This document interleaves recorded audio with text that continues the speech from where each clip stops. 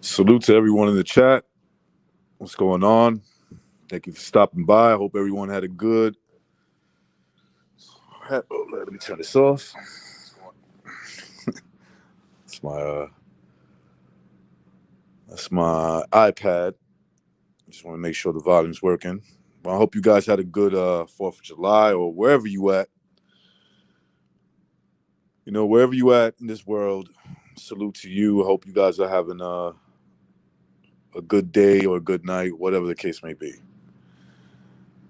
Let me say what's up to a few people in the chat. That's been Doza, salute.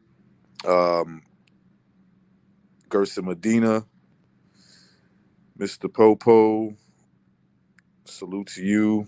The Not Fake Cone Gaming, hey, salute to you. That's a long name, but it's you cool. Haitian Sensation, what's up with Haitian Sensation? Salute to everyone in the chat, man.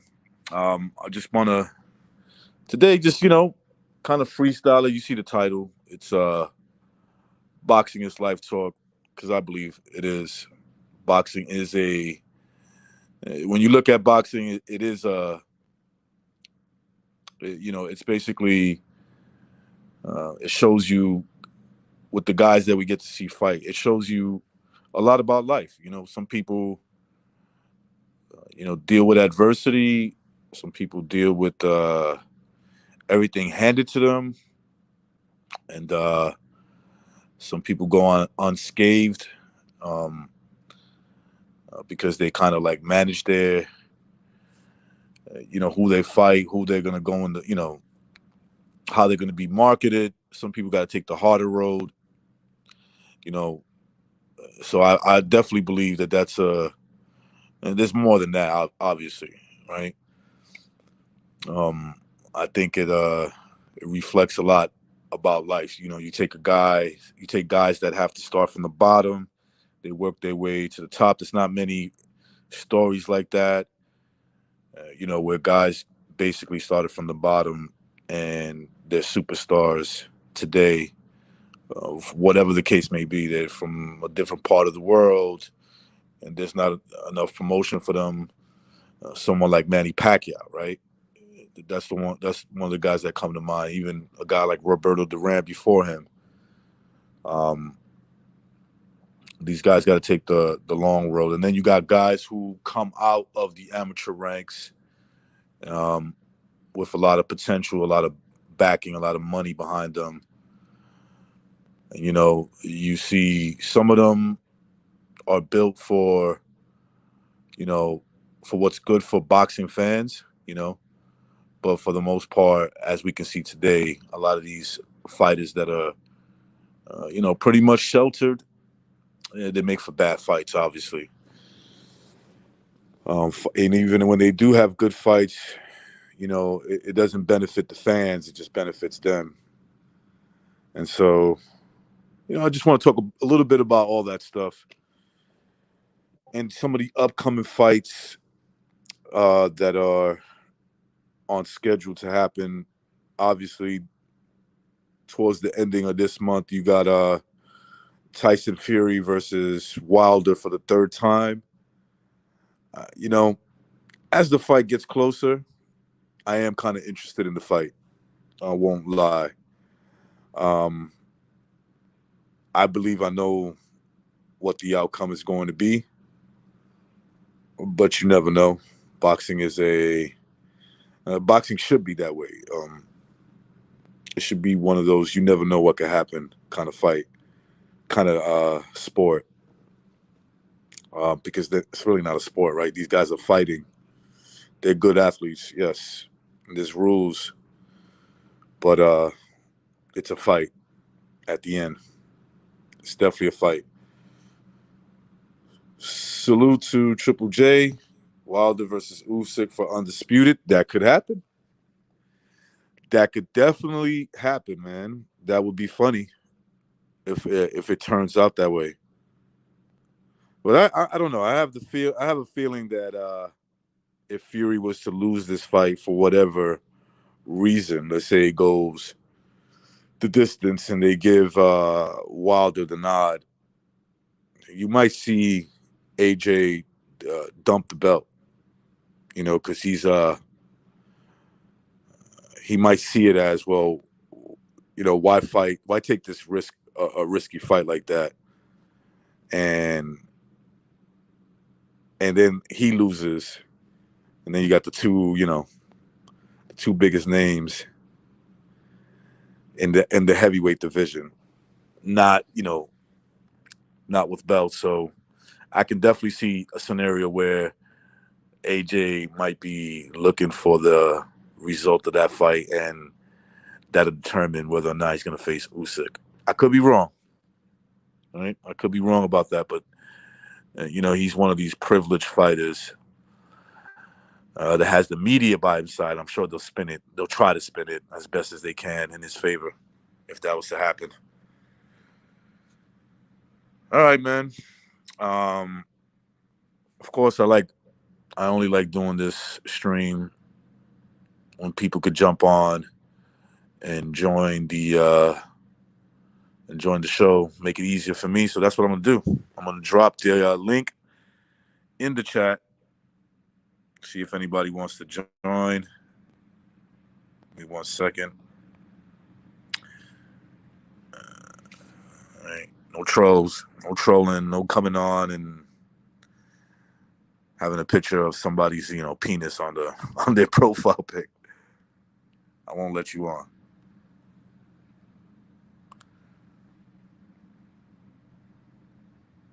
All right. So there's the link in the chat. You can jump on, discuss discuss whatever you want to talk about, man. Doesn't necessarily have to be all boxing. You could bring up something else. Let's see how we go with that. What's up with the people in Chicago? I don't live there. I've been there. It's a beautiful city. It's some bad times over there. That's all I'll say about that. They're just crazy people, I guess. And their government doesn't. Well, the government in Chicago, the politicians, I don't think they care about those people. As long as they vote for them, nothing changes, and they're happy with that. All right, I'm going to see what I got. I got the Fight Scout. I'm adding the Fight Scout. What's up? And Gerson Medina. Gerson. What's going on, gentlemen? What's up? So good to have you on, man. Thank you. It's exactly like what you said earlier, how it is like life, and you get those kids who, they're rich kids, they're privileged kids, they know people who work for the company, and then they always have the leg up on the person who starts from the bottom, and then that, you know, the people from the bottom usually will never be able to top the person that is of the company. Yeah. That's exactly right. Yo, the fight that I'm looking for that sadly it's not promoted enough or the way it should be because it's an undisputed fight, as you know, is Charlo Castaño. That's the fight I'm looking forward to right now. That is a good fight, man. Yeah, you're right that it's, at least it hasn't been talked about as much as these other fights. It's happening in 2 weeks. Yeah. Or next Saturday, not this one, the one coming. I have a feeling that they're gonna start promoting that. At least a lot of us on YouTube will. What's going on, Texas OG? I don't know who you are, but salute. Hey, yo, what's going on, bro? Is this Hefe? Yeah, man. What up? What's going on, Hefe? What were you guys trying to do to Anthony's stream earlier? That wasn't me, bro. I don't know who it was.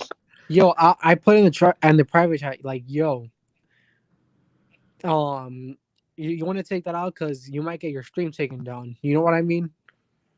Like, I didn't snitch out, but I just wanted to look out for my boy's stream. I didn't want him to get a strike or anything. You know what I mean? I don't know what happened. You talking about Anthony's stream? Yep. Yeah. So young God comes on and he's like, yo, I'm gonna come and get you. Come and get who? Anthony.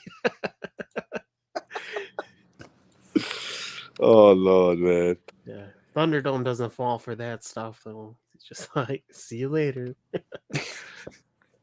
So OG, what do you think, Hefe? What do you think about some of these upcoming fights? Castaño, Charlo, or whatever you want to talk about, bro. We're gonna freestyle. This it doesn't have to stick to boxing. I think Did any of you Castaño. guys? Oh, go for it. Go for it, Tristan. I think Castaño Charlo is gonna be a brawl.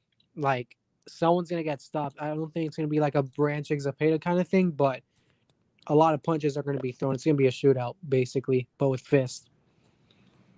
Yeah, I'm expecting that too, man. I don't know. I give Castaño an excellent chance of outworking him. Yeah, And I see that too. Maybe even draining him, in the later rounds. The thing That about could happen. Charlo is like he'll fight back, but like if you push him, he's gonna get desperate. And I don't know if that will be good for him with someone like Castaño. You know what I mean? Because when you like look at Harrison and Rosario, like Charlo's ahead against Rosario, but Rosario was outworking him. Now imagine Castaño, who probably has a better chin, doing that. Wait, is that fight this weekend? No, it's next Next 17th. weekend. To me, it's gonna be a very easy fight for Charlo. I think a lot of people are kind of overrating Castaño. Castaño's a decent fighter, bro. He's a pressure fighter, comes forward, throws a lot of punches, but doesn't have enough power. I don't know how good his chin is, and just the style matchup. It's not a good style matchup for Castaño. I think he's gonna run into a lot of punches from Charlo. I think Charlo's gonna come in shape like always. He has a great chin. He has great power. He's big for the division. I think Jermell might stop him. It'll be competitive the first 2-3 rounds, but after that, I see Charlo just taking over.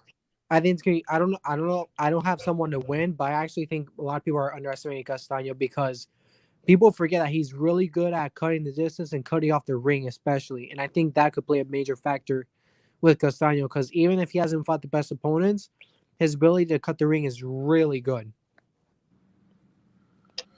Yeah, but once he cuts the ring, like you just expect Charlo to just like get all shook and just cover up. Charlo's gonna do what he gotta do, bro. He's gonna, if he has to fight in the inside, he's willing to fight in the inside. Yeah, but does Castaño even have the power to hurt a Jermell Charlo? We saw that with Rosario. Rosario didn't even Rosario had success, but he wasn't even hurting him. Yeah, but Rosario's a quitter, man. He's a quitter. Yeah, I think he was trying to find a way out in the jab to the body. I do think it was hard, but I think he throws fights, but just to be politically correct, I'll just say he's a quitter. So I looked up Brian Castano right now, and the newest video is from Boxing Sobriety. So that answers a lot of question about him getting locked up, right? And we gotta remember, bro, this is a PBC event, and we all know how the PBC works, bro. The Hispanic fighter never wins when it's an important fighter. Hey, yeah, we're just like the. Go ahead. Hold up. What's up, first of all, what's up? But I'm gonna make the case why Castaño might actually be favored on the scorecards. I mean, I think it's clear by now. The 154 Charlo is gonna move up, and Spence is gonna move up because Spence is gonna move up very soon, and they won't want to put Jamel against Spence just because they're stablemates. They won't fight. Have that fight. Nah, but they're stablemates. They're friends. They won't fight. And here's the thing: Castaño, he is Latino, so what they're gonna do is, I think it'll be a fair fight, and I think they'll let Castaño win because they could make that Spence versus Castaño pay-per-view, and there's beef from the amateurs since Castaño beat him. So I think that's a very marketable thing they can do. What's going to happen is Big Charlo is going to move up to 168. Little Charlo, when he loses, moves up to 160, and Spence fights Castaño in a big pay-per-view. I think you're predicting too much. Yeah. That could actually happen. And let me ask L-Dog this. So when you said Castaño beat Spence in the amateurs, yeah? Yeah. Wow, so he has a pretty good amateur record. At least two guys that I know that have pretty good boxing careers, and that's Derevyanchenko and now Spence. So that's what I'm saying, man. I wouldn't sleep on this dude. I would not sleep on this guy. Yeah, me neither. That's why I think the PBC won't rig it in favor of Charlo. I think they'll let it happen because Spence versus Castano will be a very marketable fight in Texas if Castano beats Jamel. Yup, but the thing is, Look they out also for. want I feel like the PBC would also want to have Charlo make history, if you know what I mean, being undisputed. Why have Charlo make history when you can have Spence make history? Good point. So you're saying that you might see a fair scorecard if it's a close fight, and people think Castano won, because you already seen it happen with Harrison. El Charlo versus the fuck is the guy that beat him again? I'm drawing a blank with his name. Tall guy. Tony Harrison. Tony Harrison, yeah.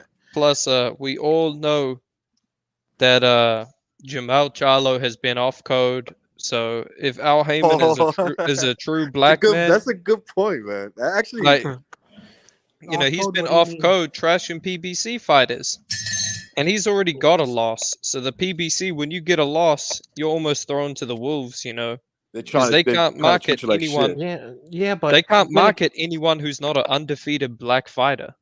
then again, you already saw them rob Castano for a very old Laura.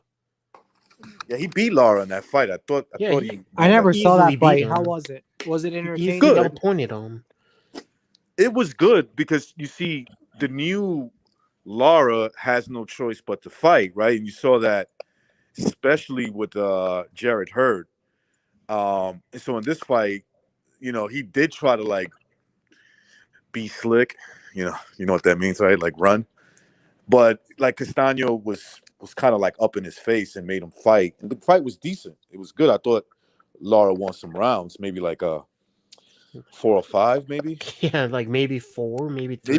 Maybe 4, right? Yeah. Honestly, maybe just like 4 tops. But he definitely And- lost. Yeah, but definitely what lost does that fight. Castano do better than Jamel? Like, you guys are making it out to seem like, oh, well, Wait, Jamel's running just the gonna ring. run. Jamel's not a runner, bro. He got a Texas style. He's a come forward fighter with a strong jab. He's strong. He has a chin, bro. So he's not gonna run, bro. If Castano gets in the inside, Jamel's gonna work with him, and we Yeah, already but know he's here's a the stronger thing. puncher and he's a stronger physically. So All right, Heaven. Here's this. First of all, it's two things that could be an issue, and and a third factor could be Jamel's weakness. And I'm about to mention it last. First of all, like I said, output. You can't tell me that Jamel has a better output than Castano, because Castano hits forever, basically. Like, he Yeah. has a very good work rate in cardio. Second thing, Yeah, would be it's different styles.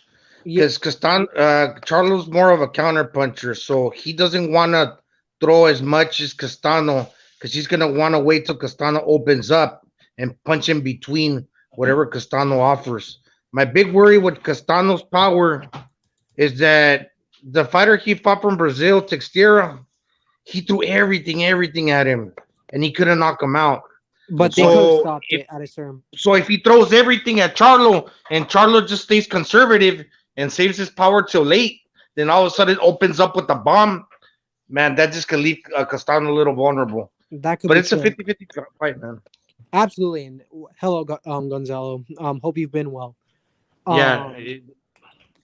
I got well, Castano, man. Stylistically, I think the fight favors him because Charlo, look, man, the little Charlo, I don't really like his style, man. He waits to knock you out. He looks for that perfect punch, and he always waits for that, and he's too inactive. Castano is going to outwork him. And on the inside, Charlo is not a good fighter, man. Tony Harrison, a fucking outside fighter with pillow hands and a glass jaw, went on the inside and was absolutely schooling him in that second fight. He got knocked out, but keep in mind, that's not a real inside fighter, and he has a glass jaw. He had one leg too. Yeah, I mean, Well, I that actually says- think Castano is just going to get on the inside and outwork Charlo. What I if- wouldn't be Well, surprised. okay. Let's say Castano, like you say, he's gonna throw 1,000 punches, like he's Chocolatito or some shit. But what about in return? Does he have the chin to absorb these punches? Because I've seen a couple Yes. of his clips, and he kind of stumbles when he gets hit, bro. He doesn't like to get hit. You know what I'm saying? And Yeah, but something we neither know does- about Charlo. Charlo's a very powerful puncher, and he's big, bro. That's Not another exactly. thing. You He guys couldn't don't knock take the out Trout. size into account. Yeah, but who knocks out Trout, bro? Trout usually goes to this. Yeah, you're claiming a knockout. I think El Dog is saying that Castano will definitely outpunch and outland That's what I'm Charlo. saying. He's just going to outwork him. And I think his Okay. power won't carry into the late rounds because unlike Rosario and unlike Harrison, Castaño is going to have a sustained body attack the entire fight. Not only Bro, how that, do you say that he has no power in the late rounds when he knocked out Charles Hatley? He knocked No, out I'm fucking saying Tony he Harrison in the late He rounds. won't have the same power in the late rounds because Castaño is going to work his body so much. but as I That was could be saying, key. That could be the key. Is like working, like you said, El Dog. If he's able to get off and work the body in the early rounds, I can't imagine that in the later rounds he's going to be, because both guys would be tired. That's what a lot of people feel. Like they'll be like, "Oh, he'll be tired in the end," but so would the other guy. But when you For work sure. the body, that makes it worse. And I could see Castaño doing that. I'm not saying I disagree with OG. I personally think that this guy's going to edge it out. Charlo. But Charlo, I could yeah. see him losing that fight too. yeah. And my other point was what was it? The output, and the thing is, like, to respond to Gonzalo, the Teixeira fight, the Brazilian guy, the thing is, they could have stopped it late because after Castaño knocked him down, he was basically on Queer Street for the rest of the fight, and they could have stopped it easily. I don't know why they didn't, but And the third point was Charlo's weakness, and I think is when you bring him into the heat, it's not that Charlo fights back; it's more of him getting desperate, and that leaves him wide open. And if he gets wide open for multiple shots, it could accumulate. Not that he will hurt him right away with a big shot, but more of something happening out of accumulation, and that's the worst kind of way to get knocked down or stopped. Yeah, Octavio.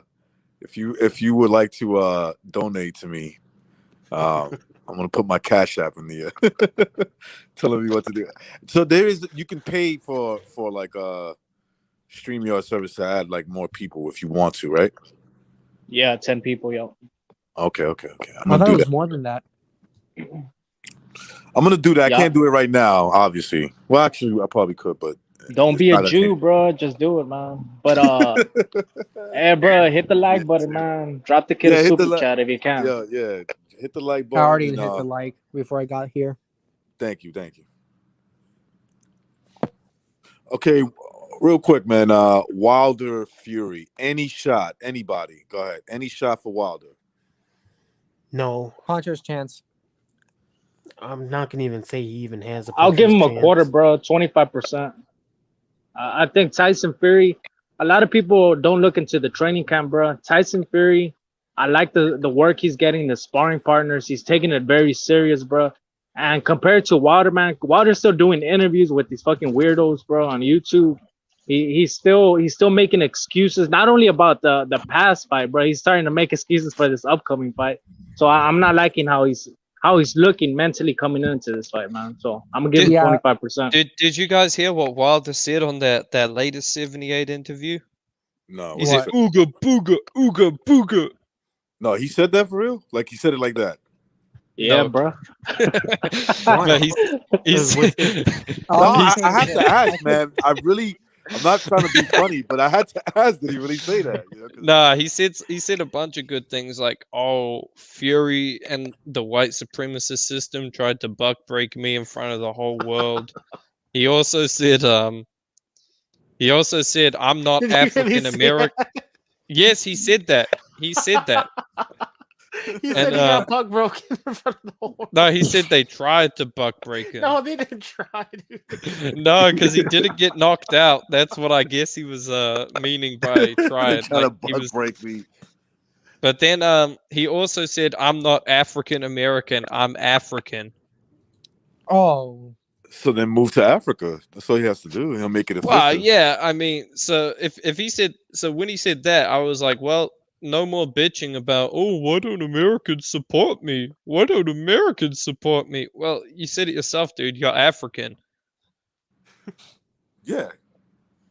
Yeah, Exactly. The thing is, this man, I don't know what happened. I know it looked like he was doing good at first, at least with like training and stuff like that. But now he's just I I don't know. I can't believe what I'm seeing, if you know what I mean. And as for his various sparring partners, I'm I'm not surprised now. Like now that I look at it, like he's actually training hard for this fight.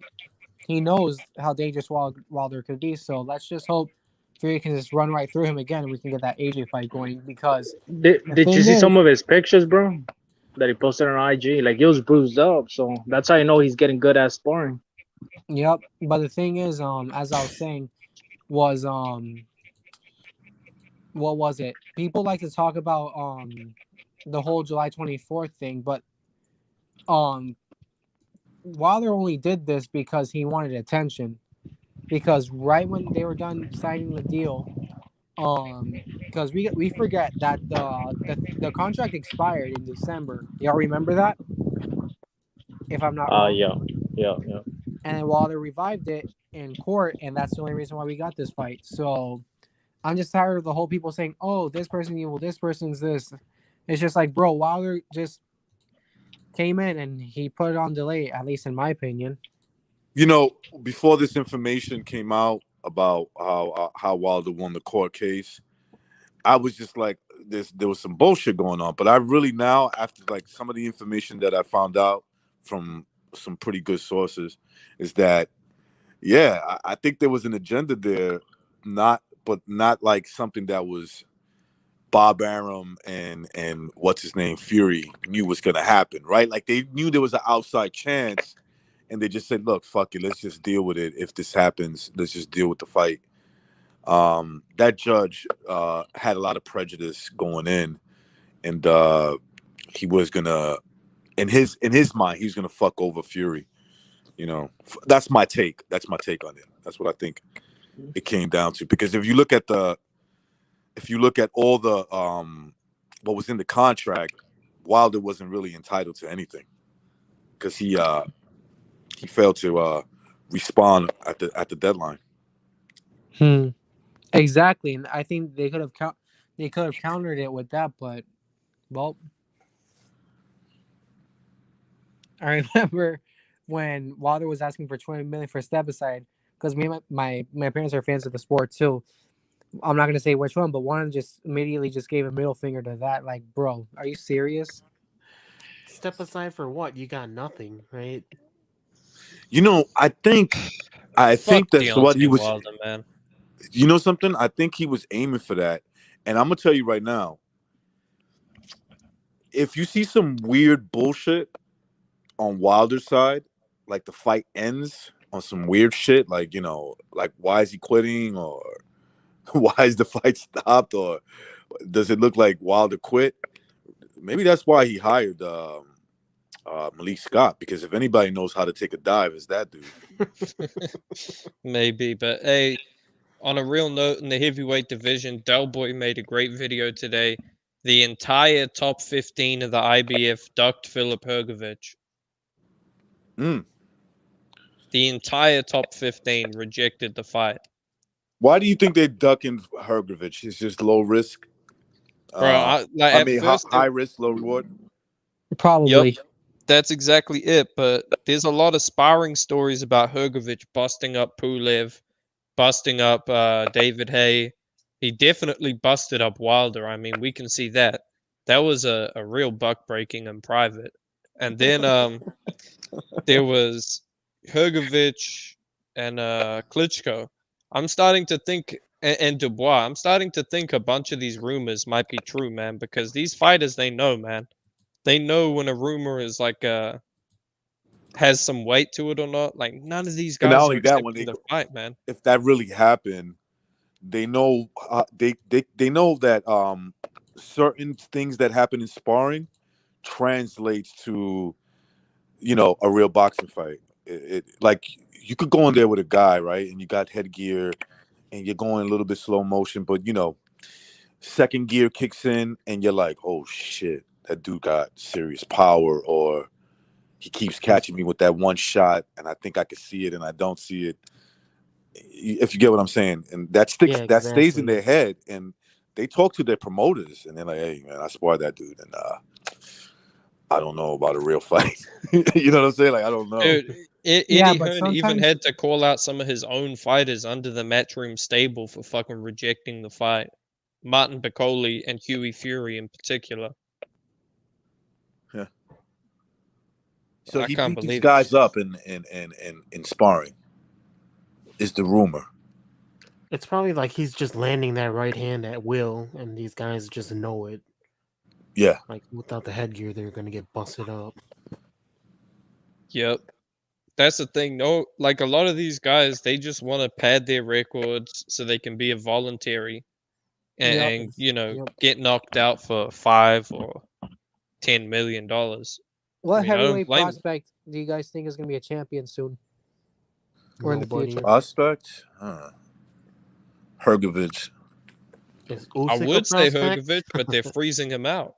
How old is Hrgovic? He's older than Usyk, isn't he? No, he's Nah, young. he's 29.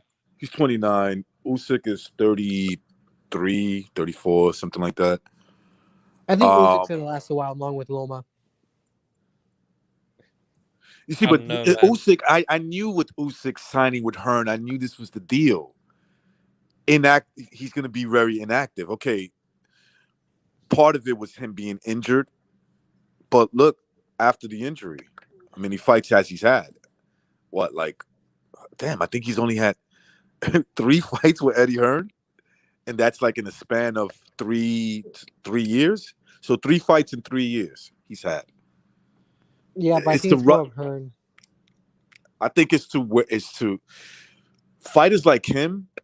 They need their tools sharpened by being in the fucking ring. Now you could do a lot of sparring, but sparring but- becomes very predictable, man. After a while.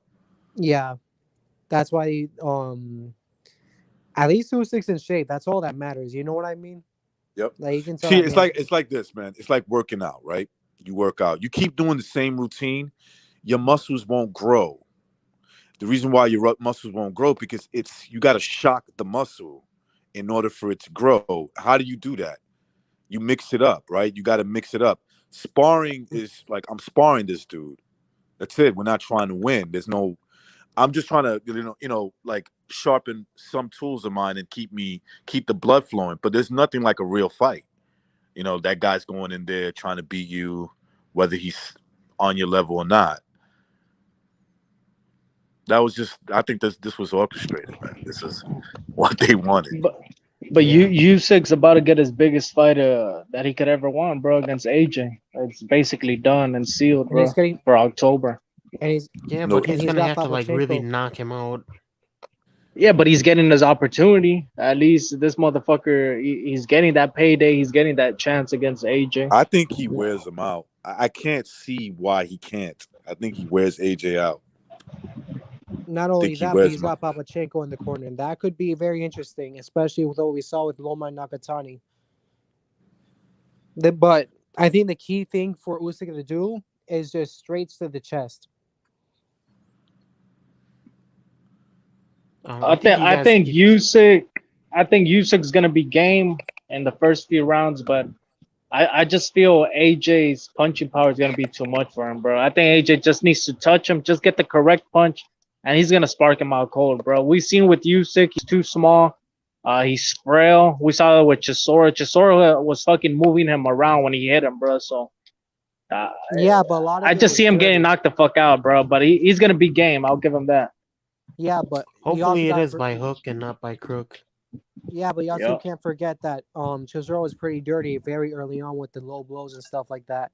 And the only reason why he got hit flush was because Usyk was trying to protest. I think it was in one of the first 2 rounds. And as he was protesting against the low blows, Chisora took the shot and hit him while holding as Usyk was protesting. So you gotta see that too. And sometimes the worst shots are the ones you don't expect, like that one. You know what it is? So you go ahead. I think El Jefe has been brainwashed by PBC Americans. No, not that, bro. I'm too small, man. He ain't got athleticisms and footwork, man. Yeah, come on, dude. Like, can we be grown adults when we have these conversations? Can we not? Hey, bro. I'm not even trolling, bro. I'm being real, bro. Like, I just think AJ, like this dude, who said the Jerson, he said that, oh, well, it's because Chisora was dirty, bro. You're acting like AJ can't set up his punches. Something about AJ, he has a very solid jab. He has a shit ton of experience, bro. He fought Klitschko, he fought Ruiz, he fought all these dudes coming up. He's a gold medalist. So let's not act like AJ is just this fucking robot that doesn't know what the fuck to do, bro. I'm sure you, like I said, Usyk is gonna be game. He's gonna do a lot of movement. But I think AJ is gonna calculate him, bro, and just set up that right hand, bro. Once he hits him clean at least once with that right hand, bro, Usyk is not getting up, and that's just facts, bro. Like if you want to bet on it, we could put a stack on it. Like I'm not even playing. Don't act like Usyk was 212 fighting full on heavyweights in tournaments when he was younger. Yeah, he did, man. He did beat like Joe Joyce. Joyce, man, and Joe was like, and he was at least 3 inches tall. He was bigger than him, right? He was much bigger than him. Yeah, he was like AJ him up. Oh, look at this guy in the chat. Haitian Sensation Promotions. Usyk got touched up. He got touched. What do you guys have against Haitian Sensation? Bro, what the hell do people like? What is with boxing fans? You know what? I have a theory on this actually. We are so used to seeing bum bashes that by the time we get a good fight, people say they're a bum because they got fucking hit. Like that's what happens in a fight. You get fucking hit. Well, if we're gonna use that logic, let's not talk about how leading up to the knockout, Leo Santa Cruz was laying hands on Davis. But we're not gonna talk about that. He was putting hands on him. Right? Ruiz touched up AJ. Facts. But that like you said, bro, all it takes is a punch, and that's what I'm saying. AJ, all he needs is one punch. Can Usyk really hurt AJ, bro? Like, let's be real. Usyk has no punching power at heavyweight. None at all. The smart money should be okay. You know, I want you to watch the Joe Joyce fight, and then tell me if that fight was longer. Tell me what would have happened. Bro, I ain't gonna watch no amateur fight, bro. I'm talking about professional. Here's the truth, man. Ruiz has no power, and he knocked out AJ. Nah, Ruiz has more power. About his power. Ruiz does not have more power. But do you think, bro, Ruiz went the distance with Rafael Zambanu Love, a guy who Hrgovic KO'd in one round on his debut. Hrgovic has more punching power than Usyk. That's a bad comparison. Bro, all I'm saying is he's gone the distance with people Chaz Witherspoon level. Usyk would have stopped them. Oh, that's... And tell me we don't know that. Not only that, but Usyk has a higher IQ and he knows how to pick a person apart. Pick a person apart and has much faster hands and feet than Ruiz does. I'm not saying Ruiz will always beat AJ, but I'm just saying Usyk knows how to pick a person apart, especially. But we know. Listen, the smart money's on AJ. Oh, for sure. That's the smart money. It's gonna go to AJ. AJ points, right? But you see, it may be some weird. I doubt it, but like some weird stoppage that everybody's gonna be shaking their heads. Yeah, you doubt it. I don't doubt it at all. What, that the fight gets stopped like on some bullshit? Yeah, he's gonna land on like some bullshit, you know. And let's not forget, he's fighting in the UK, and we already know how AJ. You know what I'm saying? He's juiced up when he fights in the UK, bro. He's a different animal. There's gonna be fear of like an early stoppage. I don't mind Usyk being 225, bro. At 6'3", that's not bad. I don't think small, it's bad. Bro. That's small. No, I'm saying Usyk you know to move a lot more. They're saying that he's gonna be too heavy. How tall are you? Like, I want to know because like. No, I know. If you're a big dude. Because here's the thing. I'm pretty much the same height as Usyk. I'm an inch shorter. If he's really 6'3", I never seen him in person. But if he's 6'3", okay, so I'm like an inch shorter than him, and our weight is very similar. I guarantee you, like the guy walks around 230, 235 maybe, you know. So, but like 225, you know, like if you're depends on how your body's built, and he's like me. He's got a long torso, you know, decent sized legs. He can use that shit, you know. He can use that shit to still be mobile and pack a little bit more power against a guy who's over 6'5" or 6'5" or better, right? Do you think it should be lean muscle that he should add, bro, or do you think it should be lean more muscle, of a fat? more lean muscle, because it's gonna. The thing about muscles like that, it turns into fat. It is at 34. Because I'm looking up his box rec right now. He's 34 years old, so he's already building that fat, a little bit of fat in there, but it's still solid. At 225, bro, it's not gonna affect him that much. It won't. Just like I don't buy that bullshit that Deontay Wilder gained too much weight. No, he didn't. He just got beat the fuck up. He never had a chance to think. Had he been able to think, we got Gerson in the background. okay, my bad. Dropped off, I guess. But yeah, just to add on to that, yeah, adding more weight was not the problem. That motherfucker would have got punched into the fucking 30th row of the crowd. But he it's was different. It's 211. different. The way Sorry for Usyk slipping fights, weight matters. And I'm gonna tell you why weight matters, bro. Because of his movement, of his footwork. If he adds too much weight, bro, all that shit is gone, bro. He's not gonna have the same reflexes. So I've always said it. Usyk should always stay between like 215 to 220. That's a perfect weight for him, bro. You're probably right. I think that's probably better in his best interest. But if he wanted to add some power, I don't think 225 is going to hurt him, because I look at his frame, the kind of big, he looks small to these dudes, but I guarantee you, bro, he's at least 6'2", at least. So he's a tall dude. He's got a long torso. He could put that weight on, as long as he doesn't do it like getting bloated. You get what I'm saying? When you get bloated, you get sluggish. Not when you get lean. When you get lean, no. Lean makes you slower, bro, especially at heavyweight. So if I was him, bro, I would tell him to add fat. Are you talking about don't add rounds? fat? You gotta add muscle, bro. And Haitian Sensation, you said that I'm fanboying, but you said Usyk got bullied by old man Chisora. Well, I mean, that's just a stupid talking point, man. I could say AJ got bullied by fat Cholo Ruiz. Bro. There's not even no point of arguing with Negro. So hold on, let me say this real quick, bro. Whoa. Let me say this real quick. My bad, bro. Go ahead. Well, that's my belief, bro. But let me just say this real quick, bro. When you add fat, like look at Andy Ruiz. If Andy Ruiz gets leaned out and just added pure muscle, bro, you know how slow he would be, bro. So adding fat is not a bad thing. Adding fat it's a resistant thing, bro. When he gets hit, he could take the punches better. You know what I'm saying? Depends on body type, man. Depends on body type too. If you're a does guy it really? Yeah, of course.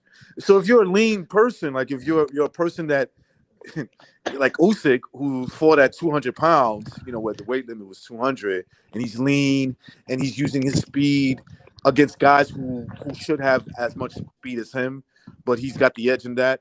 So throwing fat on him, that will really slow him down, because that means he's going to be sluggish. Now, if you throw some muscle weight on him and he does it the right way, he could definitely do it. I'm telling you, he could definitely do it. Will he be as fast as he is at 200? No, but he'll be still faster than guys who are, pushing 250, 240, 250 pounds. When Usyk was at 200, he probably rehydrated to about 210. 210 on fight night, 212. I think for the AJ fight, he should just be about 218. I would say 218 is about the sweet spot for him. He doesn't have to cut weight, so he'll feel a bit better. But yeah, 218. He's going to be with Papachenko, so I assume, 218, he's still good enough to move, man. He's going to use a lot of movement. He's going to attack AJ off odd angles. It's going to be a good fight.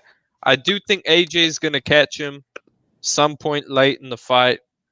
Probably stop Usyk, but I wouldn't be shocked if. Tired. Yeah, I wouldn't be. That's the you thing. know what? That's the thing about the muscle point. and the thing. You only have to be faster than the other guy, right? The only problem with Usyk is his conditioning at 230. Can he do it all night? Because he's going to have to. Yep. Because he's still going to be faster. Even if he slows down, he's still going to be faster. He's faster, than right? Joshua. Yeah, but lightning. Fucking light years faster. This is like if I don't know if Pacquiao fought Joe Joyce almost in terms of speed. Yeah, but here's the thing. Ah, Joshua come has on, a bro. gas tank problem. People seem to forget that. People focus on the chin as his main weakness, but his gas tank too. How the heck was Ruiz looking more fresh than Joshua when Joshua had a full camp? You know what'll be a key for Usyk in the AJ fight? Use that double jab upstairs, shoot that straight left right to the solar plexus or the abdomen.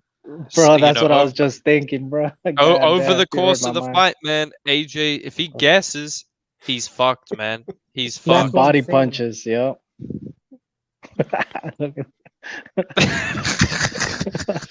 Thing is, the last two What are fights, you guys laughing Joshua at, man?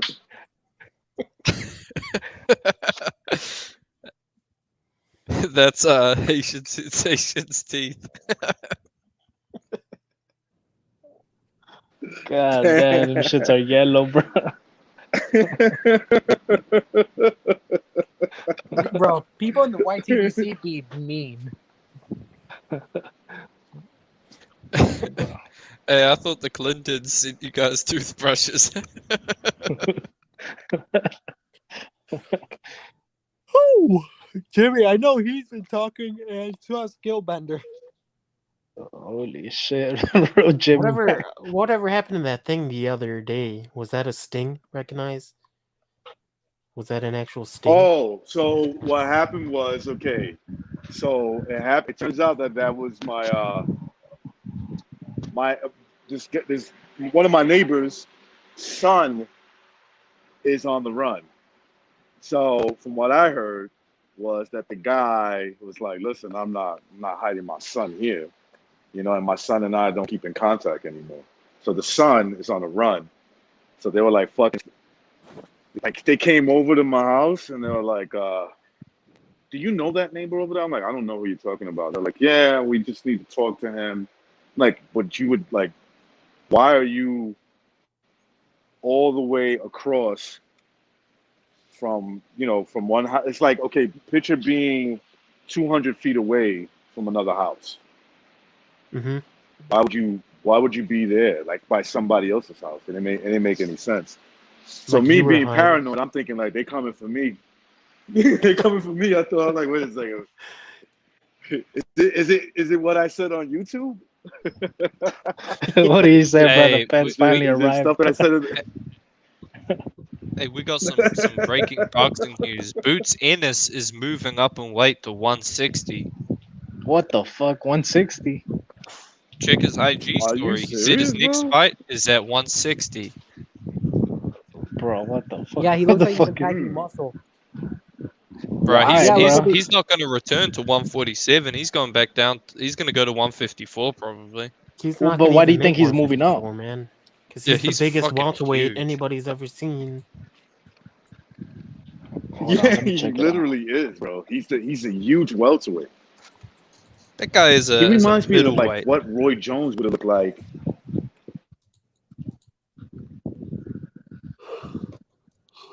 That guy is a What? weight bully though, man. Holy shit. He's like Jarrett Hurd at 154. Jarrett Hurd, that motherfucker was massive.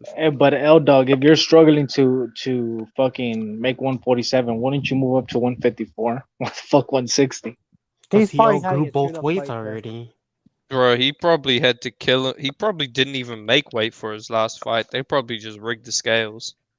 You think For so? sure. For sure. Well, I I mean, would, because here's he the looks thing, so like, much bigger. He looks so yeah, much bigger. L Dog's right about that. dude, What do- you have to kill yourself to go below like one weight class. Imagine two. Like, there's no way he drained himself down 2 weight classes. He'll be draining to get to 160. This dude Nah, you're pushing it now. No, he probably weighs like 170, 175 walking around. So he probably has to, cut those last 5 pounds at least You know, of like, water weight. Jared Hurd was a lot of fat, so like you can lose a lot of water weight if you're fat. But Jared Ennis is like, he's like ripped, He's muscle. cut up. Like, yeah. Is he bigger than Spence? Because Spence is Yes. fucking huge too. If he's moving up 2 weight classes, for sure. Yeah, he might be bigger than Spence. Yeah, he might. Like naturally, How talking tall about is he? muscle. Spence looks like 5'11". Yo. Yeah, Yeah, he Spence got. doesn't look I'm 5'9". looking at his height. He got 4 centimeters of height. That's like 2 inches on Errol Spence. How big is Ennis? I Yeah. never noticed how tall he was. How tall is he? 5'11". Holy crap. 5'11", 74-inch reach. This guy's fucking massive, dude. He's got a longer reach and he's taller than Golovkin. I'm Yeah, right but about that. Golovkin So was he 10 is like Roy Jones because Roy Jones is 5'11", 74-inch reach. I'm thinking to myself when I saw him, he's built like Roy Jones. Maybe not the exaggerated muscles like Roy, but you get what I'm saying. Like they got the same type of body. Yeah. What do you guys think of a couple fights? Mikey versus Polgray. I got Polgray in that one, but it's gonna be a war. Great fight. That could be a Great tricky fight. fight. That could be a tricky fight right there. A lot of people beat up on Mikey, and he deserves it. But like Mikey is a counterpuncher. He does counterpunch a lot, and Prograis does kind of leave himself open, so he could set him up for a big shot. But I'm with you. I think Prograis outworks him because he's tough enough to take those punches. I have to believe he is. I mean, he's gotten hit with big shots and gone nowhere. Yeah, Yep. Jesse Vargas was actually letting Mikey Garcia hit him in the chin. Do you think Mikey's reflexes are going to still be there, though? He took a lot of punishment in his career, man. Even that Vargas fight was a hard-fought fight. But in that Spence fight, you could tell he suffered some sort of minor brain damage. Like he's been slurring his words, man. Just listen to You him. think so? He slurs his words and I don't some think of so. He his sounded interviews. well. At least It in looked some like interviews. the Vargas fight, dude. Vargas was hitting him like. His reflexes are gone, man. Like, do you think he'll be there to catch Prograis? I don't know, man. I don't know. I'm gonna put you on timeout, Haitian Sensation, because you're spamming the chat, bro. No, you should have let them spam. So the more they spam, YouTube will just automatically block them. Oh, Yeah, see, I did him a so- favor actually. 'cause Yeah, you did him a accidentally favor. did him a favor. Yeah. We might have to call up Chivo to go and solve the situation. I think YouTube. This is how you do it. This is how you do it, you motherfuckers. I like that kid. He's passionate. Yeah, man. But yeah, I think Mikey versus Prograis, that could be one of the best fights of this year. I think that's a win for either guy is a must. If Mikey loses, it's the end of the road for him, man. He's just been too inactive. If you never know, actually, if Mikey loses, Tank might fight him. But Mikey versus Tank will be a fun one. actually, you know what? The loser still has a Tank fight waiting for them. Yep. And I think listen, if Mikey could knock down a welterweight, he could hurt Tank because let's face it, Tank he's there's a good chance he might be chin. Because he got stunned by Leo Santa, he was getting touched up, and there was one moment in the Gamboa fight where they were off the clinch and Gamboa landed like a 3-piece and it I was remember obvious, that. and it was obvious that Tank didn't like that. So imagine if Teofimo landed that 3-piece. Tell me what would have happened. No, Teofimo wears him out for sure. I mean, yeah, I think Teofimo. I don't know, man. That's a You massive talking about fight. Teofimo Tank? That's Bro, what- yeah, after seeing what Loma did to Tio in those late rounds, just imagine the added power of Tank. It depends the Not- weight class. Depends. I think at Yeah, at 140, Tio 140 could fuck him up. Yeah, 140 Tio fucks him up because Tio is the bigger dude, like in dimensions. At 140, Tio can rehydrate probably all the Yup. way to 160, 155. Did At you see the 130, sparring fight with L Dog? Did you see him sparring with Yeah, I saw it. Teofimo? Yeah, and, but here's, Teofimo here's, looked like here's a a kid child. though, man. And He's when like that's you're what a I'm 14. kid, saying. Yeah, he was a child back then. when you're a kid, 2-3 years of age difference can Makes mean a a big lot. difference. Yeah, Like a it does. 14-year-old and a 17-year-old. There's so much difference in terms of testosterone, muscle mass, Yeah. just size in general, like and just strength and maturity, That's Not only something that- that Theo didn't have at the time. Yeah, but Yeah, you but saw those that- combos that Teofimo was landing. Imagine that, but with more power. Yeah, but that Tank Davis that sparred him, that's like no longer there. You know, the one where he was like moving like he was like using all sorts of like slick punches on Teofimo, and now he kind of just has to jump in. Yeah, If that's you the guys Yeah. thing. notice that. That's another thing. I think Davis is too reckless, and if he fights someone legit or even B level, he could get hurt because all he does is just throw wide shots and look and jump and stuff like that. If he gets caught off balance, it's not going to be fun for Davis. You know what I noticed about Tank? He actually doesn't have the best footwork and defense.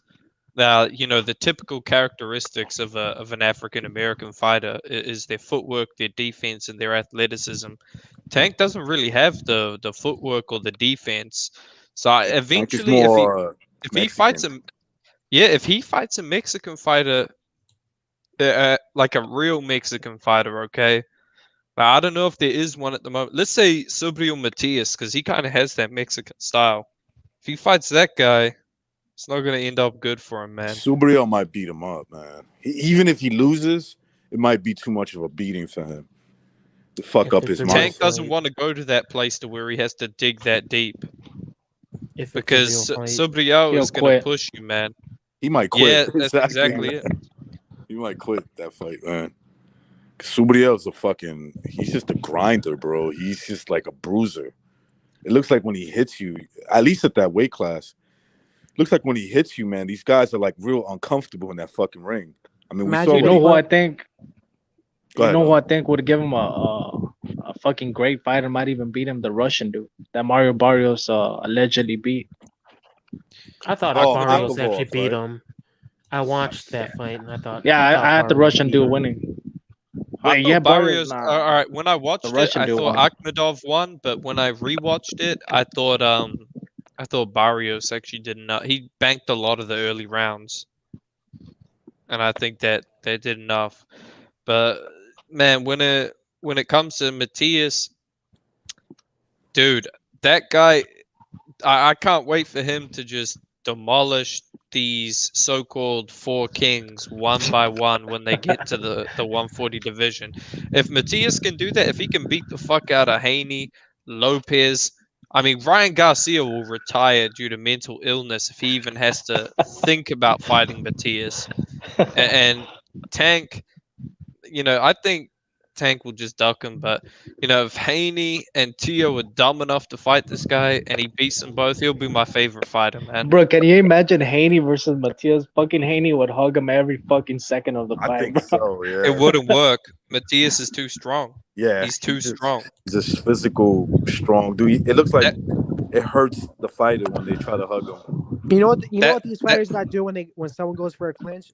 Y'all remember Tito Trinidad? Say Tito again? Trinidad. Y'all Oh, remember yeah. Tito? Oh, Trinidad would throw elbows in there. That's why Trinidad didn't play Yeah, that but he shit. also had that. But not just the elbows, but like he'll like kind of like shove them. Like Mhm. when they'll try to go inside, Tito would turn them with his shoulder, and then with the other side, like let's say he does it with the left shoulder, like he shoves them with the left shoulder, but then he'll come in with the right hand with a good right, a straight right or a right hook. You know what I mean? That's what a lot of these fighters got to learn in order to get off of that clinch. You know what I mean? Yeah. Yeah, Tito would. I don't know if you remember the fight where he had with William Joppy. He drops Joppy. I forgot what round it was. He drops him, and then Joppy tries to hold on to him, and it looks like Trinidad is choking him out. He's taking both of his gloves and he's got it around his neck. Yo, 'Cause he's Tito was holding him. strong. Yeah, he was strong, dude. Dude. That's a mental. One of the things that when you train, right? When you train with somebody, and some trainers, some, not all, they'll be like, look, when he starts fighting dirty or holding you, you know, he's holding a little too hard, do something that'll make him think about that twice. Like, you know, like make him, not only now that he's thinking about your punches, now he's thinking about when he gets inside and he tries to hold you or hit you where the ref can't see. And I think Trinidad was a master of that shit at one point of his career. Yeah, Just it was mainly imagine. him. Sorry. I was gonna say, just imagine Haney on the ropes trying to shoulder roll those Matias shots. He's gonna get his shoulder fucking broken. People 'Cause forget about Matias- hitting the arms. Matias might be Dominican, Haitian, or from like one of the Virgin Islands originally. That's why he doesn't look like typical Puerto Rican. Who's Matias? I haven't heard of him. You Who's want the to guy check that this killed, guy out, man? Maximov Duvdashev, that dude. Yeah, Oh, he kind of fell off, so they threw him in the deep end. But the dude, he fucking swam right out of that shit. Like the PBC, they signed him. He lost his first fight. It was a close fight, and it was a good fight. But so they throw him to a prospect called Malik Hawkins, expecting Hawkins to beat him. And I remember this. They the betting odds were like 7-1 on Matias by knockout, and I was like, "Fuck that!" Like, I got to put some money down. 6 rounds in, I think this dude Hawkins was getting checked by the doctor because he was just taking such a bad beating, and then they throw him against another prospect in Jukumbayev, and the same thing happens. He just beats him down. So this guy has stopped 3 undefeated prospects Matias, right? in his career. Yeah, Matias. So he's been matched very That's hard. the thing. This is what I'm trying to say. Like I've been saying this. Like a guy's resume or his schedule resume. Like okay, he has 1 loss, right? I think Subriel has 1 loss. Yep. But look at all the fighters he fought. Just like with Lomachenko, this argument about pound for pound. Okay, fine. You don't want to put him in there because he has 2 losses. But did you look at his schedule?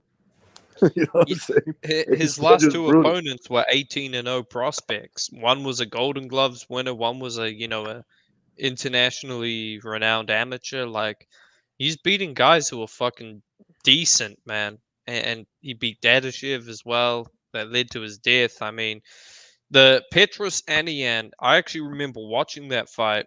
That was Petrus Anian is no bum, okay? His record is 15-2-2. But if you actually watch the fights he lost, he got robbed. He's just a fighter with bad promotion, but he's a very good fighter, man. And that fight was 50-50. It could have gone either way. who, Matias? Yeah, the one he lost, it could have gone either way. You guys think they're gonna put him up there with Tank? No. Hell no. No. That might be too dangerous for Tank. Matias has nothing to lose. He has nothing to lose. If this was Top Rank, they'd make the fight because Top Rank loves promoting their Puerto Rican guys. That's the thing. Exactly, man. That's if his contract is up, he should look to sign to Top Rank. L-Dog, this is why I say, like, Spanish fighters should not be signing with the PBC. No, you should be signing with somebody who's Top Rank, Matchroom. Yeah, who's gonna promote you? You know what I'm saying? I said this in the other stream. I mainly said it for the lower weight classes, but Matchroom USA, not the UK, but the USA, they know how to promote Hispanic fighters. Now that I look at it, I mainly said lower weight class, like the Chocolatitos, the Estradas, but now that I look at it, they know how to promote Latino fighters as well, not just Brits. I think the best promoter for is Top Rank. Yeah, in general, I think it is Top Rank. Like, if you want your career to be built, they know how to build a fighter. When it comes to making you a superstar, that's where they struggle a little bit. But at the same time, I think people tend to criticize them too harshly on that because they're like, "Oh, Bud Crawford hasn't become a superstar." I mean, Bud Crawford is just he doesn't have that charisma, dude. That's Bud's fault. So basically, but there's fighters. They say, "Give me this fight and make it," right? And then the promoter goes and makes it. This is true, especially with Bob Arum. Dude, Bob. People hate on Bob, but look at the undisputed fights. This guy made the undisputed fight with Crawford. He made the undisputed fight with Taylor. He made the Loma Lopez one. He made the Buchout Valdez, and all 4 of those were on regular ESPN, for fuck's sakes. Like the last 3 that have happened recently, Loma Lopez, Buchout Valdez, Taylor Ramirez. I would have paid a bit of money to actually watch those fights, but you know, the fact they're free, I mean, that's good for the fucking sport. Yep.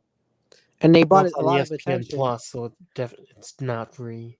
Believe it or not, but they actually got a lot of attention for Valdez. I know people that aren't heavy on boxing, like they love Valdez now after that Burchell fight, and I think Burchell could be making noise in a little bit with the right fights. I was impressed with Valdez, man. I was hoping Loma would come back and fight Valdez, but Loma is obsessed with revenge. But did you hear what Loma said, or what was said from, I guess, from his promotion? It might have been Klimas.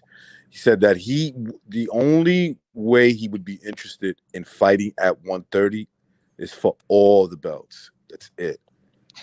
Yeah, that's the thing. Like, I heard Loma in his interview. He said if there's a really big fight, I'd do it as a one-off. But I'm telling know, you, you may maybe think he would fight Valdez. Who knows? you may think that he might be too little, and you're right. You're probably right. I think actually you are right. But if Loma, I'm talking about, let's say he fights Lopez. Let's say that fight goes through, and he beats him. And let's say he beats him convincingly, where like Lopez is like, yo, fuck that. I don't want to fight him in the third fight, at least not right now. Don't be surprised if Loma goes up to 140 and challenge, like, let's say, a guy like Josh Taylor. Now, it might be foolish, right? It might. I don't think so. I personally don't think so. No one said he won't go to 140. He says that now, but if the money comes up, he would do it. To be honest, I think he'd be more likely if he beats up Lopez. I think he'd be more likely to go back down to 130 and just fight Valdez in a big money fight. Because I think Loma is realistic, right? He knows he can't beat Taylor. I think Taylor's just too fucking big, and Taylor is good. Like, we can see what Luke Campbell had some success.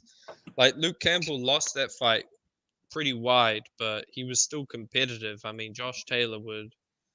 I don't know. I think that Josh Taylor would hurt him badly. He's just way too small. You might be right. I think that you would have to probably favor Taylor in that fight, but I wouldn't put it past him, bro. I wouldn't count Lomachenko out. Yeah, and I wouldn't count him out in that fight either. The fight I want to see is that Lopez rematch, man. That's the fight that needs to happen. The fucking fight I want to see because it's bigger now. It's like when I hear Lopez and his people talk, and okay, a bit of concern. His father saying, "I could convince my son to fight him." Really? He would say that publicly? Yeah, but right?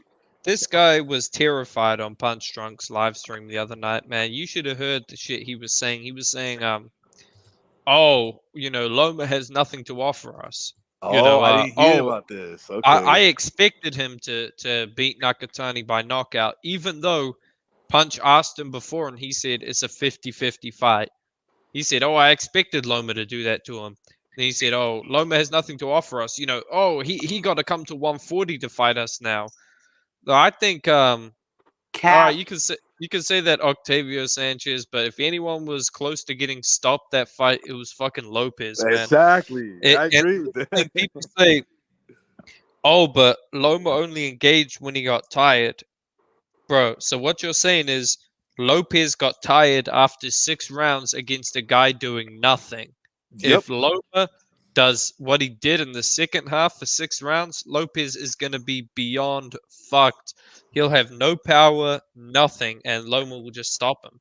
I'm telling you right now, L-Dog, if that fight happens this year, the rematch, and this is all like projection, like I think that or early projecting, I think that this guy's going to win against fucking Kambosos, and let's say he fights him this year or early next year, I'm going to say Loma stops him, bro.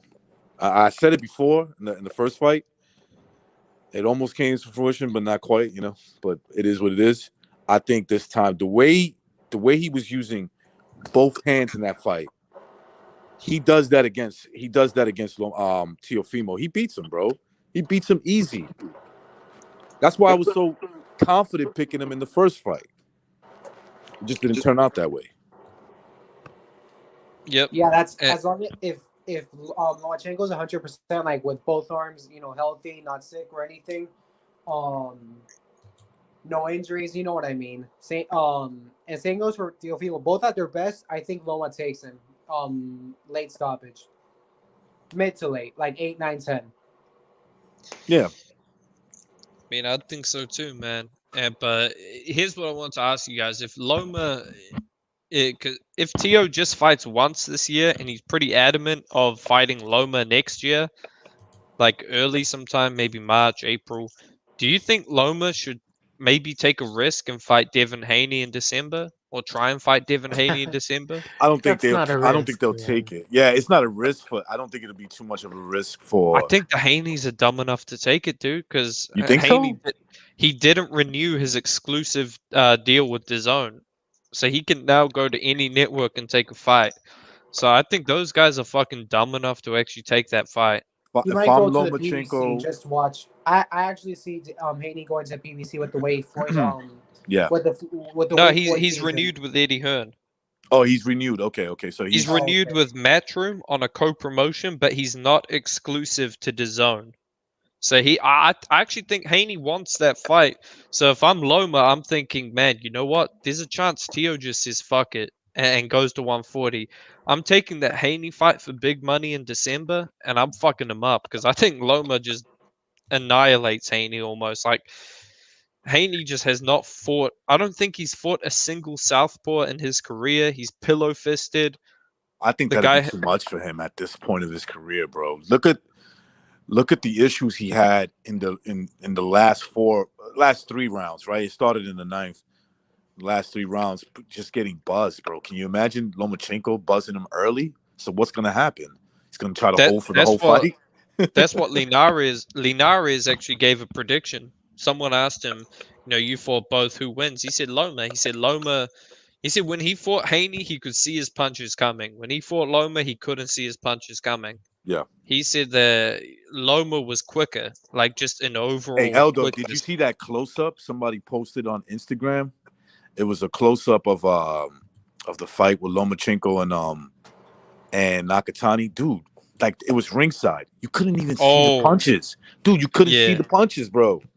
Like you know there's something going on, but you can't actually, see where's the projection of the punches. You're like, it's fucking confusing. There's this one clip that really impressed me. He basically Loma feints him to kind of, or not feints, but he puts his head out there to bait the right hand and left hook from Nakatani. But he slips the right hand, he rolls under the left hook, and when he rolled under the left hook, he took a little step to the outside, hits Nakatani with a left hand. Right off that, Nakatani takes a step back, but Loma steps with him and hits him with a couple left hands. Like, that shit was just so many things at once. It's like, when I used to box, I could only do maybe one or two things at once. Roll under a shot, hit you back once. Look at the things Loma's considering, right? Baits the shots, slips the right hand, rolls under the left hook, steps to the side a bit, hits you with the left hand, steps with you and hits you with multiple left hands. Like, this is true mastery, man. Yeah. Well, I gotta say this. Go ahead, bro. No, you go. I'm gonna completely switch the topic. I was gonna say, like, dude, this guy Lomachenko, if he really wanted to, which would have made him kind of boring, he could have padded up his record really high as he wanted to. And I bring this up to L Dog's point, like the mastery of his skill set is what gives him that confidence to say, even if you're not a fan of his, right? Like, I'm not like a real fan. He's fucking younger than me. Like, he's like 15 years younger than me or some shit like that. So I'm not like a fan. I look up to Loma. No, it's just as a boxing fan, I appreciate a guy who's that skilled and saying, look, man, I could go in there and fight these guys in just a couple of fights and beat them. How can you not be a fan of that at the very least? Like, just say, look, man, he's willing to fight anybody. Therefore, I appreciate watching his fights. But no, it's like, he's lost. He has 2 losses. He's a hype job. All this because his promoter said he's as good as Muhammad Ali or some shit like that. Who cares what the promoter thinks? That's his job. His job is to promote his fighters, bro. I'm surprised nobody's saying anything. Come on. I took their breath. I took their breath away. Oh no, for sure. Now my thing is promote like you took the words right out of my mouth. Promoters are meant to say those stuff. Like, didn't they compare Davis with Henry Armstrong? No, did they? Yeah, I they did. believe so.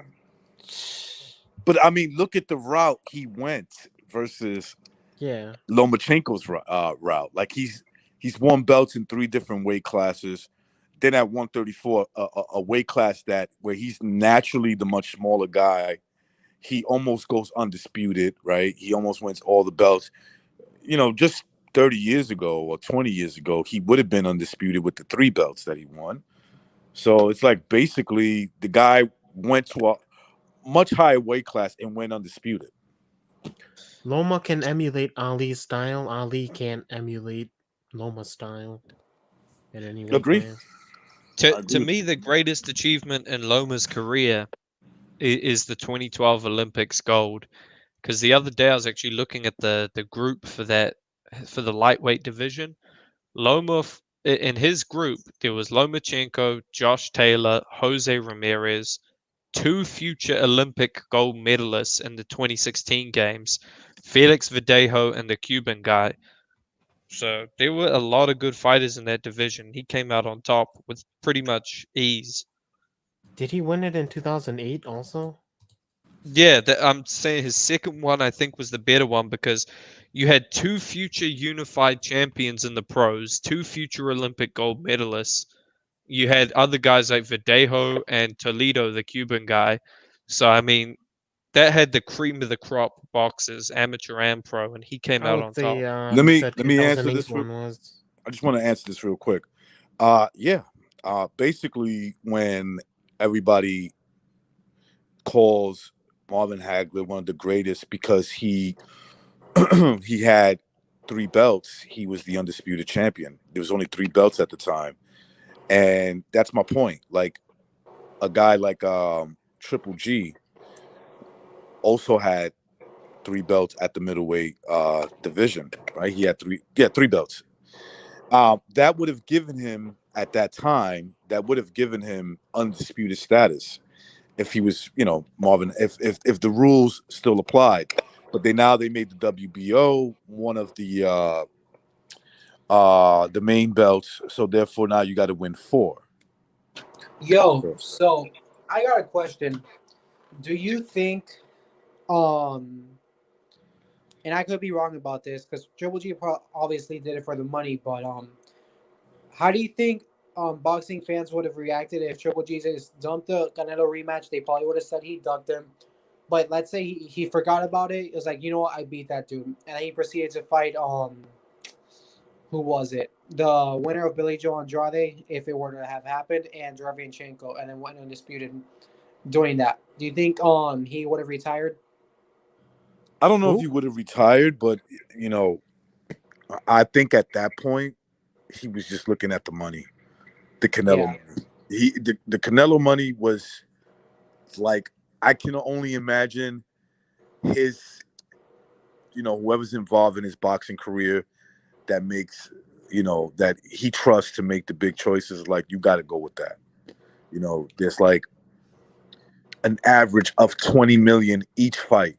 You know what I'm saying? That you're not going to make that against anyone else.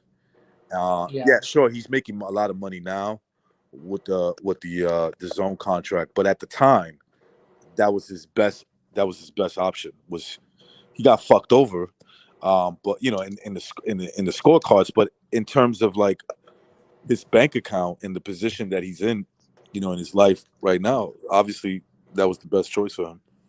No, I think he was set his family up for life. I mean, you got to take that, and I mean, but even going even back then, you remember he was going to sign to fight Billy Joe to get all 4 belts, and then Oscar said, "Oh wait, nope, Canelo's not gonna fight you if you get on 4 belts. You have to fight Canelo first, Yeah, and then they true. fucked him over.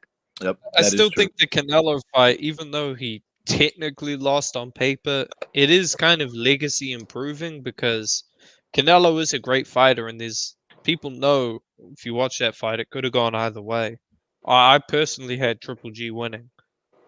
I thought Yeah, he I won mean, at look, 7-5.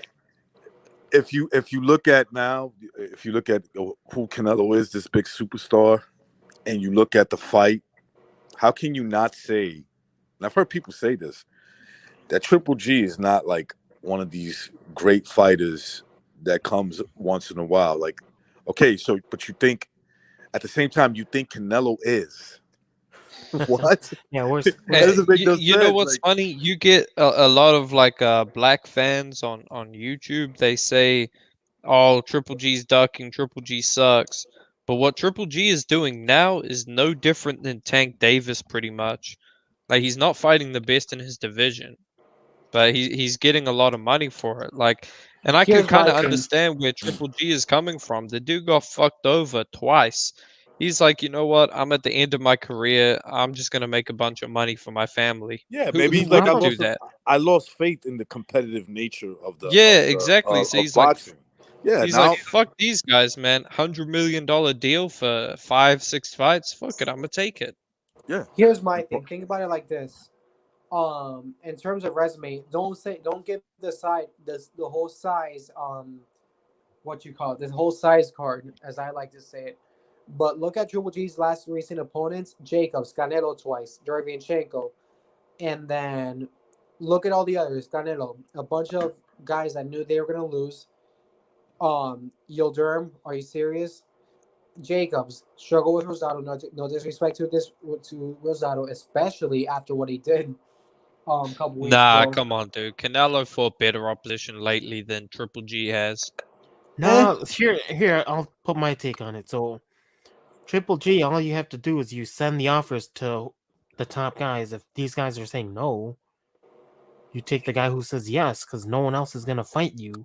So you can't force another guy to fight you. Yeah, but the So if thing you're about the not gonna Canelo fight you, then fights, you just do whatever, man. yeah, You but the still thing gotta about fight.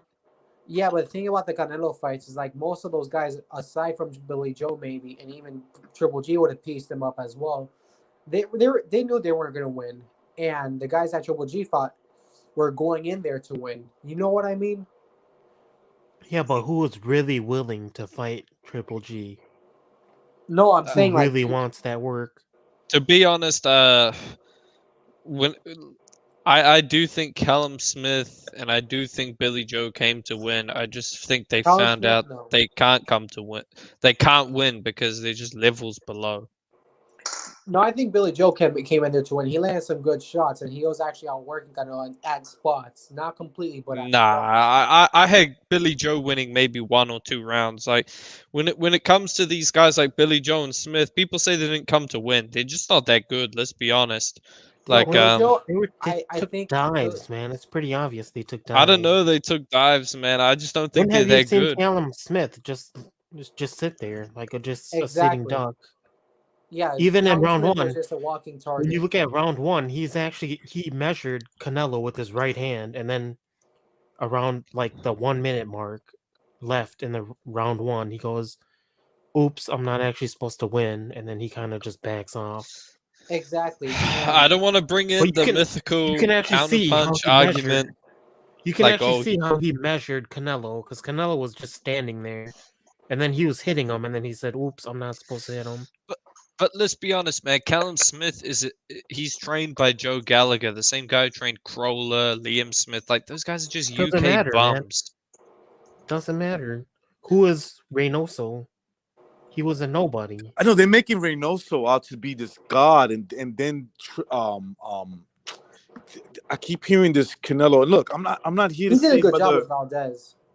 Canelo, like, he's this magnet for counterpunching. Here's the question: since when fighters been so fucking afraid of counterpunching that they just sit there and say, "Okay, I'm just not gonna do anything"? How about jab him if you got height over him? How about doing that? Like, as soon as you flick a jab, he's gonna catch you with a counter punch? Is it automatic? No, it's not. You got to make him work for that, right? But they're not doing that. They're not doing that. It's just, he's not doing it. And I've heard a lot of people on a lot of streams, people that I like, tell me this, and I'm like, okay, dude, I maybe I wasn't a boxer like that, but life doesn't work that way. Fighting doesn't work that way. Your counterpunching ability is not gonna, the reputation of it's not gonna scare me. You got to show me that you can do it. I see them literally like I'm not gonna throw any punches. It's like, oh, fuck that. I'm not gonna throw anything. I'm just gonna let him lead the way. And then when they're throwing punches, they look weak. So it's either two things, man. It's two things.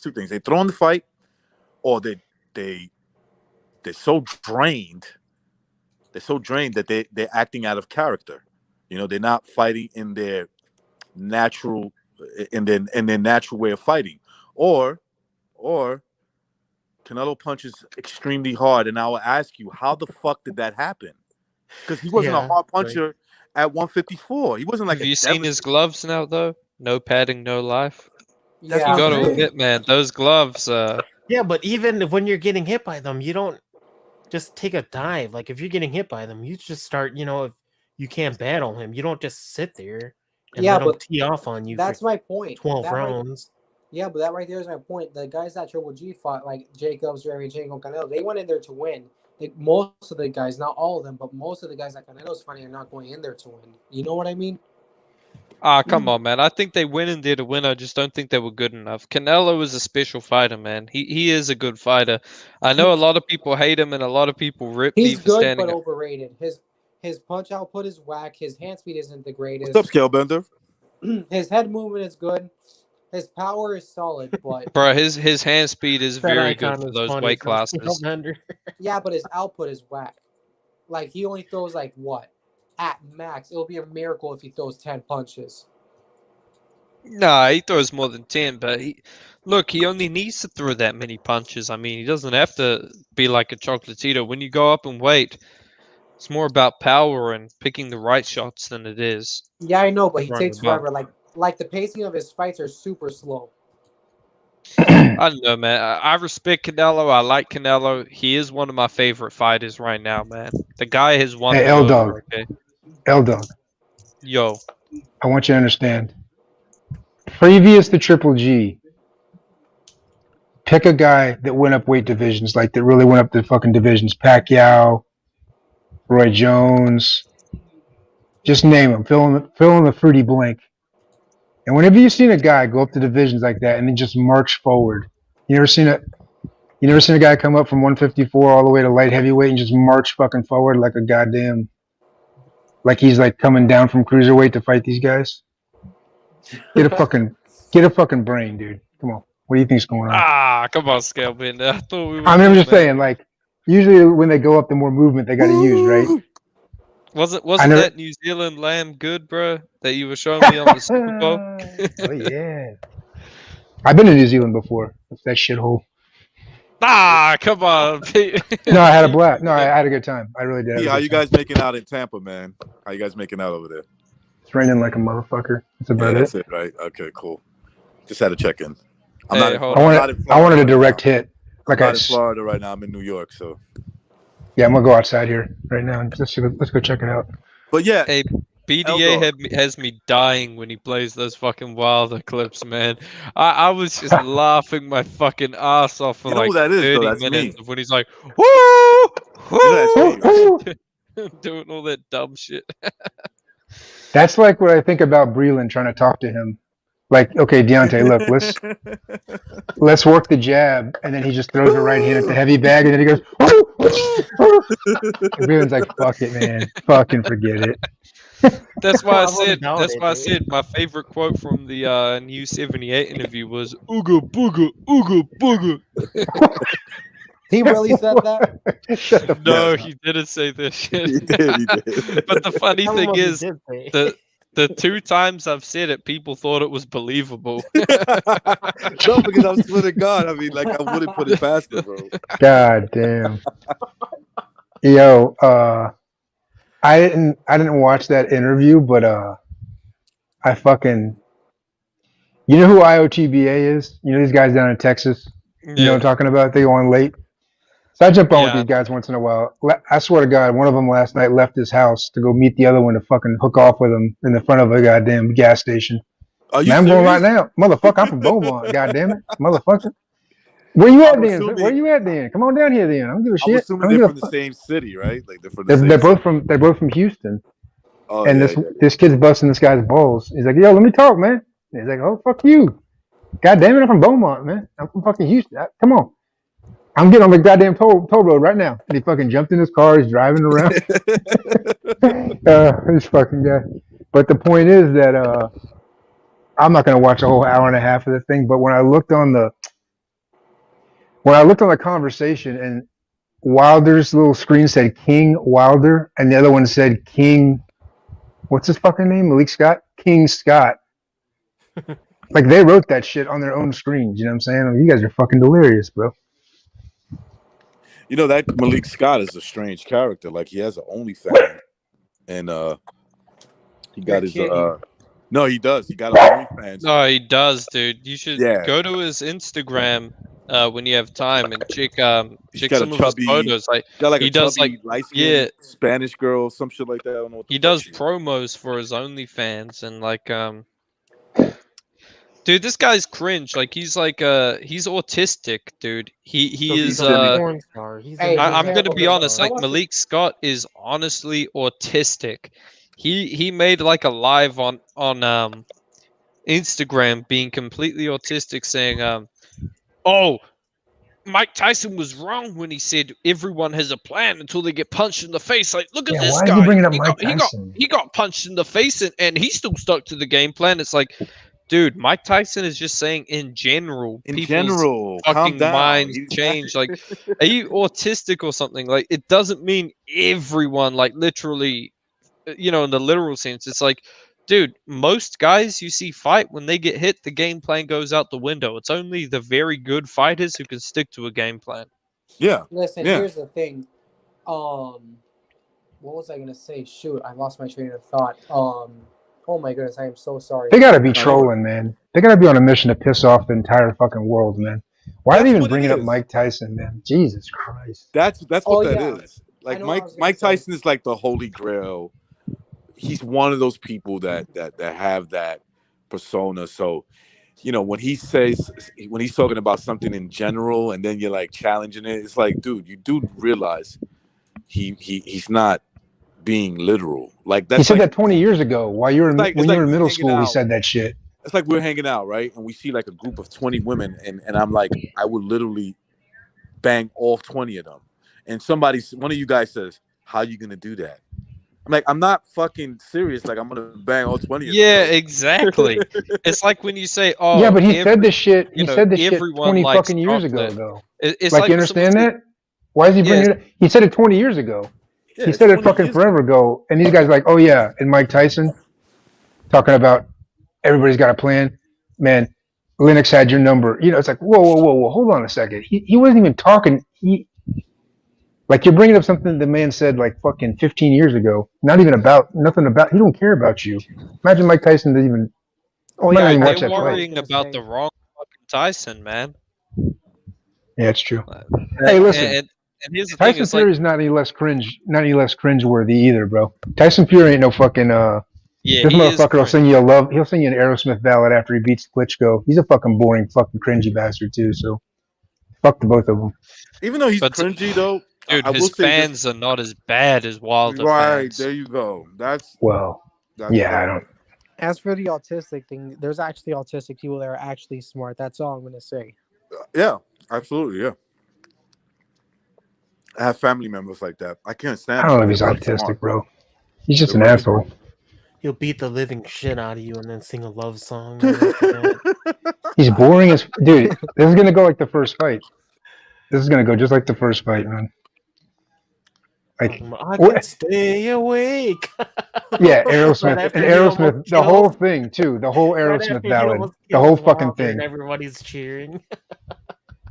But he sang the whole thing while everybody's watching after that Klitschko fight. He sang the whole fucking Aerosmith ballad, the whole thing, not one verse. Just everybody had to stand there and wait around while he sang this shit. They loved it though. Like Wilder's not going to change his stripes, right? Okay. Like this, I don't know what this pad work is. These combinations, fuck that. He's gonna throw that right hand. Woo! Woo! Woo, woo, woo. Jackson go Dude. for a few, Okay, but look. Tyson Fury came forward one fight, and he clipped a guy. What the Dude, fuck was that? everybody I showed the video of him benching 310 pounds, everyone said, I don't think that's 310 pounds. It's Dude, on Yahoo Sports. It's on Yahoo Sports. It's not 315. That is total bullshit, all What's right? up, Jackson? What's up, Matrix? But let me say this: it's not 315 because it looked to me like I do it in kilos, but it looked to me he had a 20 plate, which is I think a 45.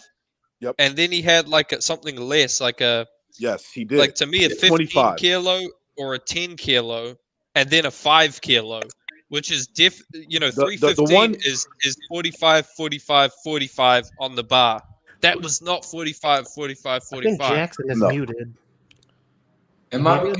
No, I can hear him. Jackson, I can hear you. I'm doing sign language tonight, Oh, all right. dudes. What's up, Pete? Jackson, what's up, dude? Jackson, You're what's up? Jackson. Tampa and whip your fat ass. Jackson. Yeah. Jackson gets fucking hammered, huh? I like Yeah. Jackson. Yeah, I get hammered, once a month. You gotta go. Once in a while, like every fucking week. Yeah, dude. Hey, listen to but this though. even if he does, at least he's coherent. Like I haven't seen Yeah, him that's the thing. incoherent. Jackson's good to go. Bro, Jackson's that one guy who'd be fucked up as hell. He'd be like waiting to get into a club, and he can just hold it all together, man. Poker face. Dude, let me And tell you get something. right I in. like hanging out with guys like Jackson from Florida. They know all the girls, dude. They got like the only problem is that most of the girls they know only like them. It's like, dude, introduce me to a girl that doesn't only like you. Yeah, like my girlfriend's sleeping upstairs. Like, dude, have you guys ever had two girls at once? Yeah. Like, I did it several times. Yeah. I haven't That's done it, 100. but That's 100 I spent. I'm Pete, gonna I need tell you to- this, man. It's on the bucket list. Oh, One thing the about West. being Spanish, women worship their men, so you could pretty much like you can get them to do anything. One time, I had the live stream playing in the living room, and my wife and her sister were in and out of the house, and Jackson goes, "Hey Pete, anytime you ever want to come over here and yeah, thrash some college pussy," I said, "I appreciate it, Jackson. I appreciate that. Oh, I'm sorry, Pete. My wife That's all would right. appreciate I don't that, give a but fuck. thank you. It's a nice offer." Dude, it was a joke, bro. I can I just mean, picture it's- Stillman's sarcasm being just like that, like the way he said it right now. I didn't know, dude. You didn't have to. It's I don't give a fuck, Jackson. You're a good guy. What can I tell you? It's not their problem. You're a nice guy. all good guys, man. Yo, how is Yeah. it by where you at, Jackson? I know you by Cocoa Beach, right? I mean, I shouldn't say. How Yeah. is it? You guys getting a lot of rain, and that's it? Oh, it's been good weather. Honestly, man. This is right at Ponce Inlet. Like, cause like surfing is like a serious sport to me, and it's the best break in like this fucking country. So Oh, look at Pete. Look at Pete. It's windy over there. This ain't shit. But that's nothing. Yeah, I knew. In Central It ain't Florida, nothing, it's though. pretty bad. At least where I'm at in Orlando, This is some it's bullshit. Oh, you No, okay? Yeah, my. I spoke In to my Orlando's son. been He pretty said heavy it with was the rain. kind of bad. Yeah, inconsistent. It's a half-ass dude, I was like storm. worried about leaving. I was worried about like leaving Florida to come to New York and leave my family behind. And then my brother's like, dude, it's just clouds right now. Down there? Like wind. Yeah. That's it. I'm like, all right, cool. Oh, on the Yo, East Coast, it's nothing. so depressing, bro. Like everything's. I went to Pennsylvania to visit a couple hoes and bros, and like it's like everything's closed. Oh, and PA? Yeah, COVID? dude. Yeah. Yeah, PA. It's probably the same in New York, right? Like I got back here on Monday. Like Monday Yeah. night. Like there was nothing open. Then basically today or yesterday, right? Mhm. Like things were open, but like you got to still like wear a mask. At least you got to wear the mask The before they mask is sit you down. It's like that in Florida too, but they don't really care. They're like whatever. South Florida. Yeah, South Florida. Yeah, South Florida, yeah. yeah. But even in South Florida, where I know what you guys are saying, it's much more liberal than well, especially like Miami and shit, right? No, South Florida. It's yeah, more liberal, but the mask situation is hardcore down there compared to up here. Up here, no one gives a fuck. Everybody's just right. That's what I'm trying to say. Exactly. It's more, but like they don't really enforce it, right? They don't really enforce that shit. not up here. No one even wears a fucking. It's like a revolt up here. Good. Yeah. Yeah, I don't give a shit. That's what I'm saying. Just let me know where we're at. Just let me know what we're doing. I was telling my wife, I think we're gonna have to move a little bit more up north because it's too liberal over here. Oh, it's definitely a different ballgame up here. Oh god, yeah, liberalism, dude. It can make where you live a hellhole in like 10 years. Yeah, or right now. But dude, look, you see, I'm not gonna go too much into it, but like you were liberal at one time, though. A little we bit. all but- I was too. I was Everybody is a liberal, but nobody here is a communist. True. Yeah, look, being a right, liberal, not a communist, different. Yeah, like the JFK liberal. The classical sense of a liberal, someone who's pro freedom and whatever. I disagree with it, but at the same time, it's a lot better than what I call them nowadays is just degenerates. That's what a liberal is now, is a degenerate. You just want free tickets to the All Blacks game, and you're happy. That's all you fucking care about. Yeah, exactly. I went to an All Blacks game for reals. I got a jersey. Here's the thing. I just want to be left alone. I don't want to be judged for freedom of association. I can associate with whoever the fuck I want to. Even if they like the people you don't like, fuck off. Like that's it. That's all. That's all I want. I agree with that. Yeah. Don't tell me what to do and don't tell me what to think. Yeah. My thing is. God, yeah. Sorry. I've been. Oh no! I was just saying, like, I wasn't saying it like you to you. I was just meaning like, I was, when Fight Scout said that, I was like, oh yeah, because so many times people have told me, oh, you can't think this, you can't think that, dude. It just makes me want to think it even more. Like, my thing. So you know how they're saying, like, I'm sorry. Go ahead, Medina. Go ahead. I'm independent. Like I don't have a specific, wing that I'm more towards, because I feel like it's more. They're two sides of the same coin, in my opinion. That's what politics. You're 100% right. The Conservative Party in America today, and from what I can tell, the same thing in in England. What it is controlled opposition. That's all it is. Like look, man, I get exactly. The Trump I get all that shit, but can't you see he's controlled opposition? That's all he is. Like he's not going to jail. That's not going to happen. He's going to be fine. We have a conservative party over here, but eventually sometimes you don't see the simple things until someone can point it out to you. And someone say, well, think about it, dude. Someone said they're not real conservatives. And I say, why do you say that? And they say, well, think about it. What are they conserving? He said, they pushed for gay marriage. So they're not conserving traditional Christian values. Great fucking point right there. And I was just like, God damn it, dude. Like, that's true. How the like, fuck what are they conservatives conserving? If they're bowing down to the gay agenda? How can what are they conserving? Are they conserving traditional values? And here's the thing, this party was like, they're opposed to the Green Party, so it's like, well, you're not even conserving the fucking environment. Like, you guys are conserving nothing. Like, you guys are seriously conserving absolutely nothing. And then go to the flip side. The liberals, you're a liberal. Then why are you trying to take people's freedoms away? I don't get that. Yep. Like it goes the same way. And you know something? I saw this with George W. Bush. The neocons behaved in exactly the same way as the far left is behaving today. And this is what I mean. Like, obviously social media wasn't as big in the beginning of Bush's run, right? It was 2001.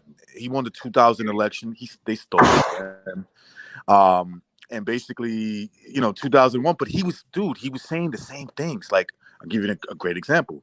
You are either with us or you are with the terrorists. So what he was talking about was like, if you're against the Patriot Act, which violates your rights, you're with them. If you speak out against that, you're with them. That changed everything. And that's exactly what the left is doing now. They'll say things like, and you know what the left did? If you oppose gays, you're a Nazi. If you and you know what the left did, L-Dog? Things like the that. left They did take the things same. to the extreme. The Democrats did the same thing that the conservatives are doing today. They just played the controlled opposition role, but they ended up agreeing with everything in the end. And that's what the conservatives are doing today. They don't fight back. They just diagnose the problem. They don't try to fix it. We had the House, the Senate. We had fucking everything. Paul Ryan fucked us. No lube. Oh, Jesus. We had the Supreme Court. We had fucking everything. We had Trump, the fucking biggest gangster. God damn it. Everything was in place, and yet nothing was done almost. Nothing. It makes you wonder, is anyone who really brings change ever going to be elected, or will they take control by force? Well, Trump did make change. Go ahead, Pete. Or whoever. No, go ahead. Because to me, it seems like to even make the election, you have to almost be. Shut the fuck up, man. You have to almost be like a part of the problem, which is you got to be part of the. That's why I just don't vote. I just don't vote. Period. Look, I'll give you an example. I have my beliefs, but I'll give you an example of like this bullshit ideology that we're seeing from the far left, right? So, for instance, everybody remembers what happened last year, especially over the summer. Crime was surging, defund the police. New York City was a big advocate of that, right? They were like bullhorning, like, yeah, we're going to defund the police. Then they got a piece of what that looks like. And quietly, you know what they're doing? They're going back to policing again, right? So the two candidates that are going to be running for mayor, right? Because the Big Bird is done, and he's out of here. They don't want him to. They don't want him to run again.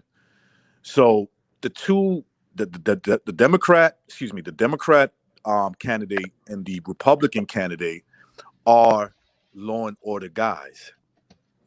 So you see what I'm trying to say? Like, okay, what happened to? Because they were all down with defunding the police, all of them, until they actually saw it, right? Now, unfortunately for Chicago and Philadelphia, those people actually really believe that their city is in dude. Philadelphia, Philadelphia and Chicago has to be the most dangerous cities in the world right now. Like, honestly, they are in terms of like where all of that's happening. Like, live there and see how bad that shit is. It's terrible. But that's New because York, they're not committing crimes in like the rich parts like they did in New York, didn't they? Like, I think New York, like, they attacked some of the rich parts first. yes, they did. And then they were like, oh yeah, we need the police, but like, Now Chicago, we need the police. Yeah. Yeah. Exactly. Chicago is a totally different story because they're being walled off by toll booths. That's true. You see, I didn't know that so you brought that up. Like in New York City, yeah, there's toll booths, but you still have access to like suburbs, or let's say, for instance, Park Avenue, where Epstein lived on the Upper West Side. Like you can make it there. You don't need a toll booth to get there. You can just walk through there. So they're like, no, I don't think I'm down with defund the police anymore. You know what I'm saying? Like, exactly. Where's the really rich side of New York? Is that Upper East Side? Like in Manhattan, right? You got in Manhattan the Gordon Gekko side. The Upper East Side is basically it's for the rich and shit, and like then you got the big ball is the scale benders. The scale benders. Right. Yeah, man. The big boys and the money makers. Yeah, absolutely. Yeah. So, in other words, what I'm trying to say is that you see, New York City is like the financial hub for all these crooks, right? So Yeah. they're saying to themselves, I'm not too sure if we want to follow that because what New York City is basically, if it doesn't have its entertainment life and safety, it's just a dangerous, expensive city. Who the fuck wants to live there? What's You know pretty what I'm saying? scary. Yeah, Doesn't have exactly. anything to Yeah, offer. fuck that. Yeah, I mean, it's still doesn't have anything to Philly. offer. Like, at least with other cities, like maybe Chicago's the same way. I'm not sure, but like I was in LA in the '90s. I went to LA, and it was still bad. You know, it's still pretty bad. But like, it's Los Angeles, dude. It's like you could go to Hollywood, and or you could go to other surrounding cities. Oh, you know, And they go up to the Hollywood Hills, and then the Hollywood Hills, they got bigger guns and everything. They don't have yeah, to worry about it. yeah. 'Cause they got private military protecting their homes. They're like in a gated community with like, with Yeah, yeah. Let me with make one point, guys. See, the problem with this is there's no room for economic mobility. Like, no matter what in America, even if you have like the slimmest chance, you can always make it to the top. And with the system they're doing now, they're limiting economic mobility, which is it's very sad. It's pure socialism. I got you, Kevin. I don't have that. I didn't pay for that service where you can invite like at least 10 people. But as soon as I get a spot, I'll put you on, Kevin. Yeah, we'll kick them But off. I Nah, don't think come he's on, gonna son. get a spot tonight. But here's the Oh, he thing is from with, Chicago though, isn't he? No, Kevin is from Chicago. Yeah, you should be And, worrying about He's what's from happening the in your city of neighborhood, Chicago. man. He should come on and talk about the toll booths. No, that's but Jonathan, because just quickly, you're mentioning economic mobility. Part of the problem is that the return on capital far outweighs the return on labor, but the actual price of capital is so much higher than investing into labor that Yeah. only the real rich people can actually purchase and accumulate capital, which is, giving you a much greater return. this is I true. wouldn't say that because, like, what are you defining as rich? Like, I mean, because anybody who's a capitalist who's going to start their own business, they have to risk their equity. So, like, you can have $400,000 and you can still risk. Like, I know what you're saying, and they have a higher probability of being successful. The more, yeah, the big ballers do have, the better chances, but. I don't know. They're missing the future. Right. So to improve economic mobility, you almost have to improve the return on labor, but I'm just not sure it's Yeah. possible. Like, I'm not sure how you do it. Like, Well, you need to AI is incentivize people. You Yeah. need to incentivize people to, get some sort of qualification or get some sort of accumulate some Okay. sort of skill. It's just difficult to do now, Go especially to with tech school. Yeah, people can buy labor or they can buy financial assets, not buy labor, sorry, buy land, or they can buy financial assets, Yeah, and they equity. accumulate wealth at just such a greater rate than accumulating, say, a degree or something. Yeah. Let me tell you guys what I do right now. Like, I'm a junior derivatives analyst, and like I don't know shit, but I'm starting to like learn about these exotic derivatives. Like, yeah, I don't. Pete, you didn't study finance, did you? Fuck no. But Well, look. I'll give you okay. So, did you know that the economy, the businesses in America, the small, obvious. This should be obvious. The smaller business owners make up 90%, 85. 90%. Yeah, 80. Excuse me, 85%. Yep. So you saw this, right? You saw that. Yeah. So it's 80. They make up 85% of the business owners. It's crazy, isn't it? And then they shut all these businesses down. So That's what provide it's all. these services. So in the case that you, let's say your business was a fucking dry cleaning business, a restaurant, you're fucked, right? Like How can you tell you would have to have that- something. You would have to have something that has to do with the fucking, you know, in my case, like the city, right? There's a lot of buildings here, so. What do they say about your business? No, I mean nothing. Nothing really happened, except like, we used to get a lot of subcontracting jobs, right?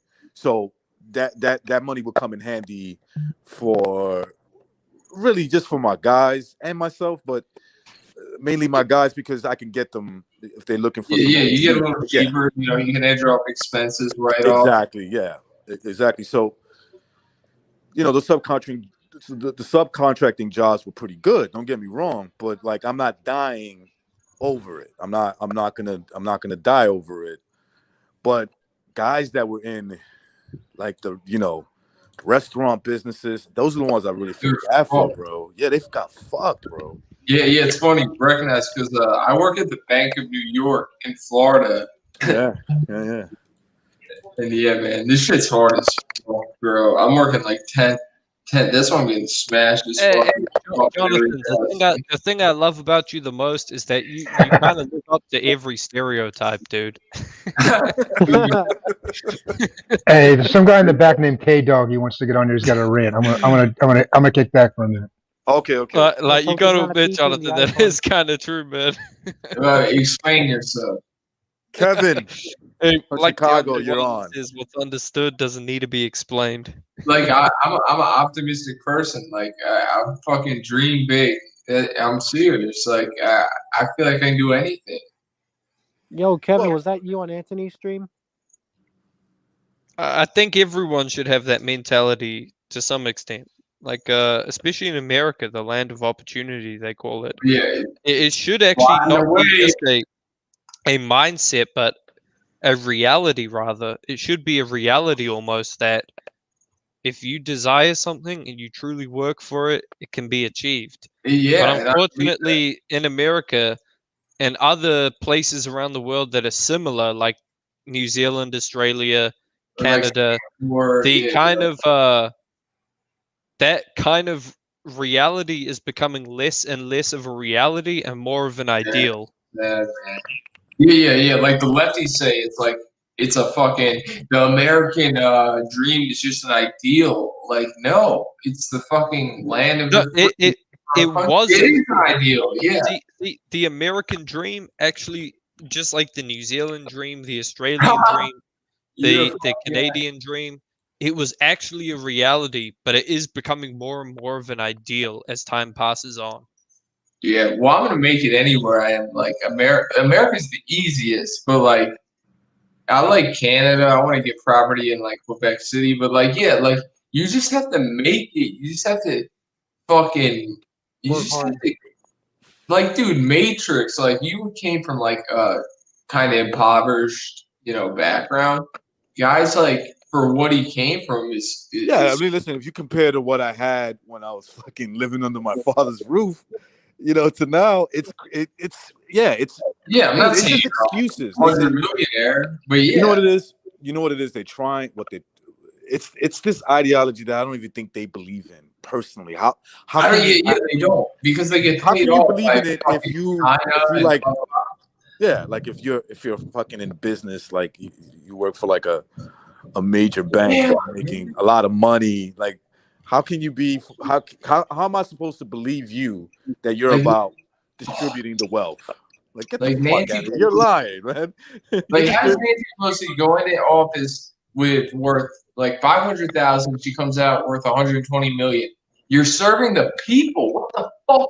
We're paying taxes. That's revenue to go into fucking streets and airports. It turns out serving the people is a rather profitable. It is. It's a rather profitable endeavor that actually results in little service to the people. Yeah. Well, look, I'll give you an example. Look at Chicago. Look at Baltimore. Look at that's perfect what you just said. These guys, they always go the same. And you know, the city looks the same. It's the same shit. You know? Look at these dangerous Chicago streets, man. There's killers everywhere in the Chicago streets. Dude, Chicago on the 4th of July weekend had 16 homicides and 87 people shot over the weekend. I saw that stat. Hey, recognize. 87? Did you see that Puerto Rican 87. couple? They beat Did- real quick, L Dog. They beat New York by a mile. New York had like 40 shootings and like 5 people or 6 people And dead. that's something to be proud of. Did I you see- guarantee 75% of them all happen in like a 3-block radius. I get. Hey, I wouldn't. I wouldn't. I wouldn't. Yeah, Johnny I wouldn't be stuff. surprised. Go ahead, L Dog. Recognize- Talk about the Did Tobu. you see the Did you see the Puerto Rican couple killed by Chicago blacks on June 19th? That was horrible. It's on YouTube. Yeah, I saw. Yeah, It. it is on YouTube, but How's the Puerto chick? Rican I heard couple she was fighting killed, for her and life. then She some died. black dude on Twitter comes on and posts, "Oh well, they were flying the Confederate flag when it was actually Yeah. the Puerto Rican The flag." Puerto Rican flag. Yeah. of course As they if were. even flying the Confederate flag deserves death. Right. Okay. Even if they were, why you These executed revisionist them? history pricks. Like, you should be proud to be a Puerto Rican. Like, recognize, yeah, be proud of your people. Fuck this. It's gonna take somebody to die. Like, we're. I just had sexual relations with the Puerto Rican chick. Woo! I Hey, bet stick to your own women, all right? Stay away from mine. I'm just kidding. Go ahead. Yeah, stay No, away from guys, I ours. wanted to come on here and rant. I got a big rant story because I don't know if you guys have been following this Rachel Here you Nichols go. story. Have you heard about it? Rachel Nichols story? Go ahead and rant. Go ahead Go and ahead. rant. Go ahead. Go ahead, Kevin. So I just finally listened to the full audio leak, and nobody's talking about the main part of the story. Adam Mendelson, LeBron James' advisor, the guy who is, he's on the other side. He's who she's talking to, and you know what he says at the end of the conversation. He's trying to figure out. He's like, well, the way you can frame this is you can frame it how white males are pitting women against each other, a black one and a white one. It's like that microcosm of everything wrong with the small hat right in that conversation.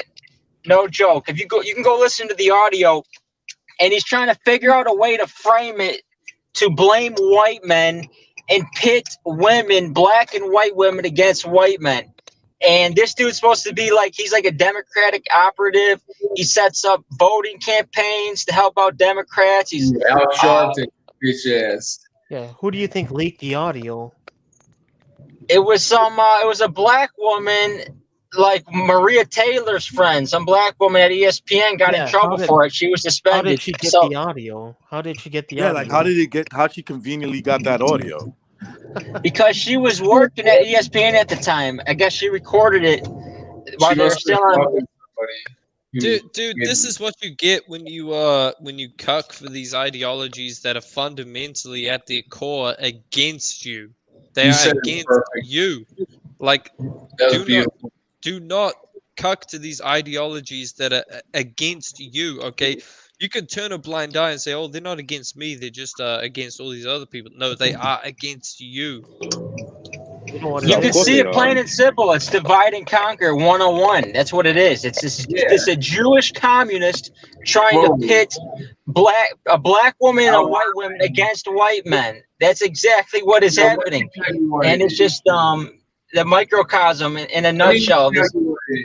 It's not just Jewish people. It's Israeli elitists. It's not fucking Orthodox Jewish people. They're Zionists. They're what they are. This guy's not an Israeli. This guy is a Jewish American. He's an Ashkenazi Jewish American.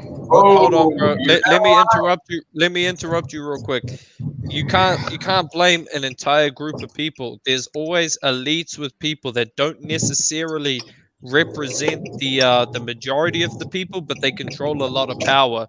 Think about the Italian mob back in the day. Not a lot of Italians were part of the mob, but the mob had a huge power grab over the entire Italian community. They had to control the ports. They needed them to fucking win the war. 100% of it. And whoop. So if you want to call out, some sort of Zionist elite, fine, but did arrange. No, just of course. You don't gotta explain. Not every single Jew is some communist trying to divide and pit people That is against just each other. Of course, communism, I don't feel like I gotta make that disclaimer. But everything I've been ranting on, of course, this big time news story and behind the scenes, who is it? It's a Jewish guy trying to pit black women and white women against white men. But you guys try to come on here and say, "Oh, you can't say all Jewish people." I didn't say all Jewish people. You cook. You're the one cooking. What it is you have two people who are friends who think the same way, right? So you have two people who are friends who think the same way. As soon as one starts thinking differently because she gets kicked out, the other person records it and just snitches to the media. It's just basically communism, man. You know what it is? It's a Yeah. And this brings me to another point, man. Communism is by far and this whole Marxist ideology, it is by far the greatest evil that the world has ever seen. This ideology needs to be cut out like a fucking cancer and disposed of. Yeah, I agree. Spot on.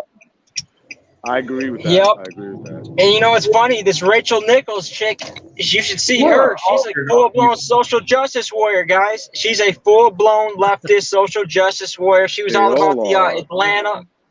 I can see Rachel mad at. We talked about this on Thunderdome, but the system worked for her. So she preached, and she got what she preached. So there you go. You know what it is? What's also funny? It's Ando Mendelsohn, the Jewish guy. It's two hypocrites being exposed, and you see the nefarious mind of the Jewish guy. If you go back and listen to that audio, he's trying to think of a way to pit people against white men. He's like, how can we blame this on white men? Let me think. Well, it could be. You can see if there's black woman and a white woman trying to compete. They're offering this job just to you two. And what really should happen is you take the jobs away from the white man. You guys keep interrupting me. Shut up. Fuck up for a second. I did take this class called Cultural Diversity, and it was a black teacher, and I was probably the smartest kid in the class because it was totally a different class. And like, I knew she wasn't gonna give me an A just because I was white. So like, I just like fucked around in her class, studied game theory, econometrics, accounting, and she was like, we gave all the black people or Indian smallpox when we didn't even know germ theory exists. We're horrible people. Jesus. White people. Like, I think I'm a great guy, but apparently not. Yeah, they associate white people with everybody, right? Instead of like actually looking at I'll smack the fuck out of that and when you actually came to the States and all that stuff. These people are making enemies of us, man. That's what they're doing. They're making enemies of us. They're trying to make us, an enemy to everyone else. Your country from within, like the Roman Empire. Yep. What people? What people? That's up for your interpretation. Hey, Kevin, are you being boxed into like certain parts of your city because of toll booths? No, I'm just driving around talking to you guys.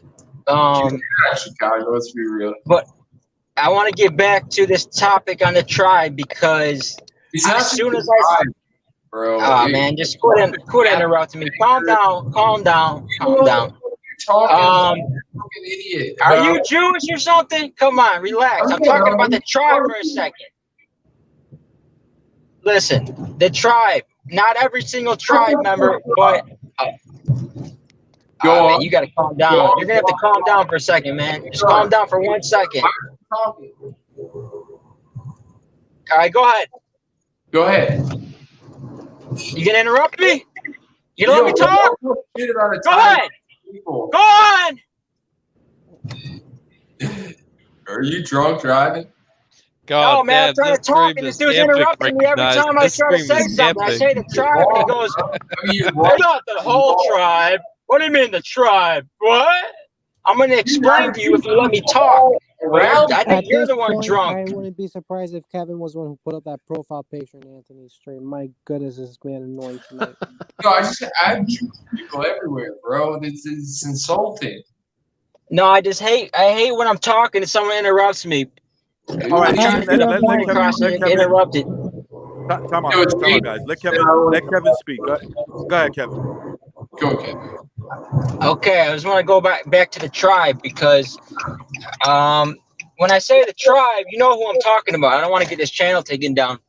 Of course, I'm not saying every single tribe member, every single person in the world. I mean, if I got to sit there and say that every time, then of course we're going to be talking in circles. But it's a perfect example of the ones that are pushing this movement. I mean, this dude is LeBron James' advisor. LeBron James, one of the most influential, powerful people in the world. Like, don't call him you know by how much that name. You gotta call him you know by how much vagina. influence. You know how much influence LeBron James has culturally. Like, he could go out and put out a tweet, and like people will be talking about it for weeks, months. And this is like LeBron James' right-hand man, like his political operative. And he's a tribe. He's a small hat. And what is he doing? He's sitting there trying to create that vision. He's trying to sit there and pit people against each other. I mean, this is straight up communism 101. Yeah, absolutely. And you think this is why he's in the position he's in, because he shares that ideology. He probably didn't share it in the beginning of his life, or the beginning of his his upbringing. But once he started to get into the millions, started to live that lifestyle, it's easy for him to pin people against each other, because guess what? LeBron doesn't have to face those reality, at least not yet, right? Because he lives in a gated community. Look, LeBron's been trying to start problems, racial problems, ever since he bought that house in LA. When it was him that faked because if you listen to the details, LeBron James calls the cops saying that somebody graffitied the N-word, right? The R on his house. But by the time they got there, they wasn't there because they said they painted over it. Does that make sense to you? Dude, right? Whenever someone claims this this whole graffiti thing, they graffiti is slur, I can't help but think that's a false flag, dude. That is false flag as a motherfucker. Okay, of course it is. Show some recordings of CCTV L-Dog, if of you call the anyone cops, actually doing that. L-Dog, if you call the cops because something happened in your house or in your car, or whatever the case may be, would you get rid of the evidence that shows? Fuck no. That is controlled false flag opposition, man. That's all that shit is. So I remember when Trump got elected, a bunch of people were saying, "Oh, look at these racial slurs like put on the side of buildings." And I was thinking, dude, this is false flag as fuck. This is probably a CNN intern told to go and fucking tag something on a building and give us a story to write about. Like, that's all it was, dude. Remember the man who was all fucking like tagged? They're like, "Oh, he's sending out pipe bombs." There's a like Democrat like Hillary Clinton had like a ammo or a kill shot. It was a fake ban, and I owe Kevo an apology because my girl sitting upstairs, she's Jewish. You gotta fight down, Kev. But no, it's all good. What is that? It's all good. It's just I was really emotional on this topic because it hits close to home. Everything I've been talking about. And I just got done listening to this recording literally 30 minutes ago, and I had to jump on here to rant about it. And I heard someone interrupt me. I'm just like pissed off because everyone likes to make fun of me every time I bring them up. Oh, it's just Kevin talking about the tribe again. This crazy Kevin. It's like, dude, I'm trying to speak facts and inform people, but it seems like everyone else wants to deflect and say, not all of them. You can't just say all of them. Of course, man. Of course it's not all of them. Talking about the influential ones, George Soros. Behind him, there's a million just like him, just like that LeBron James advisor, Adam Mendelsohn. There's a bunch. George Soros, Adam Stein, all these little operatives who fund these people, these campaign movements, and Black Lives Matter. They're a bunch of freaking divide and conquer communists. And I'm trying to expose them and call them out. We got to have people quit deflecting and change the subject and this and that. We gotta start calling them out. be straightforward and call these weasels out, these Ando Mendelson, because he is more of a problem than Rachel Nichols. Rachel Nichols is just a useful idiot. LeBron James is just a useful idiot. These Ando Mendelsons are the masterminds behind the scenes. Like, How you've do you never go even from heard boxing of to him, this? but he's the one pushing the narratives. He's the one pushing the agenda, and that's what I'm talking about. Recognize, am I right or what? I agree. I agree with you 100% on what's really driving this, right? But here's the one thing that we have to start calling out too. I mean, they get enough call out as if for stupid shit and shit that is not true, are the other people that are behind this too, the elites. That, look, who are the elites? When people say, "Oh, that's a code word," but the elites are a lot of there's a lot of sellouts. I'll just put it like that. There's a lot of sellouts that don't care for their country, don't care for their people, if they're getting railroaded or not, as long as they're protected. Like, okay, let's take LeBron James, for example. Here's a black dude who has the platform to tell black people, you know what the problem is? And tell them the real problem, right? What is he doing? He's taking his platform and he's saying that it's some mythical, white supremacy, this false white person that lives check to check just like you. Okay, if he misses out on his payments, he's homeless just like you. He has power over you. He has this position of privilege over you. Instead of telling them, look, you know what the problem is? And I can name a bunch of them. I mean, anybody with eyes can tell what the problem is. It's your culture. It's the way you live. Okay? No, he doesn't do that. He rather use his huge platform, and he's not a tribe member, right? He's a sellout. He's basically a fucking sellout. And there's a lot of whites that fall in that category too, right? And they so again, like, I agree with what's pushing it, but there's also a lot of other people that are pushing that shit too, and they need to be called out. They need to be They need to be put under the same scrutiny because they're behind it and they're giving the power to fucking to do this shit. Hey, recognize real quick. I'm gonna jump off, but can you let Young God on? Young God wants to say something, man. Can I bring up something first? Okay, no problem. I got it. Go ahead. My thing is, a lot of these, there's a lot of people who know about this stuff. That's true, but then they make up these crazy conspiracy theories of time travel and stuff like if this is gonna be some gigantic endgame epic battle kind of thing. It's just like, no, I don't think that's gonna happen. Obviously, like, I do believe in the supernatural, but some people take it to this whole time travel stuff way too. You're going down another rabbit hole. Yeah, we are. Yo, what's cracking, my niggas?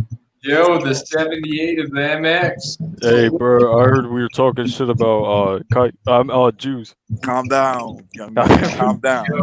We got so, Jews in the house. Chill. Yeah, who's the Jew? Where? Name them. Hey, where they at? Let's get them. Let's get them, bro. Fuck a Jew, bro. Nah, come on, calm down. Bro, yeah, buddy. Bro, I thought the Jews. I thought you said you was Puerto Rican Jew. Didn't you tell me that? Hey, no, I'm self-hating, bro. I'm self-hating. Didn't Johnny Boy beat you? Hey, bro, ain't you a bitch, bro? Look at your big ass nose, bro. Shit, look at that big ass nose, bro. Oy vey. Jonathan, bro, use a bitch. Use a bitch, bro. I'm gonna take that board and shove it up your ass, bro. Yeah, that'd be the last time you ever try to come in my house because you'd be nigga, I'm gonna be in your house tomorrow, nigga. Yo, I need my address, bro. Yeah, give it to me, bro. Give me your address.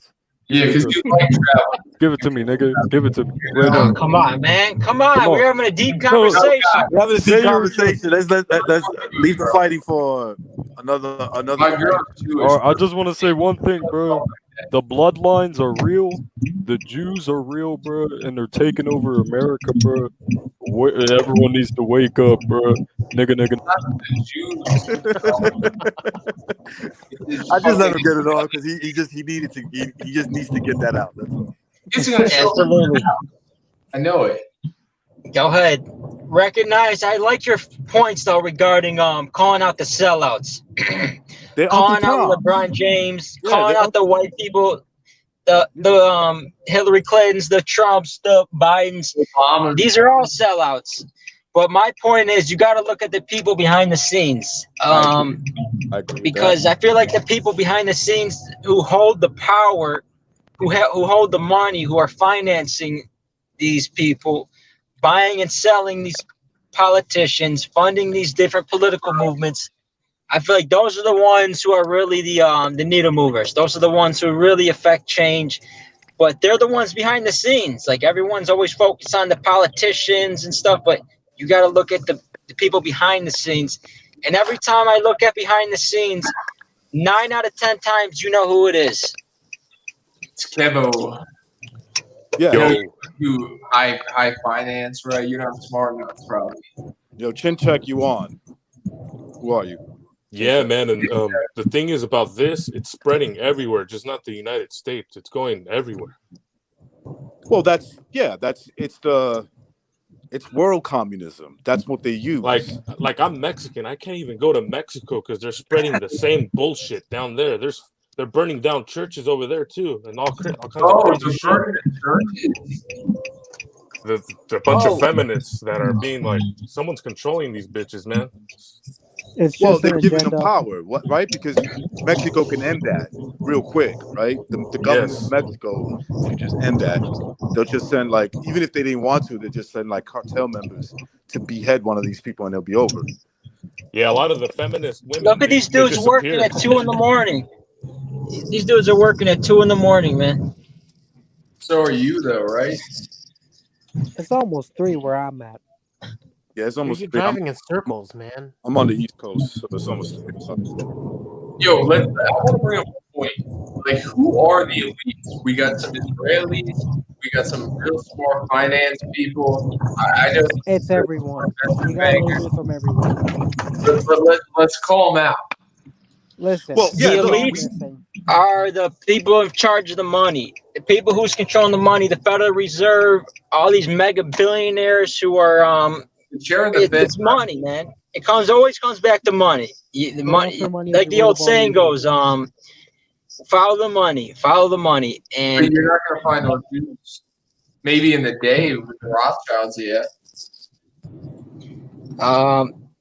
Federal Reserve. What's their name?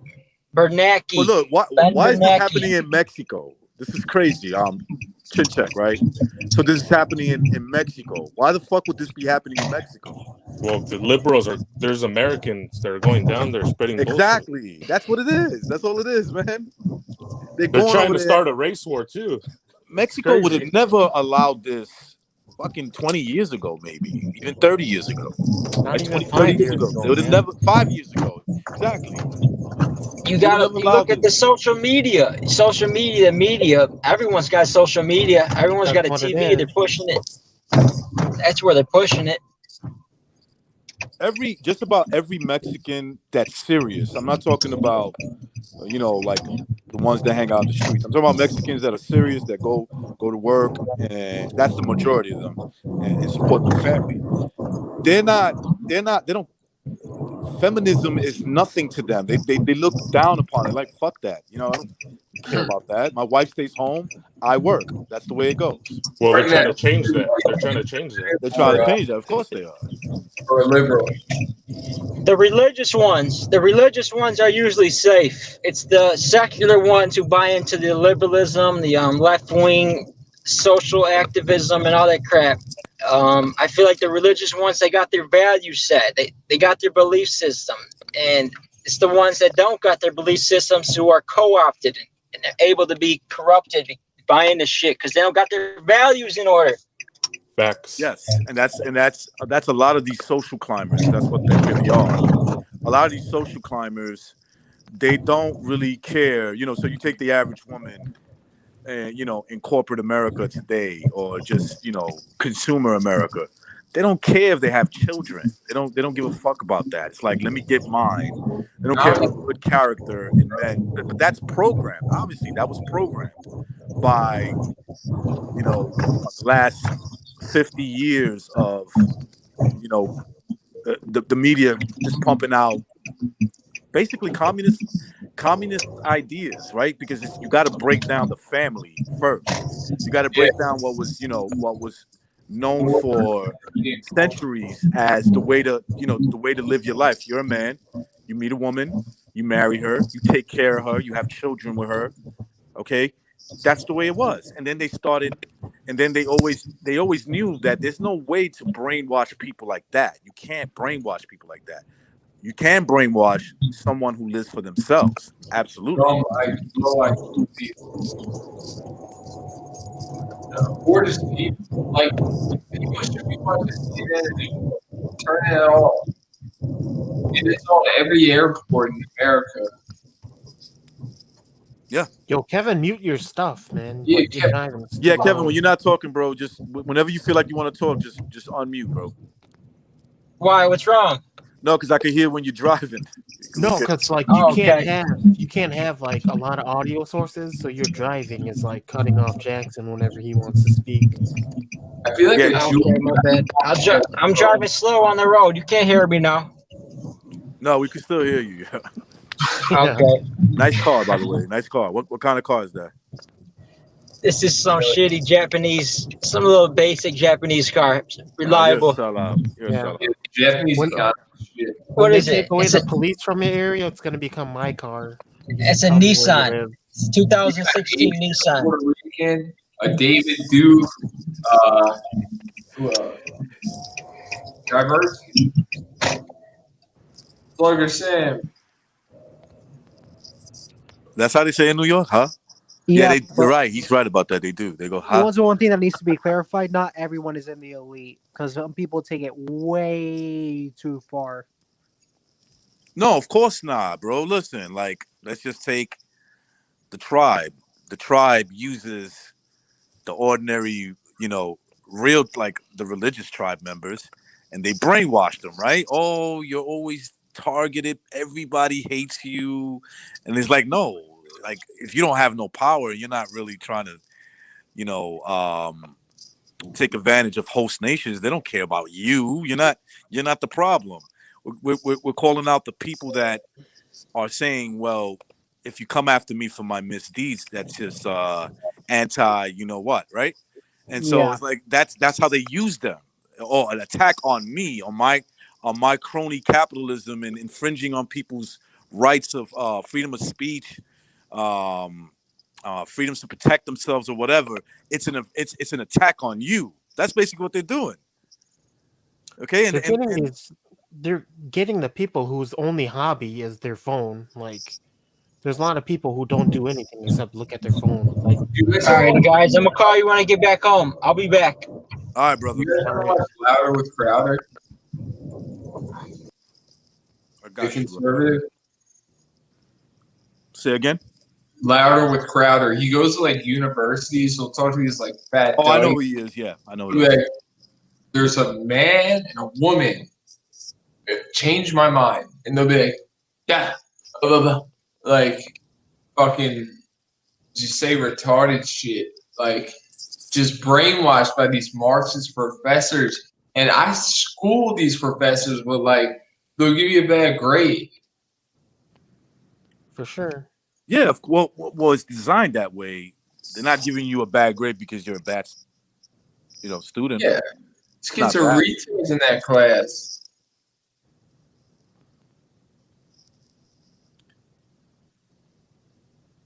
Dude. But with the Louder with Crowder thing, a lot of times you'll see people they try to insert their own personal agendas into it whenever they're trying to argue, and they won't look at the picture as a whole. They'll say, "Well, with me, I was arrested because I beat some guy up, and now I can't get a job, so I'm with the system." Like that type of shit. That is true though. Like my brother was in prison, so it was hard for him to get a job. And but I thought he had white privilege. Florida. White privilege should just get him a job, right? But you see, It this was is actually black privilege because like they have fucking. If I was black, I would be worth $20 million. Come on. I swear on the good Lord. Listen, man. Here's the thing, right? we just witnessed a Puerto Rican couple get murdered on the streets indiscriminately, right? Like just blasted.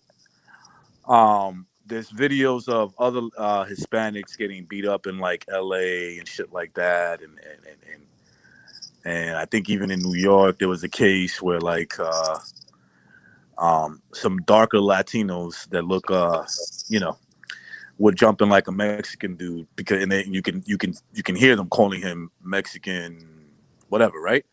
But they won't make a big deal of that. They why they don't make a big deal of that? Because if you were to tell them, look, show the true story, nobody would buy their ideology no more. Nobody would care, right? Nobody would care. So if you show people the truth, especially the noobs, right? The what's the word I'm looking for? The conformist, right? Somebody who's just like somebody who believes everything the media tells them. So the media is the narrative, right? They're not like me and you. We go online and we can find these. You do Alex Jones, right? We can see these videos that exist, right? It's not like it's a rumor of, oh, did you hear about these white supremacists who beat up a black guy? Okay, show me the video. Or show me some type of proof. No. Fake, bro. MSNBC. I'm gonna punch the shit out of Rachel Maddow. I'm gonna fucking beat her up like Derevyanchenko beat Triple G, even though it was a close fight. I'm gonna the other way around. Smack. Or the other way around. I mean, that's a better example. I mean, did you see Derevyanchenko's face in the end? Dirt in Derek Vineyard himself. Oh hey, how you doing, my man? It sucks, man, because we're outnumbered, man. The average person is brainwashed. Oh, absolutely. The average person is brainwashed. They didn't look, man. Dude, I could get in trouble for. Just think about it like this. I can get in. All of us here, not just me, right? And anybody who's listening, we could get in trouble for our true opinion, beliefs on things. Yeah. Well, because Biden's president, they might be able to pass some laws within there. Dude, I put it to a bunch. Look. You can lose your employment. You can lose. Real quick, Jackson. You can lose your employment if your opinion gets out there. Yep. You know what I'm saying? So, okay, maybe you can't get arrested, but dude, like firing somebody, getting them, putting them in a bad situation where they, now they don't have income. If you're working for the corporate thing, like, dude, it's gonna be tough. You like your optics. But if unless you're working for like a rich guy who owns his own shit, he'll let you do whatever you want. A lot of people, not everybody can do that, Exactly. Yep. Absolutely, man. But the average Joe that has white privilege. But let me say something. Don't ever let people hold you back. No, of course not. No. Yo, hold on. Right, give me a sec. Let me cook. Go ahead, brother. Go ahead. L-Dog, I was saying, I have a black friend, and to get into graduate school, he got in for finance with a 250 score less than me, which is like 28 questions more. And I didn't get in the first time. He did. I'm white. He's black.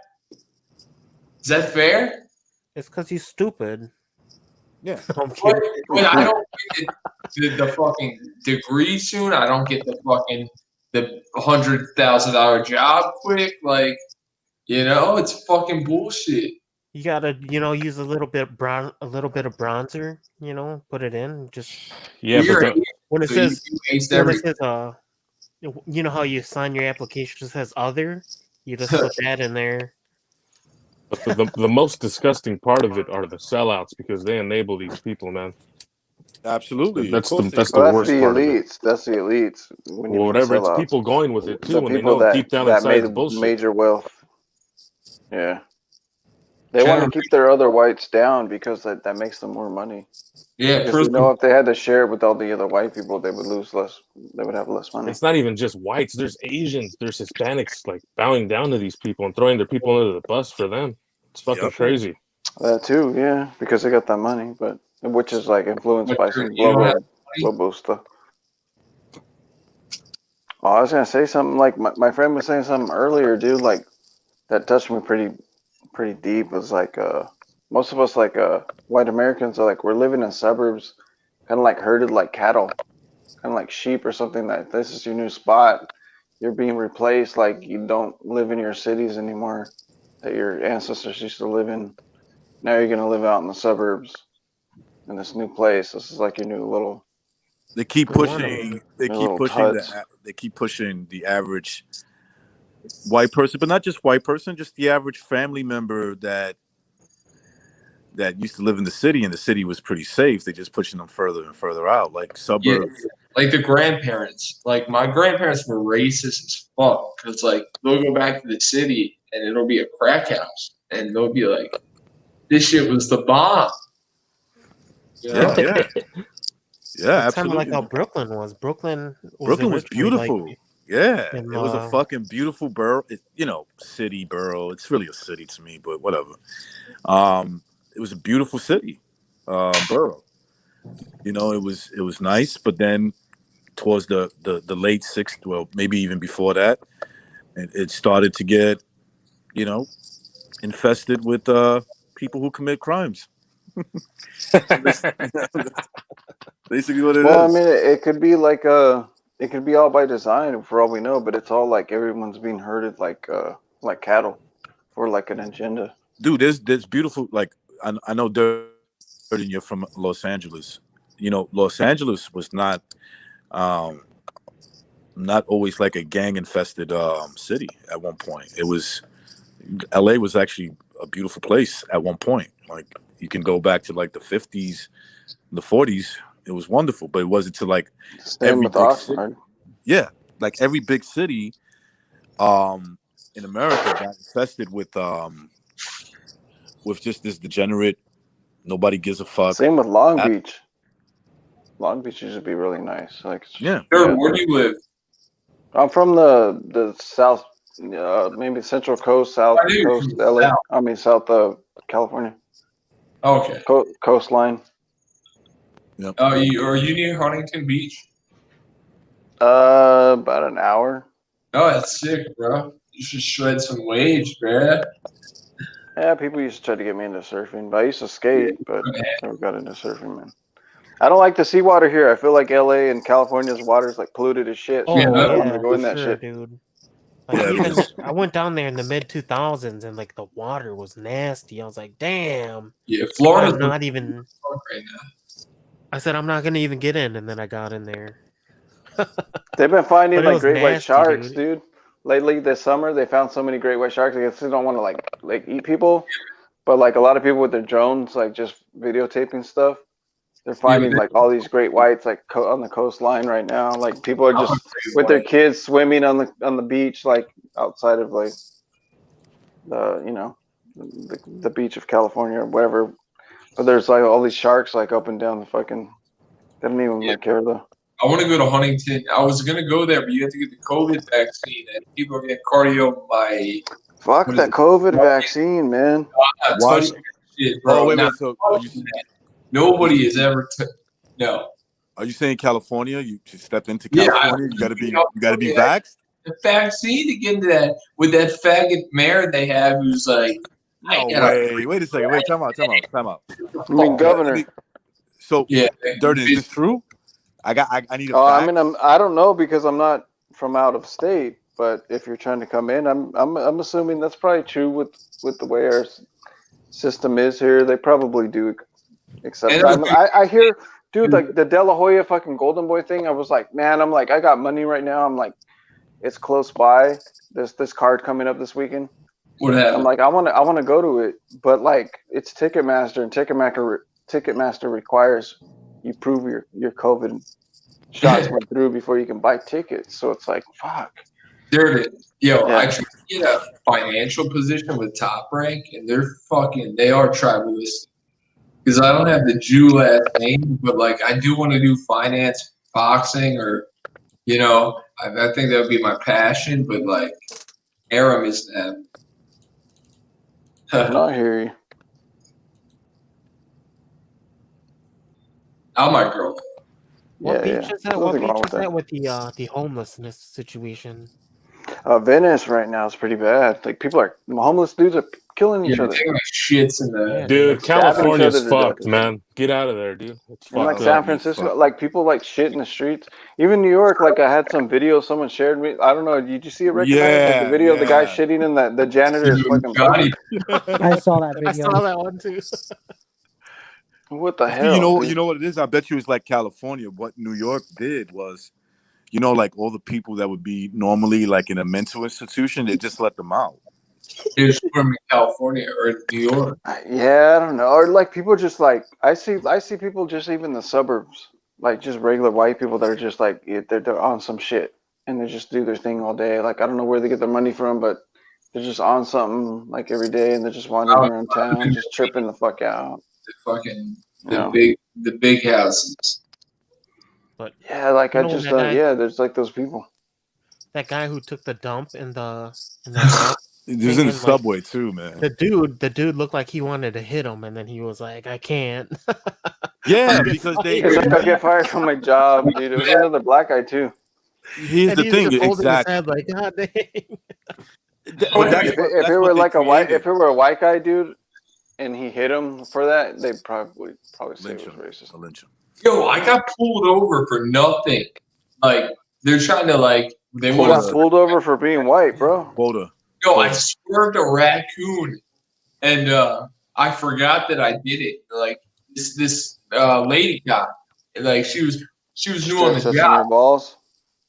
And no. That happened to me, bro. Dude, Dip let me address this comment real quick. It's not the gangs, it's the officials who let it happen. Like this should be obvious by now, okay? It should be so obvious by now. The reason why Chicago is fucked up way worse than New York and LA, which were cities that were just as bad as Chicago in the 90s and probably even worse in certain years, okay?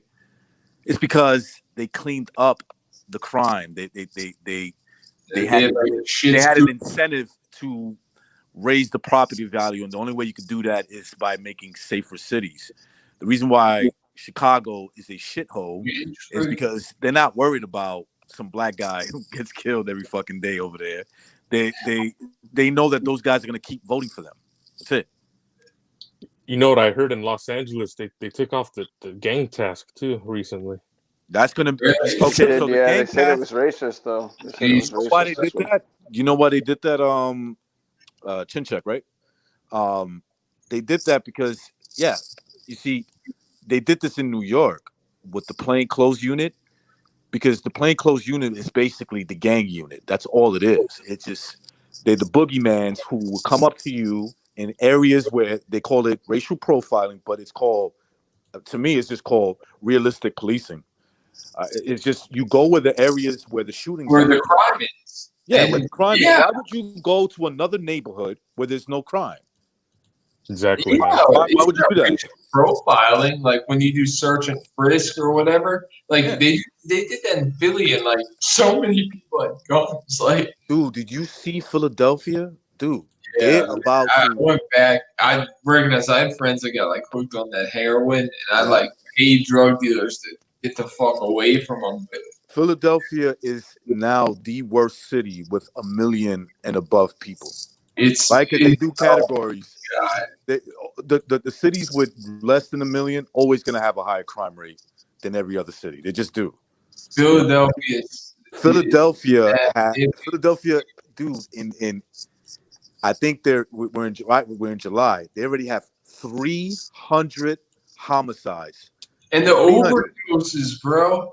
Like, you talk about COVID. What about the fentanyl? You dumb politician, dummies, you retards. And I'm I've gonna been to Philly when sacrifice- I've been to Philadelphia in the 90s when it was pretty fucking bad back then. Yeah, But I'm dude. thinking to myself, it's worse now. I think I can't believe I'm saying this. It's actually worse than the 90s. Dude, it's ugh. I'll puke if I go there. It's sad at this point. Yeah, we need a priest to just like go in and like just people start praying. You Inquisitor. We need Dern to get in there with the you know the But look, I was trying to tell Thunderdome when you guys were on there earlier today.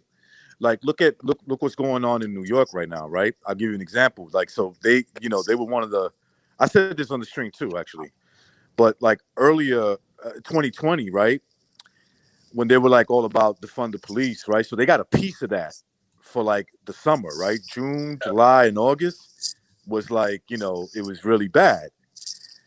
But what they're doing now, right? Look what they're doing now.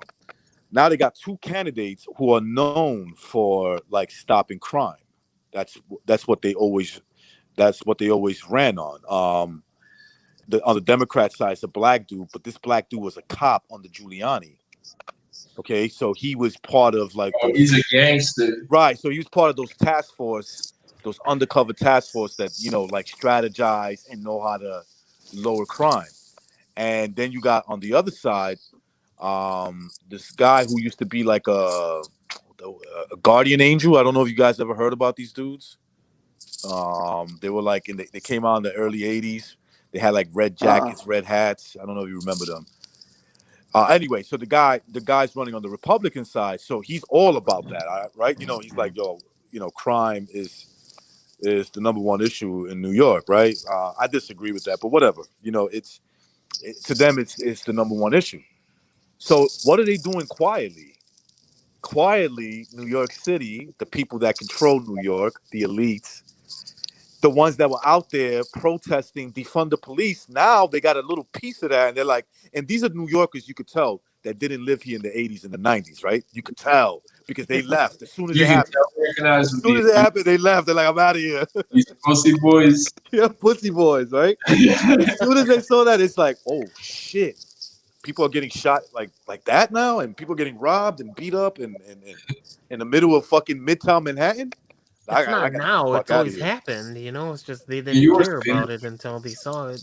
Yep, exactly. But it's just like what we were saying on the July 4th stream, where these politicians, they might own a home in that area, but they don't live there. That's like their second home. No. They just have a home there to say that they live there so they can be a politician there, but that's only their like stomping grounds. They don't actually live there. Yeah, they live in the nice part, like not even in the same county. Yeah, and her husband's the head of the banking commission. How fucking that is such a conflict of interest, and her net worth went up like $50 million. I want to smack her. Like, yeah, but all it is like you might own an apartment and you can claim that you live there, so you can be the governor there, but you don't actually live there. Yeah. Whoa. When the police get defunded, Jamal Richardson, I'm gonna take all my stuff back from you. Jamal Richardson, when they defund the police, I'm gonna take all of my stuff back from you. I'll be at your funeral in 4 years. That's not your stuff. That's my stuff. All right. Exactly. I'm gonna come and get it. I'm gonna come and take it back when they take the police away. But you guys know Donald Trump had the lowest African American, and this isn't just a talking point, the lowest African American unemployment rate on record, probably since slavery. And look where that got. Look where that got him. Yeah, they think they're slaves, man. They still think they're slaves. Hey, man. So they played both sides of the fences, right? If you really look at it, so. Who got Trump in there? It was like the whites, right? So he totally ignores them. He caters to the blacks for their votes, and he comes up with all these programs. Meek Mill out of prison. Yeah, exactly. And what ends up happening is that he still, he has this low turnout of African American vote. Like, look, there's obviously this. Yeah, only 12% voted for him, right? No. Yeah. It was record high numbers. That's why that was one of the arguments. Wait, what was it? What was the percentage of blacks he got? It was an all-time high. Was it 12 though? I saw 12%. No, it was 17. Might have been, the 12%. 17. The 12% might have been in 70%. In 2016. I think the 17. Like, look, I'm on YouTube. I'm on YouTube. Well, I'm gonna say it anyway. Like, they stole that shit. Like, that should be obvious to anybody with the brain. Called that. Yeah. That's just what they said was. We got short press, bro. Like, when we were watching the election on BDA, like, because I'm young. Like I haven't seen like shit happen like that. You're like, I see what they're doing. I'm like, Trump's gonna run away with this, and you recognize it's like, ha ha ha. Like once they said we're stopping the vote. Yeah, I said they're up there. It's over, bro. But here's the thing: what if they use Trump to accelerate the process? Because things accelerated real quick. Of course, that's exactly what that. Dude, this is why I get. Look, he's gonna run again. I understand why people. I understand why people like Trump. Let me just say this quickly, right? I understand why people like Trump, but understand it's a trick. Trump had the power to make changes that would benefit everybody today. He didn't. All he did was say, "My hands are tied." What it seems like he did. What it seems like what he did was he was able to tally up a number for the elites to see that would be against this ideology, this new world order, whatever the fuck. What if he uses that to his advantage in the next election? Like he's gonna expose everybody that. But they'll fix it again, like they did this time. Yeah, they could probably fix it again. They have to find a way to fix it. Trump was the best 3-year president until we had COVID. We had the best economy. We had the best. Everything starts with the economy. You have the best economy. You're blowing everything away. But here's the thing. What did he do? Here's the thing, Jackson. Regulation, taxes. What did he? No, not even that. What did he do when the city was the country was literally burning? What did he do? Oh, okay. You're saying there were good people on both sides. No, when after the George a lot of people think Trump should have done more about. He should have done way more. Wait, what city was this? What are we talking about? They would have just called him Hitler, though. When all the riots were going on. But here's the thing, Durden, right? So we were talking about this conservative liberalism and all that shit. What good is the conservative ideology for you as a person to want to support that when all they do is they don't enact it. They just concede. So I think it's done with George W. Bush when he was like this, he's this neocon. He's the one that really quoted that. But he's the one that started that. You with us or you with the terrorists, right? And what did the Democrats do? Like that was supposed to be fighting for the opposite. They kind of just conceded. They like talked a good game, and then when it came down to voting, they voted for the Patriot Act. They voted for everything else. Well, yeah, because they had the people behind them. It was like, the fucking towers were down. We're going to war. We have an enemy. Right. But what I'm saying is that when the liberals were what their agenda was about saving people's freedom of rights to express their opinion, they bowed down. So today it's the other way around, right? Today, 2021, it's the far left that are using the liberal title, and what the conservatives are supposed to be like. Wait a second, no. These are our values, but what they're doing is like, oh, gay marriage, fine, that's great. But maybe we shouldn't teach it. No, we need a total opposite message. It's like, look, I'm not saying in these words, fags not allowed. That's what we need. Okay, maybe he doesn't have to say it like that, but like, look, fags cause populations to die. Unless they're but we would never take somebody like that. We would never, because they would never let him in. So the conservatives are just playing this like what they're doing is stopping organic movements from happening. It's like, no, you don't need to uprise. Right. We're here for you. You recognize Trump isn't perfect, but like he pulled all the cards. He tried to do all he could. He tried to maximize. Like, dude, the guy was a patriot. He loved the country. He knew business. He knew the economy. He made people's lives better.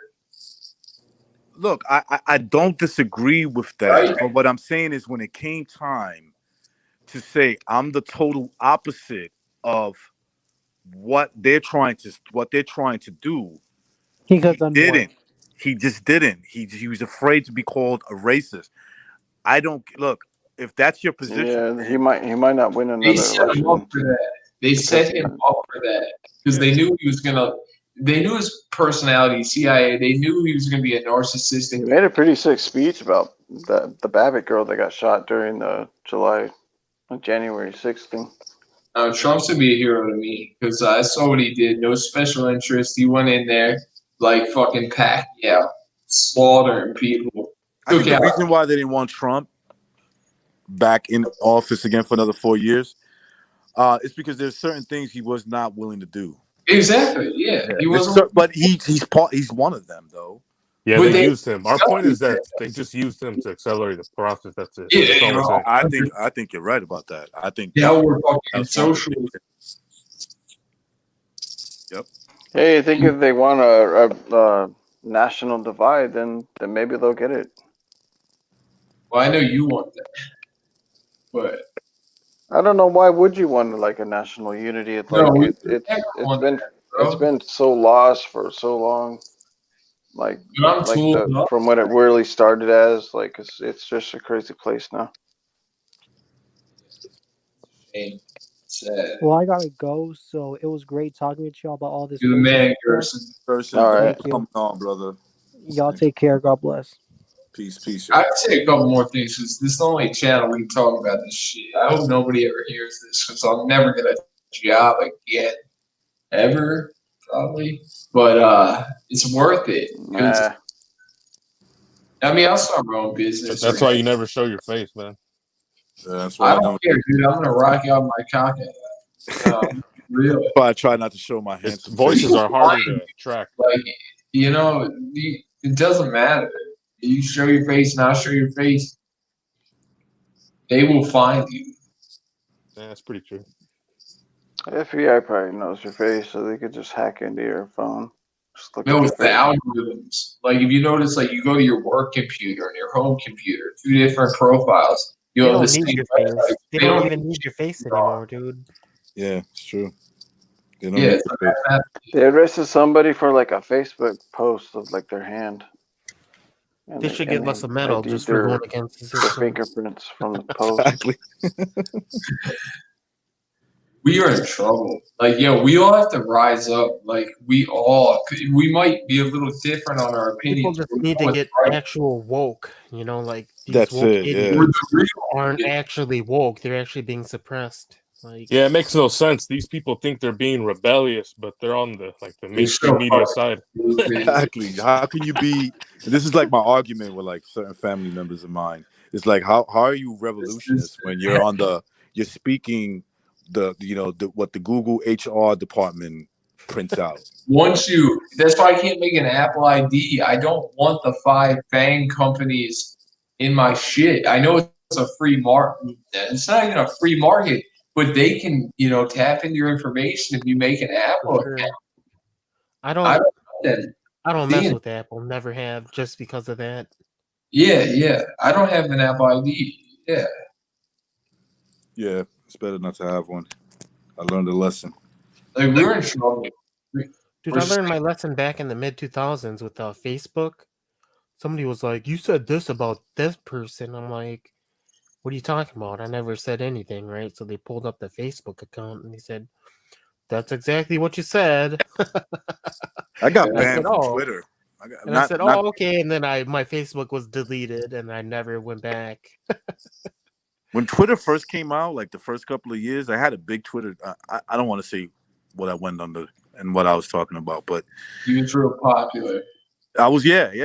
But then I got banned for rallying. Maybe I made a thread. I did make a thread, and some dude was like a little faggot.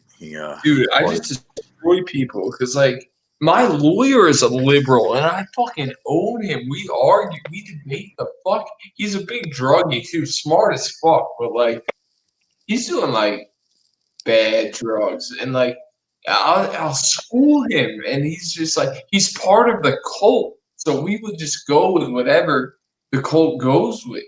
Like, you know what I'm saying? Yeah, I hate people like that, man. Like if you're in that party. You remember a few years ago? Remember a few years ago you used to go by like your actual name? And yeah, well, LBBP was trying to like hunt you down. Yeah. Who was? So you had to No, like some of them, change it. some of them knew me from. I don't know if it was LDBC, but some of them knew me from my Twitter. The trolls, the ones that were trolling me, they knew me from Twitter, and I also had remember that Google Plus or some shit like that account.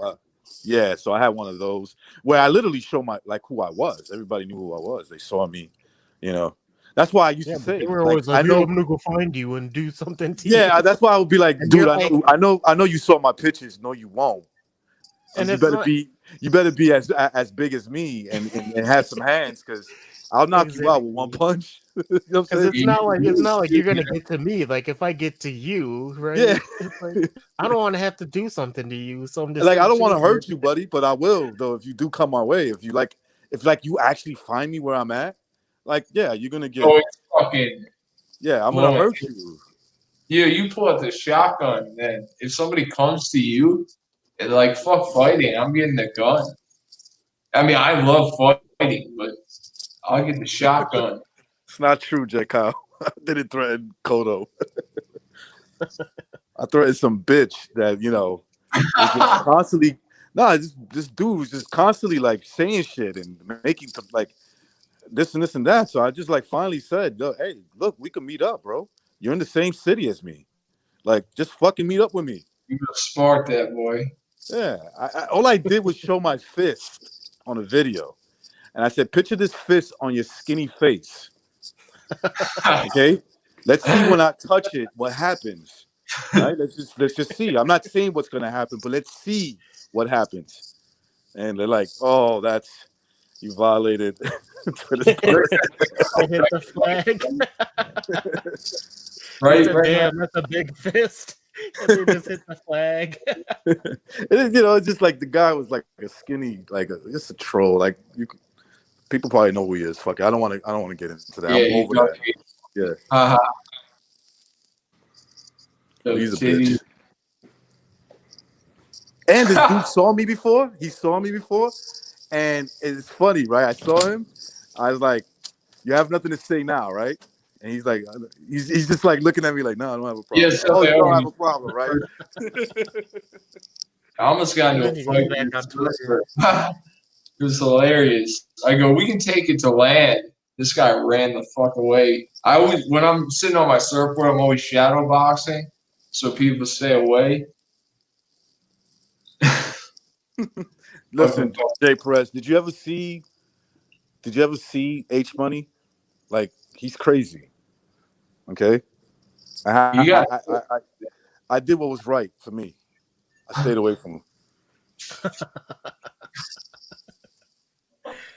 Because I will be going to jail at the end of that night. So I did what was smart. All right.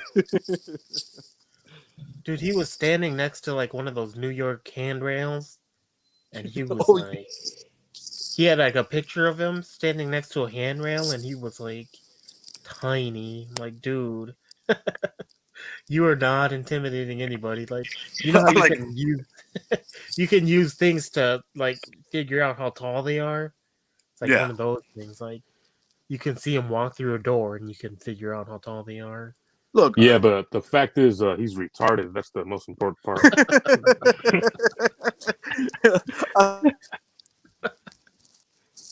Stop the bullshit. That dude is stupid, right?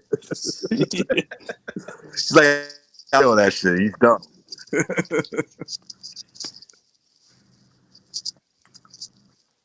That's the thing about like YouTube is some of these people I just laugh, right? Like it's not specific not anybody in particular, but like there are certain people that take this. Yo, dude, you don't know me, man. You don't know what. Like, really? You're gonna talk about what you're gonna do on YouTube? Like, who is Just remember when Durden was gonna fly to Wisconsin to fight Johnny Boy last summer? That's another one that I was like, okay, like what the fuck? I break it. I think only you and I had Durden's back, right? But I wasn't. Yeah, I talked to Durden.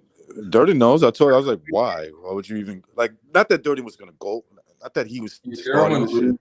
Yeah. But I was like, you're gonna really go to like Like, first of all, what's really in Wisconsin? Like, I know if I go to California, I'm not going to fight Durden. I'm going to California to enjoy the niceness of California. Right? You go enjoy the nicest, and then you go and beat up Durden, and then you go home. I go there. Or you go to Wisconsin, right? There's nothing there. Like, you're only going in there to just beat up some dude, but it's like I played hockey. There's no vacation, also, right? I don't get to reward myself. Like, stop this whole thing. Look. We either live in the same city, the same town, and that would even depend what we're fighting about, right?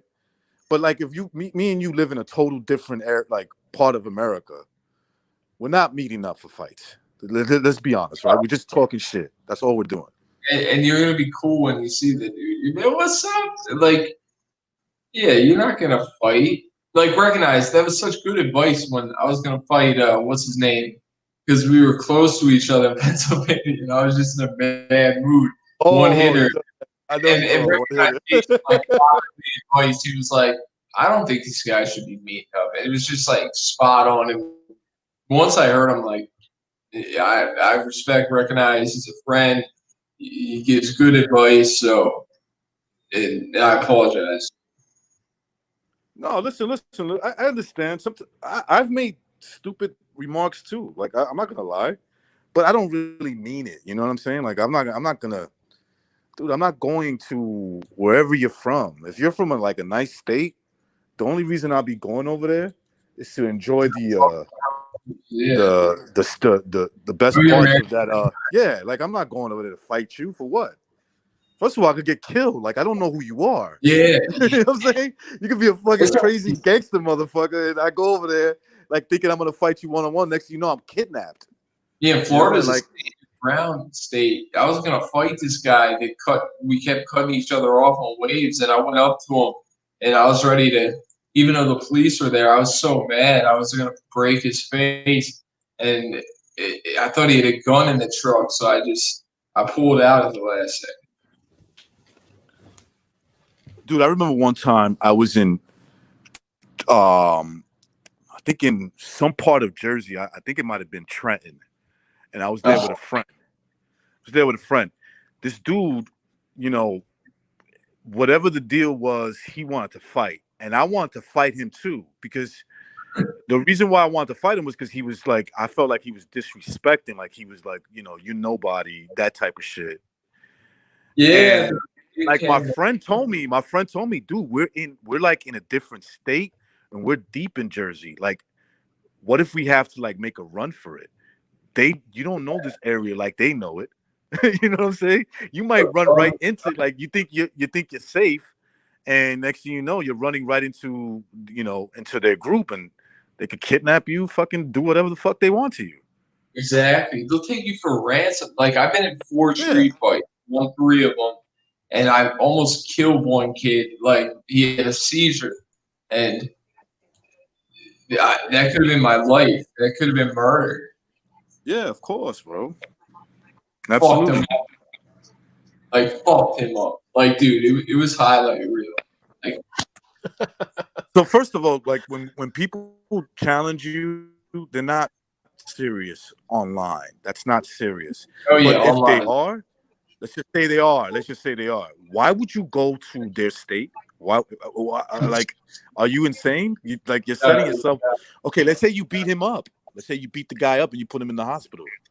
You're going to jail now in that state. You're going to jail and paying bills. That's why I like that. That channel Street Beefs. Yes, I like that. Street Beefs. Yeah, that's like internet fights. Like, all right, if we're gonna fight, we're gonna have to do it on Street Beefs. Yeah, if you want to do it, that's cool. You do it like I guess you guys meet up somewhere. Like, who I think is Ness. He has this thing called Border Wars, where they like some YouTubers or whatever the fuck they are. They fight each other. That's I'm way pretty better at the ring than street fights. Like, I'll jab your head off and knock you out. But street fights, I don't like street fights. Yeah, the only street fights I got into were on the wrestling mat. Competitive wrestling. That was my idea of a street fight. Yeah, I avoided all that shit. Yeah, wrestlers are. Kev, even wrestlers got an advantage. over the regular street fighter. They can really fuck you up, man. I got a little brother. Once he told me the abusive one, seriously, if he did wanted wrestling, bro? he could end me and my brother's life. Like if it's a straight up fight, using our hands, we'll probably beat him. Reckon I used to get, hurt. Who did wrestling, bro?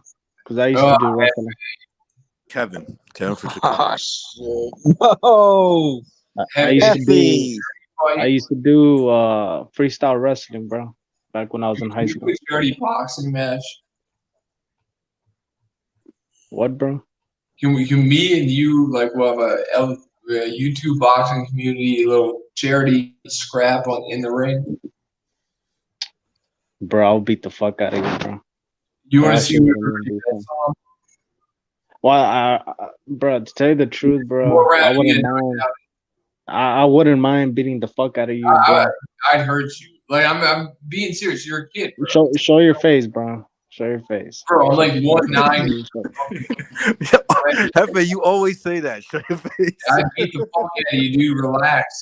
Recognize will probably beat the fuck out of me. I'm old, man. You guys remember, man. You got age. You got your own man strength. I got that 28-year-old Canelo strength.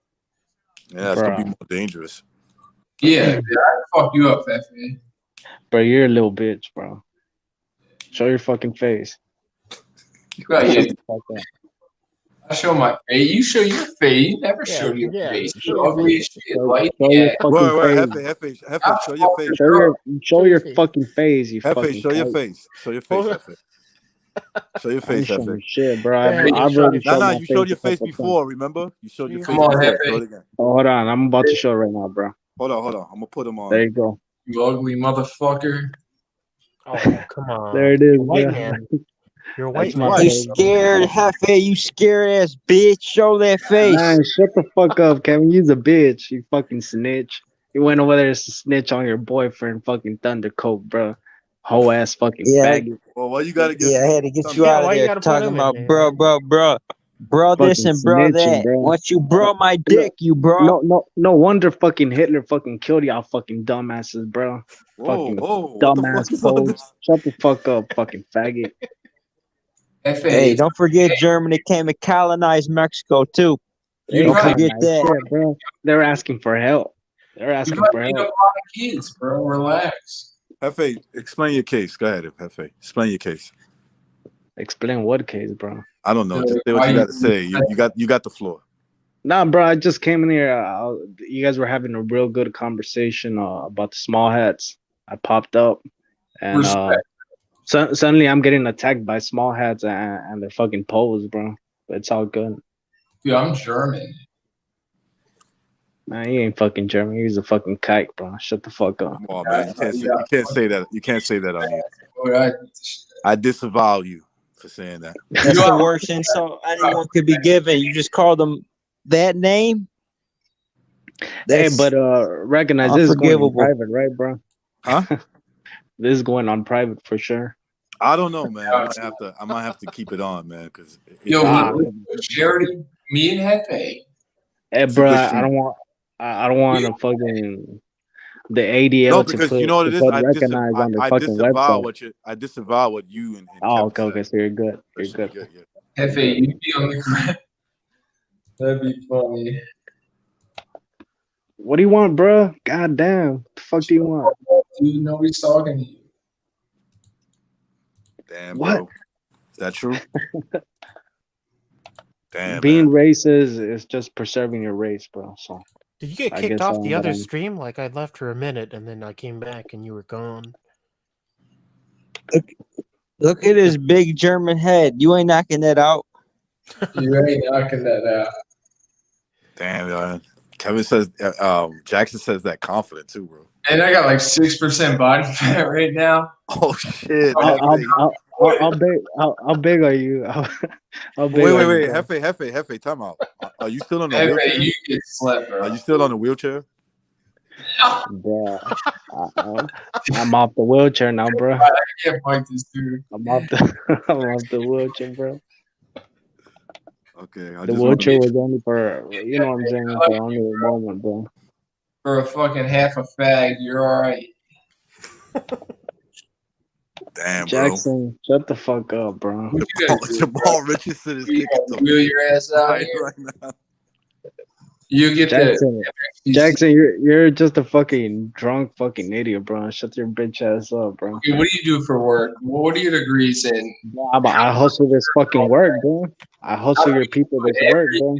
Every I poison your fucking hood. I poison your How many fucking girls hood, did you bro. fuck today? How much money did you make? Shut the That's fuck why. up. That's why you look like a fucking idiot. You Fuck fucking up. piece of shit. Shut the fuck up, Oh, bro. you're inferior, bro. Fucking All right. faggot. All right. You's a pussy, bro. You's a pussy, bro. You's a pussy, bro. And I'll beat Who's the that, fuck Kevin? out of you, bro. Who's that? You've Kevin? run. Who's that? I want half Yeah, it. no. I want to teach him a little lesson. I'm CM Punk on the TV. I want to baptize this little faggot. You know what I'm gonna do, bro? You know what I'm gonna do? I'm just gonna bug break you, bro. I'm gonna break your will, bro. Faggot. I'm gonna break your fucking will, bro. Fucking faggot. You won't be able to walk like for a week, you fucking faggot piece of shit. Fuck you, bro. You get like young God and all your little pussy boys. And I Why you beat talking shit? Why you talking shit about somebody that's not even here? You fucking faggot, I'm just saying what you would do. bro. I'll beat the fuck out of you, bro. You're a faggot, bro. I ain't the faggot. You're the one taking it in the ass, bro. Not me, Bro, get the fuck away from me, you sick fuck. Go hang out with Johnny Boy. That's your boy, bro. That was your boy. Johnny Boy was your boy, bro. Johnny Boy was your boy. It's never my That wasn't my homie, bro. Nah. You know what, bro? That was recognized. Nah. That You was was cool. recognized, man. Bro, I remember he always used to big you up, bro. Like he didn't want to fuck with Recognize. He was like his big brother. Yeah, dude, Recognize can fight. Like, I believe it. I used to feel bad know for everything. Johnny I know Boy. Kung Fu. I used to defend him sometimes because his dad was sick and whatnot. So I always used to have his back sometimes. But at one point, I had to say that you crossed the line, Johnny Boy. His dad You was crossed never the line. sick. Fuck that His dad kid was up, never dude. sick, man. I hate that kid's a piece of shit. But Again, he's his changing, dad is. was never he's changing sick. his life around. He's I changing his murdered life that around. kid. Like, dude, it's just because he messed with a kid that's like innocent. You don't do that. He's like, you ain't fucking with my family. You mess with somebody that's innocent. I want to kill that kid. That dude's a piece of shit. Jamil, go eat some. Hey, he's from your hood, I just bro. want to say that I support what Jamel Richardson has to say right there. I do too. Oh shit. That's a bannable offense right there. Hey, but Recognize, I want to touch on what Chin Checker was saying, bro, earlier.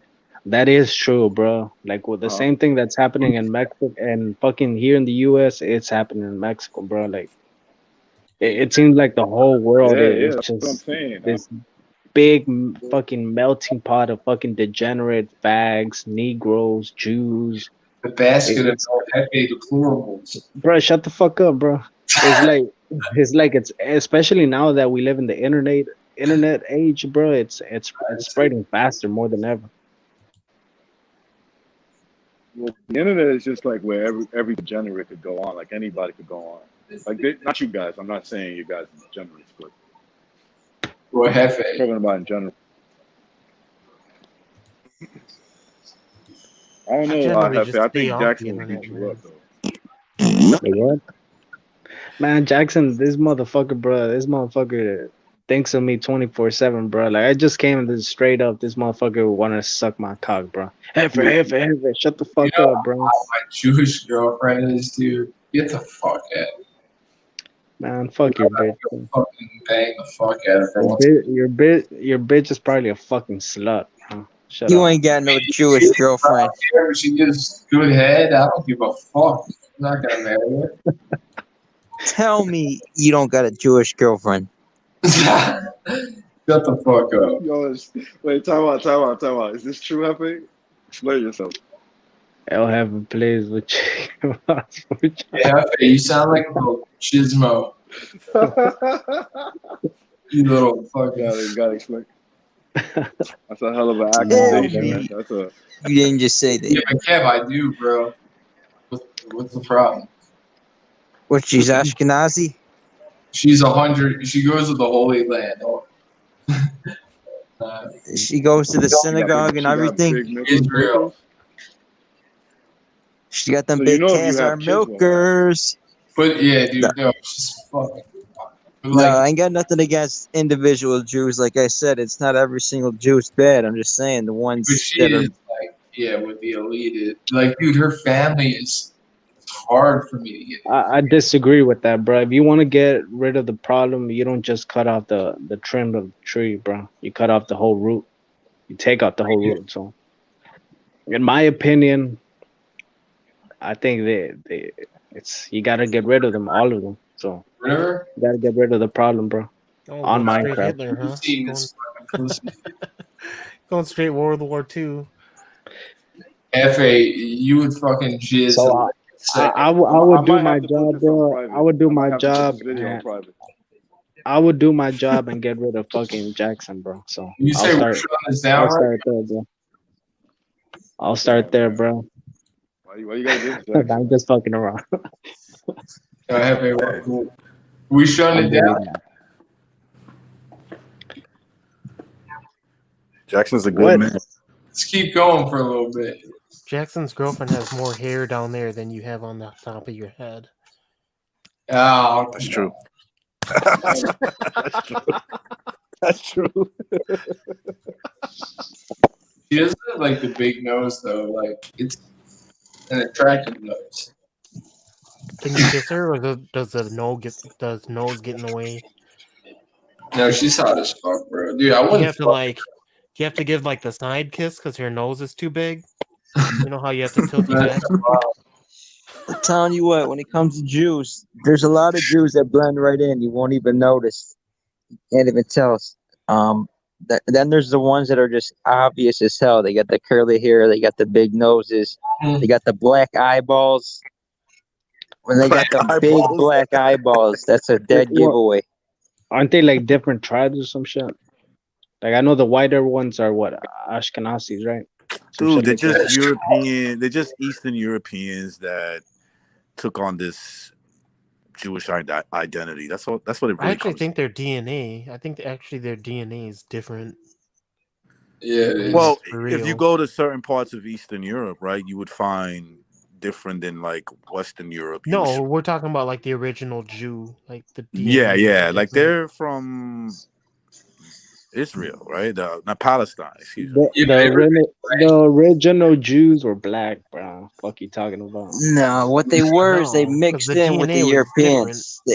They fornicated with the Europeans to blend in, and they created this Ashkenazi type of Jew. Yeah, And bro. he's got this. People are people, man. So Come on. it bases still on mixed like mixture, right? The mixed genetics. Yeah. It's not like pure, in other words. What about the Sephardic Jew? They're from Sephardics are from like Southern Spain. Portugal, Spain. The Spaniards. They That's come recognized as people. Come on, man. They're your people too, if you think about it. I know fucking Sephardic, bro. Yeah, you probably got Sephardic Jew in you. I'm a Roman Catholic, trying to get accepted in the Kushner clan. It's hard work, and I'm in finance successful. It's hard work. I'm successful, more successful than our brother. You see, if you look at like Jared Kushner, he's like the prototype of the Ashkenazi, right? Yeah. You can tell. Go ahead. You see, he looks like the yeoman. You look at his eyeballs. He's got white skin, but his eyeballs are black. He's got big black eyeballs, black pupils. It's like usually when someone's that white, like a white person, they usually got lighter eyes. They usually got blue eyes. There's some green eyes or some brown eyes. That dude's eyeballs are black, and that's a dead giveaway. So he's mixed. Really, he could say I'm Ashkenazi, but really, what he is a half breed. Jews are smarter. There's no doubt. They have a higher IQ than every race.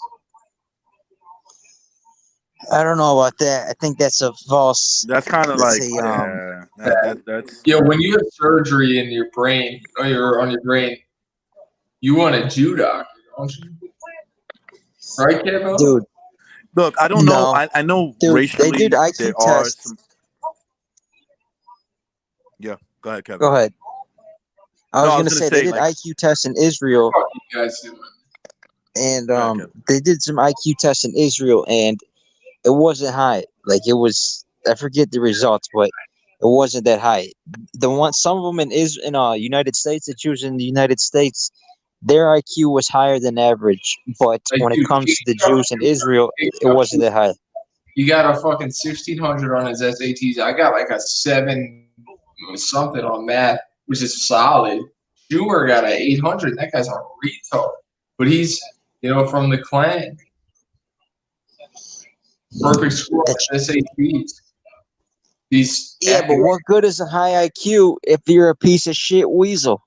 Well, some of them are pieces of shit weasels. They create companies like Bloomberg in New York. Yeah, but a lot of IQ them. is a deception test. Yeah, it is true that. Speak on that. It is deceptive, right? Oh, what? Okay, IQ is basically someone who has the ability to solve problems, right? Like that's part of the test. That's like the main part of the test. So I give you a scenario, you solve it, right? Whether it's numbers, whatever the fuck it is, right? Patterns, yes, right? So, so somebody who they'll say, well, this person has a high IQ and he's in public office. Hold on a second. Listen to this real quick. You guys watch this. Wait, it's not going to get the stream shut down, right? I won't. Because those copyrights. No, we don't hear. We see it. What's going on? They're talking about the Italian mafia on some TV show. Yeah, there's Thunderdome.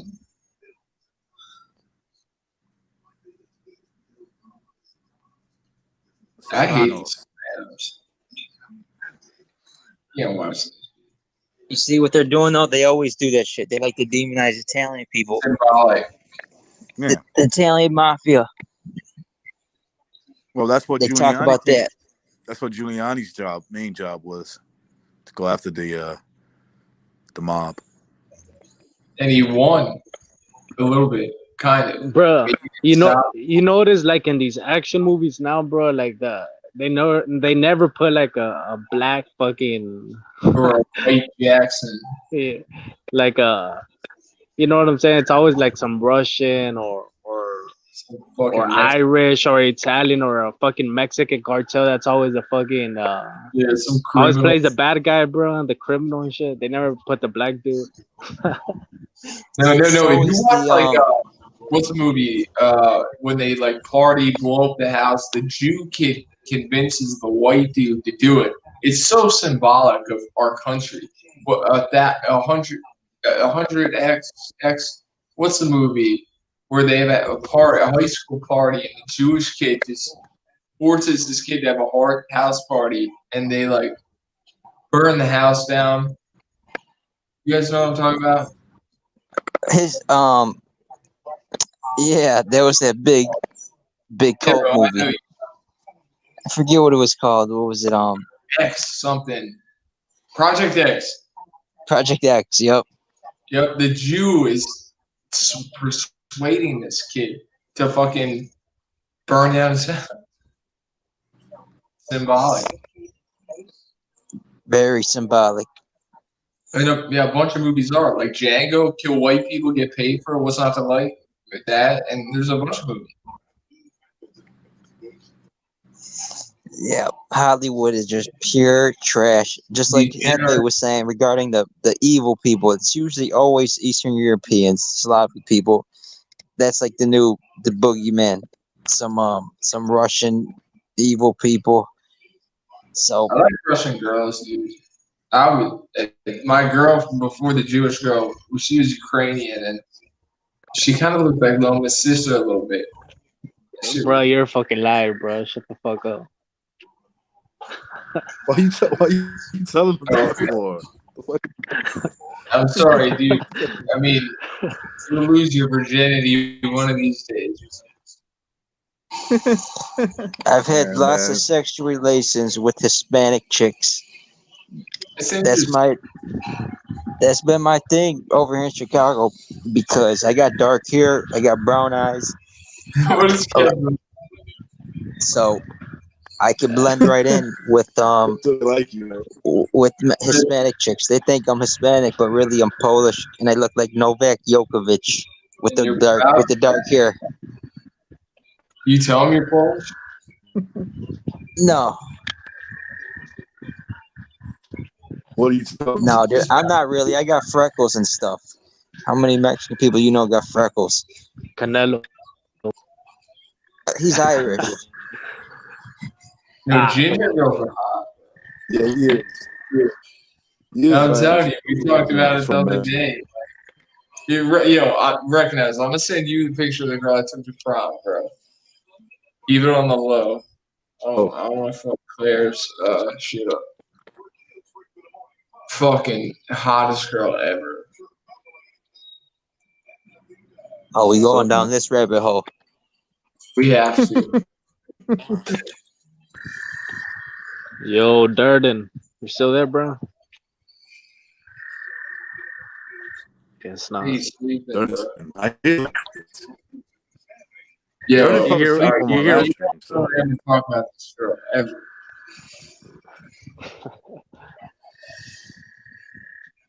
She's dating the fucking soccer player. Durden had fell asleep on my last stream. He's out Yeah, he's light, fucking bro. Recognize what kind of ladies are out there in your part of town? Oh, you got a lot of like in Queens. You talking about in Queens in general? Yeah. Like New York City. Yep. I don't know. I don't find the best looking girls are from Queens, and I'm not saying that because I'm from Queens, but I just have to be. They look like Queens is more suburb than it is city. You get what I'm saying? So they like healthier looking. The best looking girls probably from Long Island. You know, they're the better looking chicks because they're like healthier looking. They're just, but like you get the city chicks from like Manhattan, Brooklyn, unless they're like fucking supermodels or whatever, they look like shit to me. I'll be honest with you. I like the Spanish girls, not as good looking as the Spanish girls from Florida or Texas, California. Yo, look at that. To me. Like I've been to Texas. Them uppity Italian chicks from Long Island. Come on. They look good, man. They look good. Yes, they look good. Without a doubt. They're good looking. I've had the private jet. The what, bro? The Italians from Texas? Go on the private jet. No, Italians from Long Island. Long Island. Oh, Long Island. Bro, there's no fucking Italians in Texas. I was about to say. This hoe's dating Ronaldo now. Fucking faggot. In Texas, what people don't got, they're just white in Texas. Like that's how they define themselves. I'm just a white blooded American. In other parts of the world, like the Northeast, a lot of people they remember their roots. Like, what are you? Oh, I'm Italian American, stuff like that. A lot of white people, they don't even know what they are. They're just like, I'm white. You know? Yeah. Tell me things like real time. Yeah. Recognize knows what he is. He's Puerto Rican. He represents. Yeah, exactly. I hate people that are not proud of it, like they're sellouts to their people. Yeah, that's cool. Like looks, I am Puerto Rican, so I'm proud of that. I don't have to lie about how great Puerto Ricans are and how they're just saints. They never do anything wrong. That's bullshit. There are some fuck ups, like in anything. You know? Hey, But Recognize. How do you feel about Puerto Ricans, or I'm gonna say Latinos in general now, like kind of separating themselves by race now. Now you see like people saying they're Afro Latinos, and then you're seeing other people saying they're mestizo Latinos, like yeah, I've they're seen that. racializing themselves. That's How do you feel been about that? around. That's been around for a long time. It's been around because obviously we have the same problems in like our communities, and it's like this person is, he's black, he's Latino, but he's black. He gets the victim points higher than me, and so sometimes they try to, some girl doesn't like she doesn't like the Afro Latino. She wants to date the white Latino. Oh, she's racist. We go through the same shit too. So that's all that is. Like, what do I think about it? It's always existed, Is it being pushed upon now more? Oh yeah, because of the media. Absolutely, yeah. Yeah. I agree. Yo, she's good looking, Jackson. I was gonna say she's a good looking girl. Should I call her? Call her? This motherfucker Googled a picture. This motherfucker Googled a picture, bro. Dude, she took my virginity. Okay, this is a good question, El Jefe. What do you feel about this Latinx shit? I fucking hate that piece of shit. Dude, it's so disrespectful to me. It's like, yo, don't ever call me that shit in your life. I don't care where you are. Bro. That's just straight pronoun. That pronoun shit is just corny as hell. Absolute But it sounds nerd gay, shit. Kevin, it sounds gay. Like Latinx, Yeah. like twinks, Latinx. Yeah. That was by design, man. That was by design. That was not coincidence. That was not coincidence, bro. That's not that's really word playing right there. That's like okay. Well, basically, the movement is a bunch of fucking faggots. Yeah, that's what that is. The pronoun shit is just gay people trying to I don't know what they're doing. Enforce their fucking nature They're trying to among us, divide bro.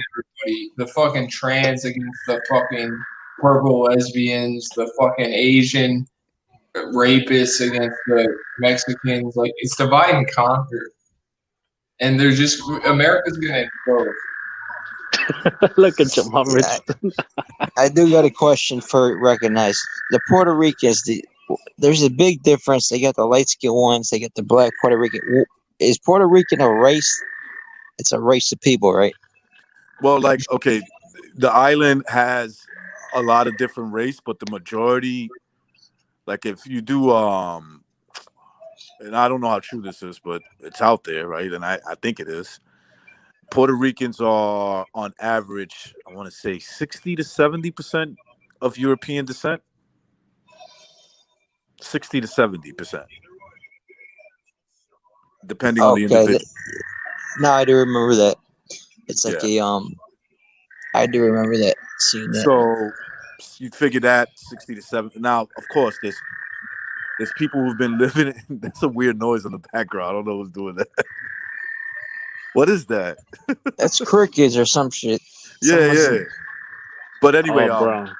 That was me, my bad. Let me go on mute. No problem. So of course, there's if you go to Puerto Rico, the island, you're gonna find a mixture of races, right? Like there's different, mainly mixed people, right? You'll see a lot of mixtures. You'll see the typical mix you'll see is the European with the more indigenous looking, what they call indigenous looking people from the island. So it'll be like a European, basically people that are closer in race to each other. And them having kids, like mestizos, in other words, right? Taino, bro. Taino Indians and a European descent, man or woman, whichever way it goes. And then you have the mulatto, right? The mulattoes like Verdejo, Now, it doesn't mean that one parent is dark skinned. It could be that both of the parents are mixed looking, and they had, like Tank Davis, right? Tank Davis is like a mixed looking guy. I'm assuming one of the parents is light skinned or whatever, or maybe they're both the same. I have no idea. So that's the typical race. But in certain islands like Dominican Republic, they have a lot of black people there. That's because obviously they got Haiti. You got Haiti. They share the same land. Cuba is more or less the same as Puerto Rico. There is a lot of black Cubans. They're so similar. Yeah. You know what's crazy about Puerto Rico is there's a lot of people moving there. Like I seen Logan Paul, he went down there, set up shop. They moved the Danaher Death Squad. That's like a big jiu-jitsu team. They all went down there, all the best grapplers. They went in and set up shop down there. I don't know, maybe something to do with taxes or something, but they got like a nice little island. Yeah. Nice Because little. you've seen that happening now more than ever. Remember the big hurricane that hit. Raise that billionaire tax, which Alexander Cortez wants to do. People are just going to make their companies out of the country. Like, that's so fucking stupid. They're just going to move their fucking companies. Like, you want to tax the rich, they'll move. European. If I had to guess, J-Lo is like either 70. She's about roughly 3/4 European, for sure. Dude, she's hot as fuck, bro. She's a slut. She's a fucking slut, though. She's an industry whore. I think she's hot too. She's an industry whore. If I had to say, yeah, but listen, Chivo. If I look at Chivo, I could tell Chivo's at least he's probably like 60% European, just by the look of him. 73. 73, yeah. DNA. See, I was close. I mean, it's around. Yeah. So Chivo's like me. For instance, my sister took one of these fucking genealogy tests. Me and her come from the same mother, same father, and she was disappointed to find out that she was roughly 3/4 European. Oh, what do you mean disappointed, bro? She was disappointed. I'm telling you. I'm just being honest. She was disappointed.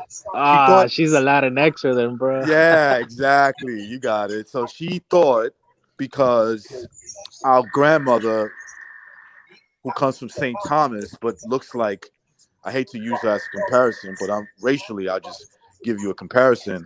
Let's say Kamala Harris. She thinks that automatically makes her like, 75% African. It's like, no, it doesn't. Like, our grandmother was fucking half white. You can just tell. You don't need a test to see that, Yeah. And then our hey, mother, Kevin, you got your TV on, bro. our mother was basically European. She's our mother was basically of European and Taino Indian. Like, if you saw my mom, she's a white woman, right? If you just saw her, you just looked at her. Your dad? My dad was like a mestizo, like kind of curlyish hair, tan skin, not dark skin, tan skin. Like Tito? Like who? Trinidad. No. Come on, bro. How the fuck is Tito He's more than tan skin. I mean, he's a dark skinned Puerto Rican. No, he's black. What he is he's a black. Yeah, he's a black Puerto Rican. People are the same to me. Like Trinidad, I'm gonna take his last name and bring it back to the slave trade. I'm gonna say his father got that from Trinidad. That's where his dad got that last name from. Trinidad's father didn't look anything like him, though. He was like whiter. Right? Yeah, because his mother was the darker one. His mother was like, his dad didn't even, like, dude, a lot of these parents, you do these DNA tests, you find out that's not your dad. That's fucked up if that happens. I'm serious. Dude, that's fucked up if that happens. And you find out, like, that's not my mom. Like, that's what happened to Jackson, bro. Come on, man. Fucking mailman busted a nut on his mom and shit. F.A., you're a little beta male. You get robbed. You're probably bullied. No, You know it's the I other way rip on around, English bro. people all the time, right? Oh, you bully? Recognize, you know I shit on English people every chance I get. I know that. Yeah, you do. Where's beef stew? You Yo, know why? Stu's been on You know why, vacation for a right? little while. Go ahead, I shit on English people because they always hate on Polish people in England. They're big time racist against Polish people. They're like, oh, they come here to take our jobs. It's like this with the Mexicans. Oh, they're coming here to take our jobs. It's the same shit. So when every chance I get, I'll shit on England. Jason Bourne, I think he's Polish too. At least he's always saying he's Polish or something like that. And so That is true, bro. Him and Stu would have a lot of beef. I don't know. It might be. We might be right about that. I think I did see a video on that where I guess they had like a lot of like Polish immigrants that moved to fucking England, and they're making a big deal out of it. But then they don't make a big deal out of it when they have like fucking Indians or fucking Nigerians in their country, bro. Yeah, you see, so what they're saying is they're against other European migration, right? Yeah. So they're against that, but they're not. It's like, dude, you guys are totally fucked. Why wouldn't you be proud of who you are? So it's like, oh no, I love it that. Oh, so you love that London is under 50% white. You like that? Is it really? Wow. Yeah, of course. Dude, The city of they got London? the Pakistani grooming gangs. They got Pakistani grooming gangs raping freaking white Dude, they got girls. raping little girls. You know what it is though? They're allowed to be racist against Polish people. Like no one's gonna call them out and say, "Oh, you're racist." Right. It's that's what it's about. They're afraid that they'll be labeled racist if they call out the Pakistani grooming gangs. Bunch of coward ass English people, you bitches. You It's bitches. It's racist to not let the Pakistanis rape you. You know. Big time. I hope they lose too. The English team in that football cup. I don't even watch soccer, but I hope they lose. Soccer sucks. Fuck that. It might just end in a big bang if you guys know what I'm talking about. It might, like I'm expecting something like conveniently to happen for them. Like on the world stage. For some reason I get that feeling. Wait, who, England? Whether it's England or somewhere. Like the summer I'm pulling games. for the Italy. Italy won, so I'm gonna pull for Italy. Who does Ronaldo play for? While the game's happening, I'm gonna have to, who does it? Is it Spain? Portugal. Okay. Get the schedule. And fuck his girl, The Albanians are coming into London. They're killers, bro. Albanians are the most violent mafia. In New York, especially. Well, like in Staten Island, they got a little spot. They fuck the Gambino or the. But they're not. You see, here's the thing: they're not like the violent street gangs. What they do is like they stick together, and if like they mainly kill each other off, basically. Like guns, they're ready. It's organized. That's what you're saying, bro. It's organized. Yes, exactly. You're not. Let's say, for instance, if you live in that area, you don't have to worry about somebody. They're not attacking street vendors. They're not attacking bodegas. Yeah. It's not like in LA where they go up to like the working class Mexican, not the cholo. Don't get it twisted. Not the cholo who will shoot back if you dare try that. They're doing it to like the guy who just got here from Mexico. Hey, bro, and then the fucked up thing about that, recognize, is when the Mexicans retaliated, the Mexicans, when the blacks did it to the Mexicans, they didn't get no hate crimes. When the Mexicans did it to the blacks, it was hate crimes and fucking life in prison, bro. So you tell me who they're protecting. Yeah, the only times the Mexican, the black get hit with a hate crime is now is when they attack Asians. There's an agenda there, but it's not because they care about Asians. They don't give a fuck about them. Stop Asian hate, bro. They should get all their charges dropped whenever they attack Asians, so that agenda is false. Bro, you notice they don't show their pictures when they're black. You guys are talking about Albanians? Yeah, they're killers. They punked the fucking what's his name? The faggot from Gambino, Sammy, and the other asshole. Yeah, I went to school with a few Albanians, and they're always hanging out with the Arabs. they had a little clique. I think they're both Muslim. Is that why? Yeah. Yep. It's like I remember that. You ever see the Chechens?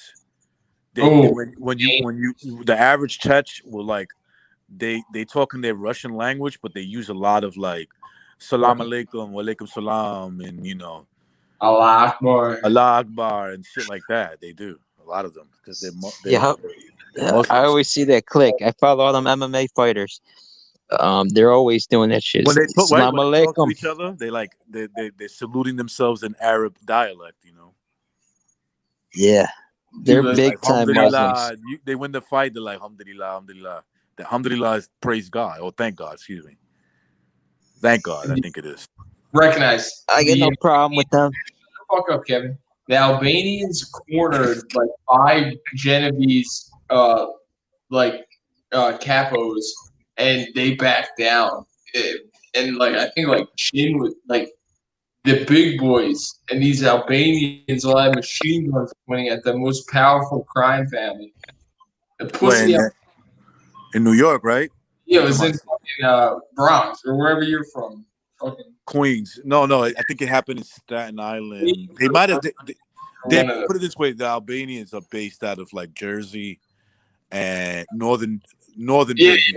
Like Staten Island or something. In Staten Island, because Staten Island's right next to New Jersey. It was like 13 Albanians, 7 Genovese versus 13 Albanians, and they were ready to fucking murder all these Genovese. Shit would have been. Wait, what's a Genevieve? The crime family. The Genovese is one of the crime families. It's the first family. It's the first family, actually. Yeah. Italian. Italians, yeah. No, it's Okay. No, I know an Albanian. Who's that Albanian boxer out there in New York or New Jersey? Oh, I know you're talking about the one that fought Beterbiev. No, he's the younger kid. Great rights. He's a younger. He's a prospect. He's a pretty good prospect. He hangs out with Vito Milnicki. Oh, and Mari, some shit like that. Yeah. That's, check out what that's right. Check out what Jed Kyle said. They pulled out shotguns at the petrol pump. Said, we can all go. Jed is a scholar. That'll back a dude up. Yeah, he's like, yo, I'll fucking shoot this whole thing. We all die. Crazy Albanian kid. They're like, we'll fucking go ass shoot. Like, Kevin, Octavio saying, is it the one that signed with Eddie Hearn? I don't know who he signed with, but not sure. I think they call him the Albanian Bear. I know one of them. That's the guy that beat Marcus Brown, but then fought. But they gave the decision to Marcus Brown. He fought Beterbiev, and Beterbiev just killed him, bro. Wasn't the dude that got arrested the middleweight, the short little middleweight that they call him? No, he's Mike Tyson. He's Georgian. Yeah. I know you talking about. He got arrested in Brooklyn. Yeah, he's part of this RICO big charges. Some shit. Yeah. Oh, it seems like Blue Collar. Salute Blue Collar. He knows his name. That's his name, Kevin. That's it. Rashad Mati. Yeah. Yep.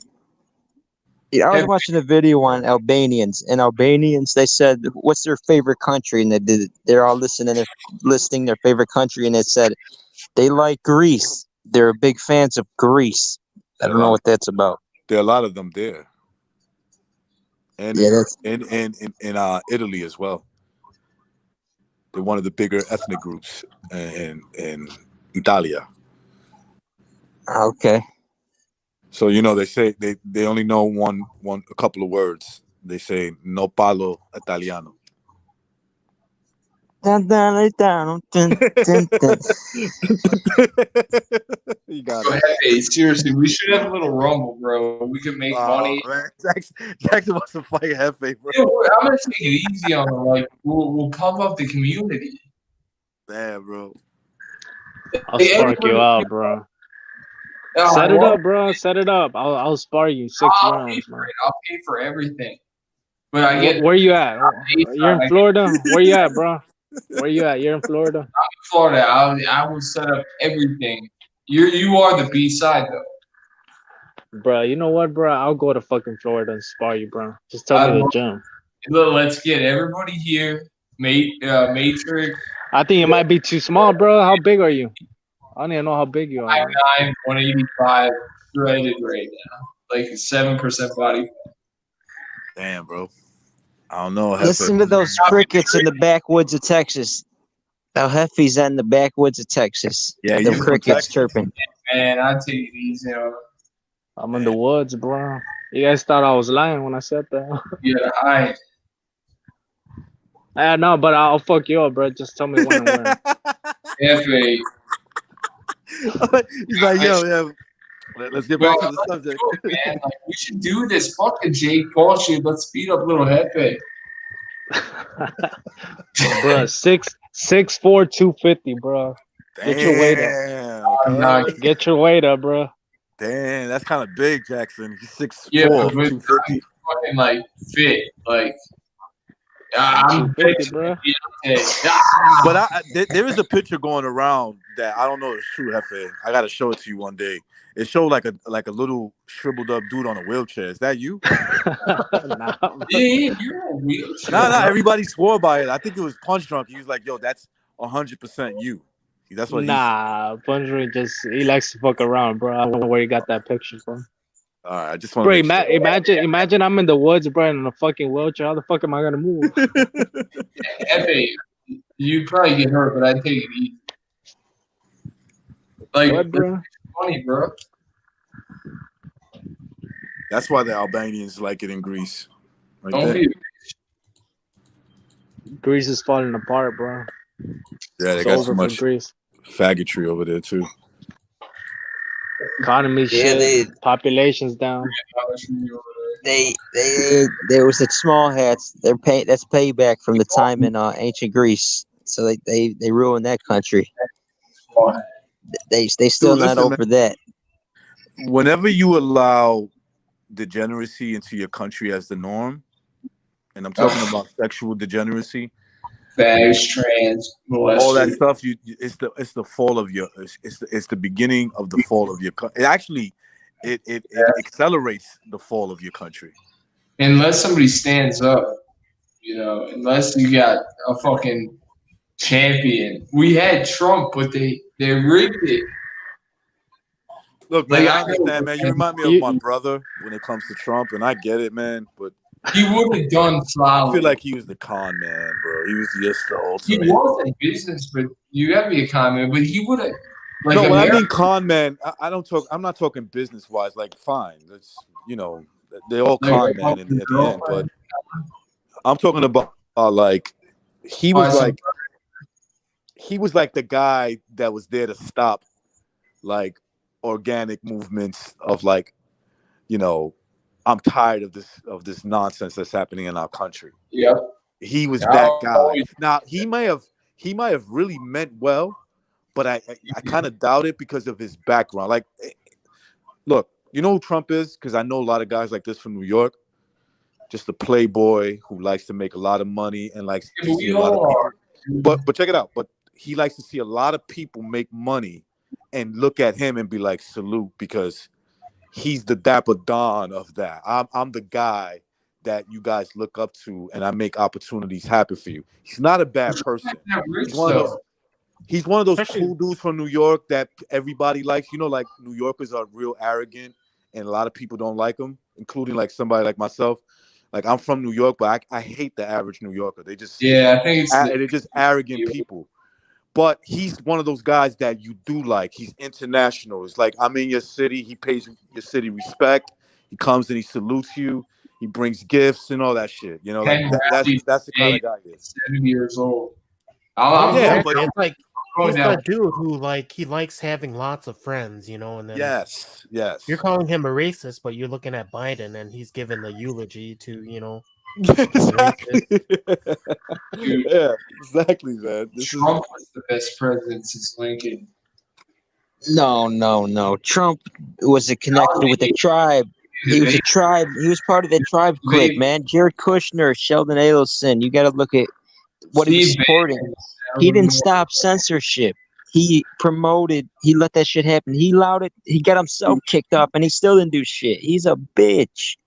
They censored his ass. They took him off Facebook, took him off Twitter, and he Dude, didn't do shit. he has the executive power. That's it. Do you know what he did to every other country? Fucking Putin wasn't fucking with him. China wasn't fucking with him. Every country was paying their fucking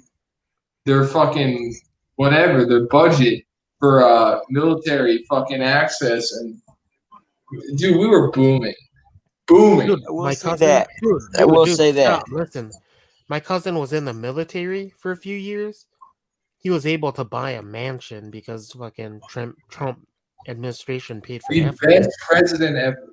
Yeah, they paid for half his freaking mansion because obviously he But doesn't he make wasn't going to too stop much. the way the communist wave that I think it was. that Kevin talks about, when who's behind it mainly because I have a feeling a lot of people with money love communism on the down low. Like, it's not even on the down low. Kind of just they do, but they don't call it that, right? They call it like, no, it's just free marketing. Republican socialism, or Yeah. some type of shit. But Yeah, I will say that though. Regarding Trump, he was hard on China. He supported Poland. You remember he went to Poland, did that big speech. But when it comes to the social issues, he accelerated that shit. Like he woke up all them people on the left. He caused more of this social justice shit because he was such a loudmouth blowhard. We all do. I agree with that 100%. But yeah, even little Hefe. no, listen, there's a lot. No, to he like. did accelerate all this fucking shit, bro. Kevin's fucking speaking facts. Do you know how many accomplishments Trump has? Everything. Oh my god. Those your people, the lowest unemployment for your people. You guys were actually making progress. Whoa. My What do you mean? people, bro. What do you mean, your people? Speak clear, you fucking faggot. Stop speaking in codes. Oh. You look at the statistics, but you probably can't read. Really. Come on, bro. Bro, you're acting like I'm a. This motherfucker's acting like a fucking. Wait, so you gotta give something, Kevin credit, bro. man. He comes right back. He'll take a Jackson is right. Oh, by the dumbest. Jackson is right. He's the best we had at the time. I mean, when you got Biden, you got Clinton, you got Bernie Sanders, you got a bunch of complete nut jobs, and at least Trump somewhat gave a shit. At least he threw us a bone here and there. Other than that, there's nobody even close to that. And I get that. I totally, I'm with you on that. Like, he's the obvious choice. That's why I know there's no way that he lost this thing, right? It didn't happen. They just removed him, basically. That's what they did. They just said, you're gonna go regardless. Do that, man. But look, I didn't believe you that night. I was like, recognize it's delusional. And when I said, I've had this discussion with my brother. I got one particular brother who's a big Trump guy. violent one? Huh? The abusive one?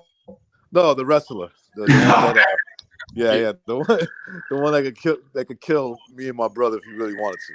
Dude, your family's fucking murderers. Dude, he's like 5'11", 235. Yeah, I'm not fucking with any yeah, he could just take you down and just like bear hug you to death. Wrap his arm around your neck and just slowly you're just falling asleep. Yeah. You're like, hey, Jamel Richardson, jump on, you fucking faggot. Yeah, let's go. We need Hefe getting a tune-up. Let's go. Donald John Trump was German American who was afraid of his German heritage. Exactly. He would try to say he was Swedish. He would say he was Swedish because he didn't want to see if he was German. I don't care what he did for the country. He couldn't be bought off by special interests. Every statistic, dude, you got to go back to Honest Abe to get to this. He was better than Reagan. He was better than Kennedy. This guy was our champion, and He's bought off by Sheldon Adelson, dude. You gotta look at Sheldon Adelson. He's the biggest Republican donor. He's a Jewish billionaire. He was his number one donor. He was Trump's number one donor. The problem with Trump was he had Jared Kushner making decisions. Jared Kushner hates his, but here's the point, Jackson. Jared Kushner is a Democrat. That's a fact. He's one of those, those. Go look at his father's history and who they donated money to. Had two buildings each other. Just Jared did that so Jared Kushner's dad is the big shot. Charles Kushner. He's the big shot. He's the right. He's the one that if it wasn't for Charles, his son Jared would have been nowhere. Right? Not this far. Diversity. I like it, man. Little Democrat. Do you remember what his dad did? Do you remember what Charles did? Yeah, you know what he did? I don't. He went to jail for blackmailing. I think it was his brother-in-law. He blackmailed his brother or some shit. It was like sister. Yeah, he would he basically wanted them to sign off on something, some type of money. He went to jail. He should have went to jail for like 20 years, but he did like something like 5 years or some shit. I forget. Trump to the Mideast, and now we're in war again. He had a peace deal in the Mideast, as well as the strongest economy. What else do you want the man to fucking do? That peace deal was bullshit, man. All that was just Israel. He was just blowing Israel more. That's all that was. There wasn't no peace deal. And dude, look at his accomplishment. Do you know he used to bro, I got a question. If Trump was so good, why did he support like fucking like so he was supporting like giving money to blacks and supporting the LGBT, bro? What about that? What about that, dog? The only thing he was against was CRT. You guys know what CRT is? Critical race theory. Yep. It's terrible. Yeah, fuck that, because I had to take that class. No, I'm saying he was against that. He was against that, and I salute him for that. Like, yes, but then again, that's just common sense, right? Like, you look at critical race theory. What is it? It's just anti-white, right? So, like, of course, you're gonna be if you have if you gave me critical race theory and it was anti anything else, like in other words, okay, you're not telling the truth about them. Like, okay, there's problems, right? But you're trying to blame them for the world's problem.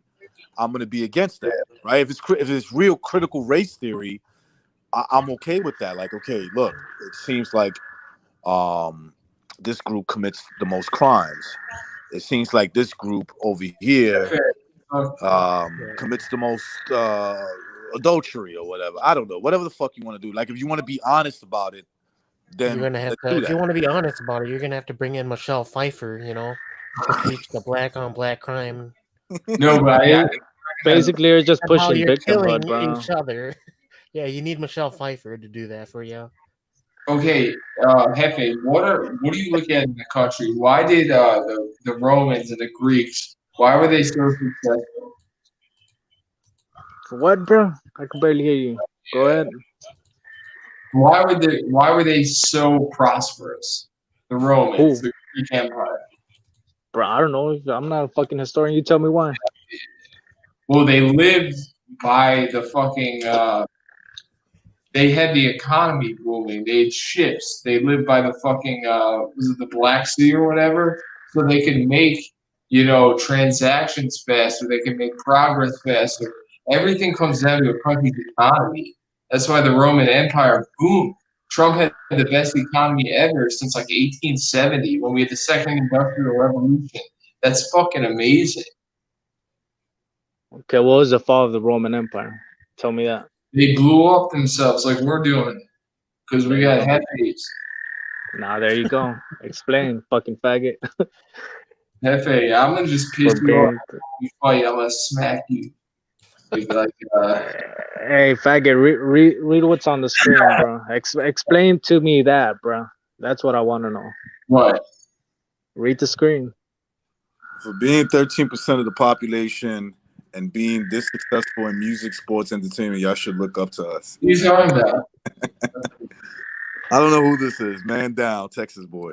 13% does what, bro? 50%. 13% does 50%. There you go. You got it. Yeah, we were talking about it in one of the other streams that if you actually break it down into subgroups, black people are actually the majority, like for the most part. Yeah, you could. Yeah, you really. Actually, you're right about that. They are the majority, but in terms of the biggest minority ethnic group, right? Is that what you're talking about? Yeah, if you're breaking it down into subcategories, like Asian is Asian, right? But you can Chinese, Japanese, Korean, Thai, the Laos, like they all get grouped into one. When you're talking about black people, they're all just kind of just one. Yeah. Yeah. But can you break them down too into nationalities? Like, let's say the Jamaicans, the Haitians. No, right, because they all consider themselves black. Anyway. Yeah, that's the truth. Yeah, that is true. Jamaicans, like a guy would tell you I'm Jamaican because he's like, I don't have to explain to you that I'm black, right? I'm like, but then, like, put him in a situation where he's like, what's important to him? Like, he'll tell you, yeah, being black is the most important thing. But wouldn't an Asian say the same shit? Like if they're Japanese or Chinese? No, that's not true. Fucking Asian, bro. Nah, man, this black shit. They're like proud, openly pro-black. They can freaking say it with loud as can be with their chest out.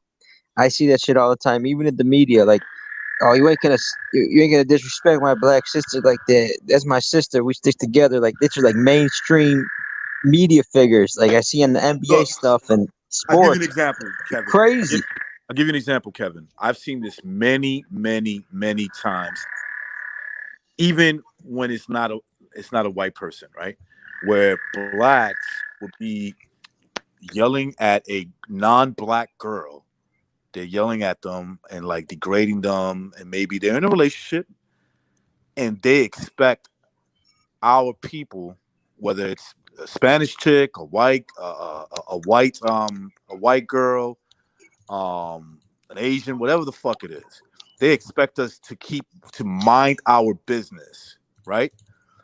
Now, take a black chick that's dating a non-black, like even a Puerto Rican, right? Who's kind of like tan skinned, but you could obviously tell he's Puerto Rican, and he grabs that black girl and degrades her and tells her, the black guy's going to step in. The average black guy's going to try to step in. He is.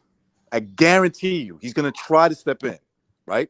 Because he sees that as like that could be his sister, and he sees this foreign. Not only that, recognize they fucking sucker punch you, bro. Right. They'll try to sucker punch you, but at the very least, like they'll be like, "Yo, what's going on?" I've seen it with my own eyes. Recognize? Have you got like your girl swept ever by like in the club by a brother? What? What the fuck, bro? What the fuck are you talking about? It's a rational question. Like you're in the club with some chick and some black dude. No. I'll give you one time. Me and my ex-wife we were in Manhattan, and we were going to watch a movie, and we're walking across the street, and I saw them. So my wife is Spanish. She got a very voluptuous body or whatever. Me and her walking together. The black dude said, "Damn, I saw it coming." She wasn't paying attention. She wasn't paying attention. Me and her were talking, but I saw it coming. I tried to pull her to the side. One of the dudes smacked my ex-wife in the ass. Smacked me. Dude, now mind you, this dude is a little piece of shit compared to me. He's a little piece of shit, but he's with his boys that are about maybe my height or a little shorter. Yeah. So I punch him, right? I punch him in the face, and his two boys try to jump in, and luckily for me, this is crazy. There was some other thugs hanging out that night, and they're like, "Yo, why y'all shoot him a fair one? Shoot him a fair one." So they kind of backed off. They're like, "Yo, shoot him a fair one. Stop trying to jump him." That type of thing. But yeah, like that doesn't happen. That doesn't happen the other way around. If not, those guys would have tried to cut me for defending my girl. Hey, recognize. Look at what Jamal put, bro. Was that the dude at the club or what? Yeah, man, it was Jamal Richardson, man. Yeah, but like, think about it. If you lived in a big city, where there's a lot of like, them, and like you can see that sometimes they try to disrespect you when you're with your girl. They'll try to. Yeah, if that happens, you have to fight whoever. That's one thing I noticed about niggas, bro. They're always trying to test you, bro. Oh, my bad. I didn't say it in a bad way, bro. I'm saying just, come on, bro. Who doesn't say niggas, bro? Richardson, what you got to say about what he just said, man? You see, I was wrong. Go Oh, ahead, Jamal. shit. Oh, yeah. Go ahead, Jamal. He just a trifling Mexican, man. Oh, God damn. So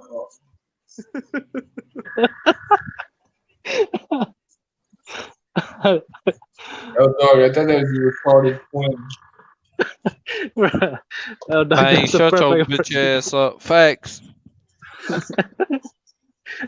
Hey, bro. Do the one about the Mo athleticism, bro. Why are black fighters the best, bro? Explain to us. Man, black fighters is the best because they got more athleticism, more footworks, more hand speeds, more dog in them. You hear me? Facts, man. I agree 100%. But here's another thing, right? Talking to this chick. I'm talking to this chick for to show me your tits, so I gotta head out.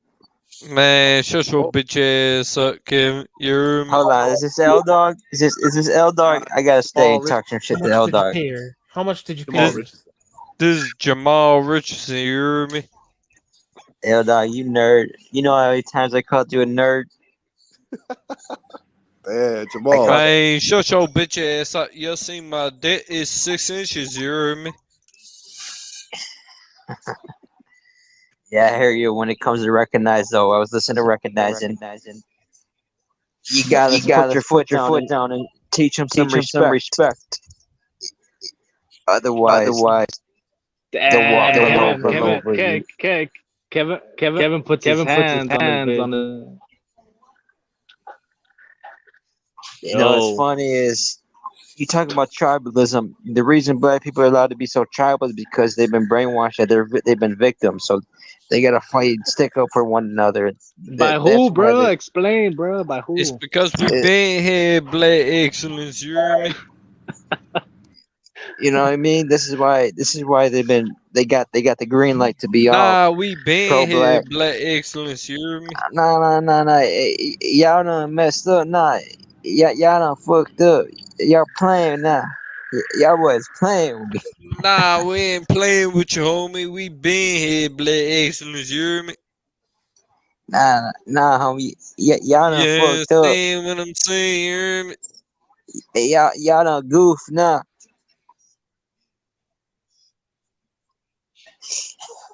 And that's facts. Where's Recognize? Facts. Where'd he go? Recognize got jumped, bro. I don't know, bro.